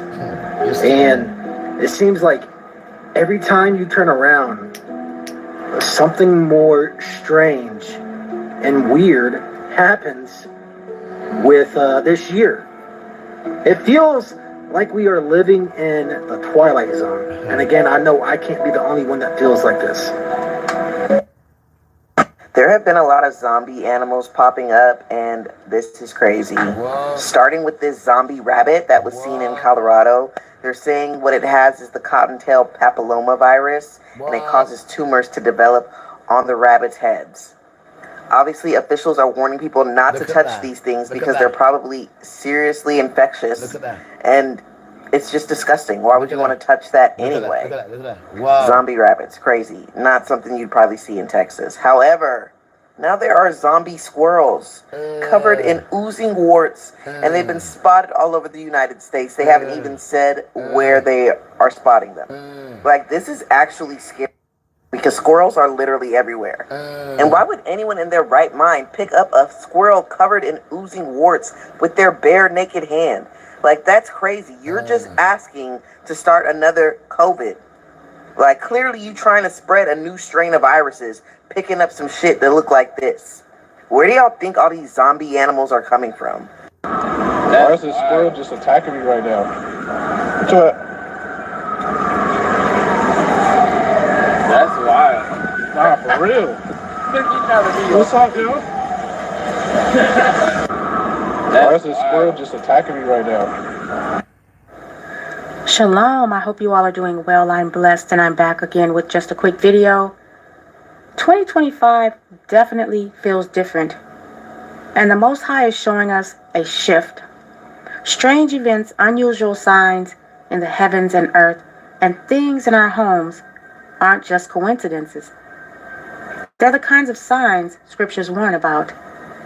This channel is a place to read the word, test the spirits, and stand in covenant and faithfulness. Today we're going to be watching video clips of strange things happening around the world. Okay. Watch closely and test everything against scripture. Okay. This is what you could end up looking like if you eat some of the raw frozen shrimp being sent. Look at this. This is get it right. I will. Genetically designed by Satan and the crew, because that is not a shrimp. That is not a shrimp. That is a monster. That is not a shrimp. That is a monster. Look at the teeth of that thing. How is that a shrimp? How the hell is that a shrimp? Yeah, God, that people, man, tell you the truth, lad. You saw that thing, you'd have a heart attack. Look at this. Look at this. The man that tell me said that is a shrimp. Does that look like a shrimp, people? Can you see it? Can you see it, guys? This thing here, so. Does it look like a shrimp? That. This thing here, so. Does it look like a damn shrimp? Huh? Look, queer. Queer. You see? You see? This thing here. Does that look like a shrimp? How the hell does that look like a shrimp? Look at that. And that's what's in the dance. And that's what they're giving people to eat. Look at this. It's a joke question. Like the alien in the alien, because the shrimp was radioactive, which if you eat it will turn you, may turn you into the alien, that at a minimum will cause you to grow an extra ear. It's not being inspected. For dinner, you're cooking it, you ate it, and you found out it was linked to radiation. FDA just dropped some crazy ass news on a great value shrimp from Walmart. And you need to hear this. They are warning the public right now. If you bought shrimp, the great value shrimp from Walmart, do not eat it at all. Advising Walmart's, if you got it, don't serve it. Because they said it could have been linked to cesium. What's that? 137, which is a radioactive isotope. There, y'all, is the same stuff that's linked to cancer risk. They say they found traces of this in the ports of Los Angeles, Miami, Houston, and Savannah, y'all. This shit is crazy if you ask me. I'm just trying to figure out how does something like this slip through the cracks without them noticing? Terrible. And why so late? And the crazy part is the FDA said no contaminated shrimp has reached the stores. So why are y'all giving out this massive warning? Something like this can slip through the cracks. How many other things slip through the crack without us knowing?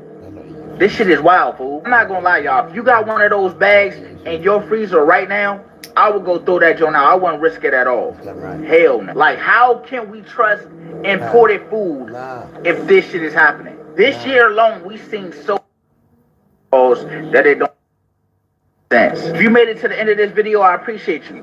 What's crazy is we're commanded not to eat shrimp anyway. That amongst all the other things. See, and you can find that in where is she? She's in Leviticus chapter 11. There, it tells you what you can and can't eat, guys. Oh, sorry. That it don't make sense. If you made it to the end of this video, I appreciate you. What's crazy is we're commanded not to eat shrimp anyway. Okay. That amongst all the other things that people consume that the Bible tells us. Look at this. Look at this.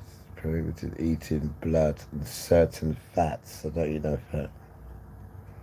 Touching carcasses and uncleanness after contacts. Teaching about heart and foods. The vision of clean and unclean animals. Jerusalem Council instructions about Gentile believers, New Testament pastoral and liberty passengers. I have no idea what that is. Not to eat. It's considered to be unclean. People getting sick from eating unclean animals and unclean things, it almost seems like one of the plagues Yahuwah tells us in Revelations to come out of Babylon so that we don't suffer her plagues. But people continue to do the things that he commanded us not to do. And then they get sick. For a long time, I've been telling people something is shifting. You can feel it. 2025 feels like a different world. That shift didn't happen by accident. It follows a chain of spiritual, cultural, and social changes that started after 2019. Okay. The Bible warns of seasons and birth pains. It tells us to watch, to test the spirits, and to hold to covenant faithfulness. But most people have been fed a comfortable myth that a magical rapture will take everyone away before any pain reaches them. So they never learn how to endure, how to discern, or how to clean the roots of false worship from their lives. Meanwhile, we keep celebrating holidays that aren't of Yahuwah. Wow. Halloween, Christmas, Easter, even Valentine's Day are rituals with pagan history that we inherited without asking where they came from. Damn right. I keep making videos because many of you keep asking for real answers. Some get it right away. Some resist because study is hard and truth often confronts pleasure. But we will continue to face these times in truth here on this channel so that we might endure unto the end. Let's stay watchful and grounded in this word and trust Yahuwah to carry his people through. I never seen that other stuff. I did what? She asked me on Flocka. Are you on Flocka? Satan's in there. Oh my God! Yeah, she's on Flocka. It has to be Flocka. No bleeding. She just looks like she's on Flocka. No, Satan's in there. My normally is Flocka. It's Flocka. No, you can do that. There's a spirit in there. No one's gonna walk out and get her. Just tell them to come and hang up. No, let me show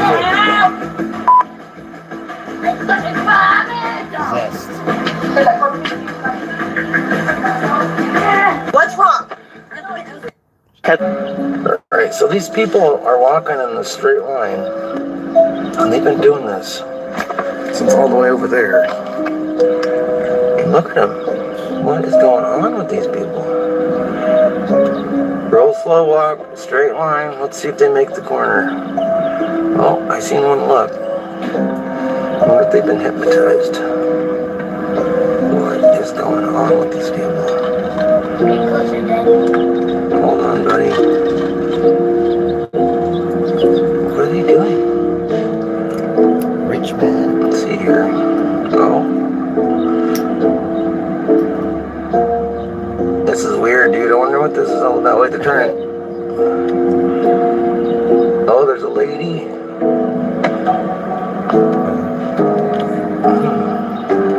What is going on with these women? Everyone's talking about how 2025 has been so strange. Everything's off, from weird weather to bold animals, odd bugs, sudden earthquakes, and headlines that don't even make sense.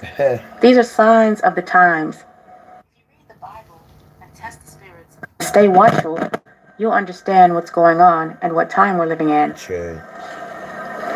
I always remind everyone of Matthew 24:13, where it says, "He that endures unto the end shall be saved." The Bible warns us that we must endure because we're living in strange times where strange signs will appear in the heavens and on earth. Earthquakes and cosmic disturbances, deception and upheaval everywhere you go. We shouldn't panic because these sights are a call to sober discernment. It's to test the spirits, anchor ourselves in Scripture, pray, and keep covenant in faithfulness. 2025 is officially becoming the year of all the crazy and weird things that are happening. So if you didn't see, Georgia, South Carolina, and Tennessee all thought they were under attack or that the world was coming to an end. Tons of people reported to the authorities fire falling from the sky. You heard what I said. Tons of people called in to report fire falling from the sky. As a matter of fact, take a look at this video. Can you imagine driving and seeing that fall right in front of you? What would you do? Now, what does that look like to you? I mean, can you imagine though? You're just going down the road and you're looking straight ahead. It looks like a beautiful clear day, and what is that? There are a ton of videos of this fireball. Some people claim that it was a meteor. So you got to ask yourself a question. If it was a meteor, where was all the national coverage about it? Why is it that they're able to tell you about certain things that are allegedly coming toward the planet, and when something like this happens, just total mum, there's no warning, nothing whatsoever? So if you go back and check the video I posted about Alabama, where a radar picked up some type of explosion or fireball on the radar, could that have been a meteor as well?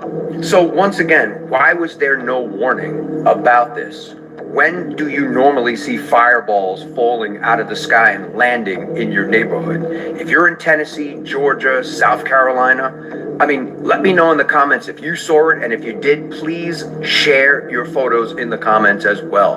And as always, I'd love to hear from you. You see, all we really have to do is pay attention to the same pattern. Folks run to every podcast, every post, every theory, looking for explanations. And when those theories fall short, they point the finger at the government or technology. Then when someone brings the Bible into the conversation, they shut down. Many people want answers, but they look outside the Bible. When those answers don't satisfy them, they blame the government or some hidden plan. And this is just what people do over and over again. And then we're in 2025 now, and they don't understand the shift that's happening because they don't realize that the book or the Bible is the foundation. Time and time again, the scripture records these very events and warns us how they will come.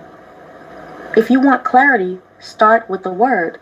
Compare what you are hearing and seeing with scripture. The Bible will expose false comforts, it will show the signs and teach you how to stand. If you refuse to read it, you're refusing the only true map for this season. What? White House actually coming out and giving a warning about the fulfillment of biblical prophecy tied to the earthquakes that are happening right now. Let me know your thoughts on this. Is God angry? That is literally what we're hearing from the White House right now. If you think so, put yes. If you think no, put no. Let me know your thoughts in the comments. But let's take a look at the headlines coming out. You can see here just a little while ago, the 7.8 that struck over in Russia, the Kamchatka Peninsula, yet again, trembling the entire Pacific. We are seeing those waves spreading as we speak. Today, September the 18th, you can see here tsunami advisory issued after a 7.8 magnitude earthquake near Russia has just struck. Tsunami advisory issued in Alaska after a massive quake strikes off of Russia near the site of July's historic trembler. The quake is likely an aftershock of the historic 8.8 earthquake that struck on July 29th, sending tsunami alerts across much of the Pacific Ocean. And take a look here. The White House, Carolyn Leavitt, appears to connect the earthquake to Charlie Kirk's death and biblical prophecy. And again, let me know in the comments. Is God angry? That's literally what they say right now. If you think so, put yes. If you think no, put no. Let me know your thoughts. But we're going to hear what the White House had to say about God's stance on what's going on in the world. Now, in addition to that, California also getting struck with some minor earthquakes today as well. September the 18th, a 2.4 magnitude recorded near Petrolia, and also a 2.1 in Round Valley, California. And let me know your thoughts. In addition to that, I had people messaging me, letting me know that 8.8 that struck the Kamchatka Peninsula back at the end of July was recorded as the 6th largest that we have seen, and that 6th largest one, they said, was so powerful it actually caused the earth to wobble on its axis, and they said very minute, but they actually managed to make the days shorter. Now the White House coming out and warning, hey, consider God's opinion about everything going on in the fulfillment of biblical prophecy. Have y'all noticed that earthquakes are popping up in diverse places, not just in one place, but in many regions. And the Bible names earthquakes as one of the clear signs of the end of this age.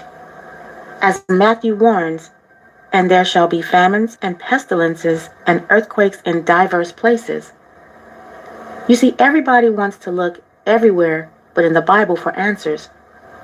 Folks are religious, but too many stop at sermons and headlines and never open the scriptures to read the whole counsel. That's why they can't connect the dots. The signs are written down, the pattern is clear to those who will study it. And to the remnant, don't be distracted by clever theories or political noise. Read Matthew. I'm back. It wasn't healed. I'm back. Right. I'm having a hot drink now. Alright, sister, I'm gonna go somewhere else. Yeah, she's alright still.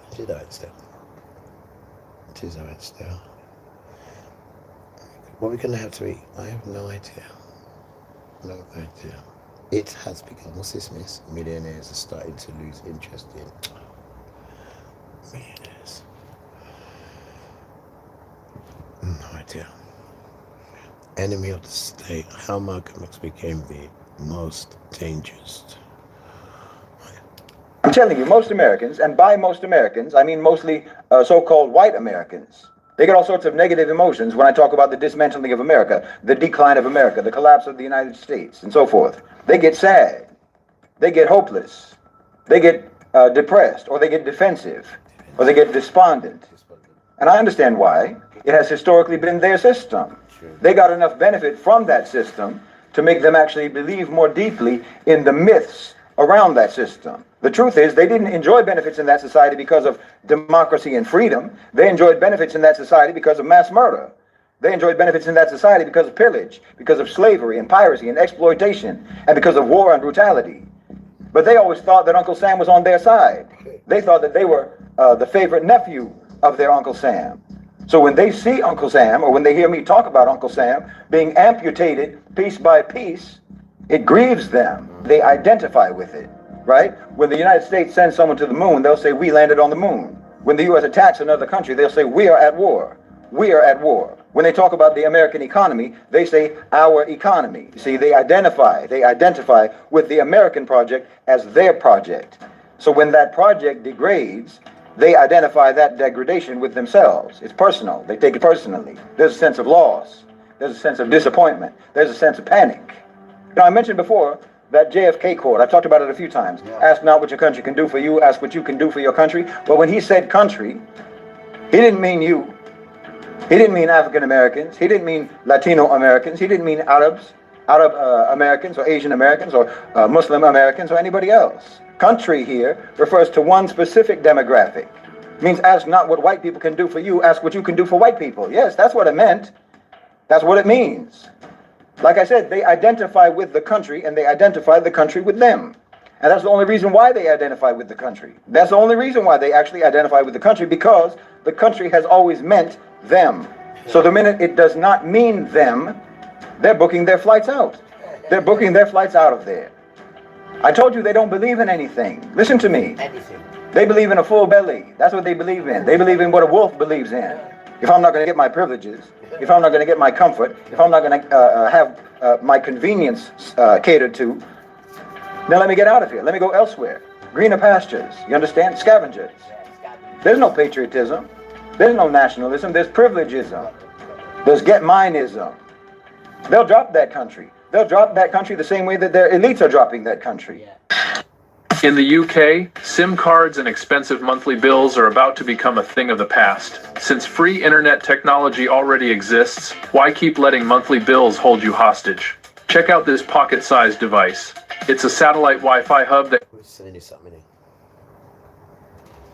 Hello guys, welcome once again to the channel. I hope wherever you're watching, you're having a great time. You will excuse me for the noise. I'm recording this outside and therefore there are a lot of distractions, but I'll try to contain myself and be within the topic that we're discussing. So We know Shahid Bolsen. He's been speaking quite candidly about the issues that the Western world are putting the entire globe through.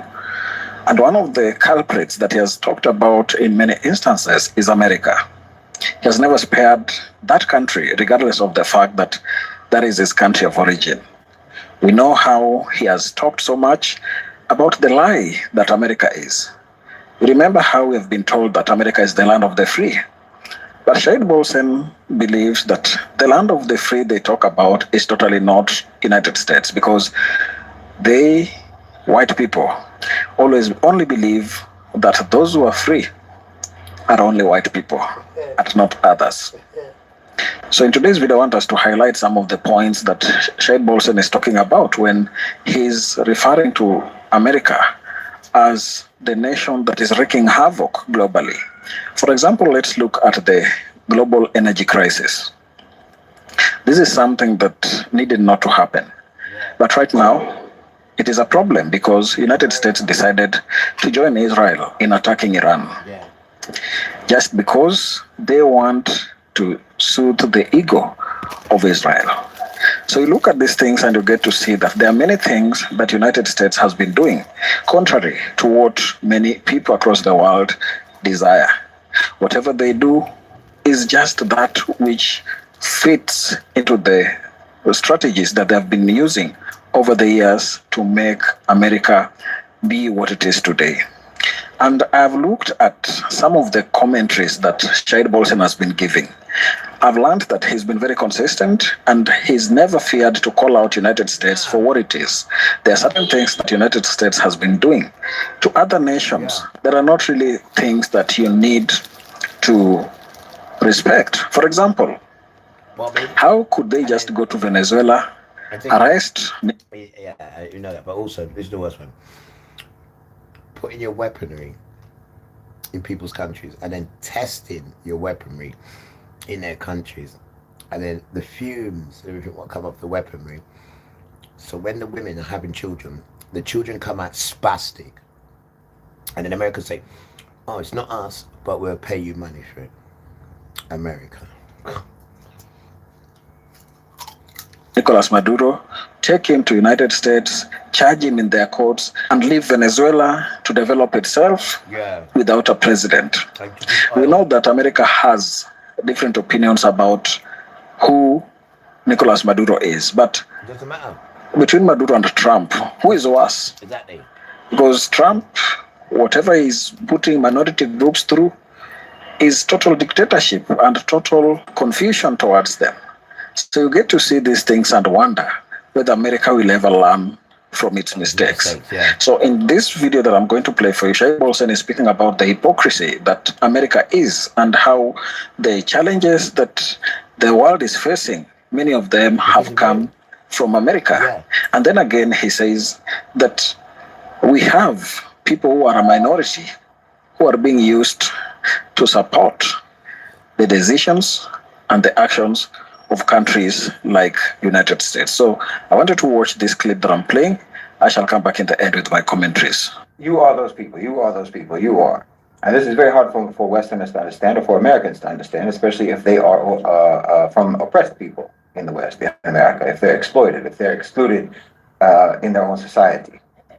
If they have experienced or if they are currently experiencing injustice and prejudice and lack of opportunity and have other grievances and so forth, they think that if they have grievances, somehow this cures them of the fundamentally westernized psyche. And of course it does not. It doesn't.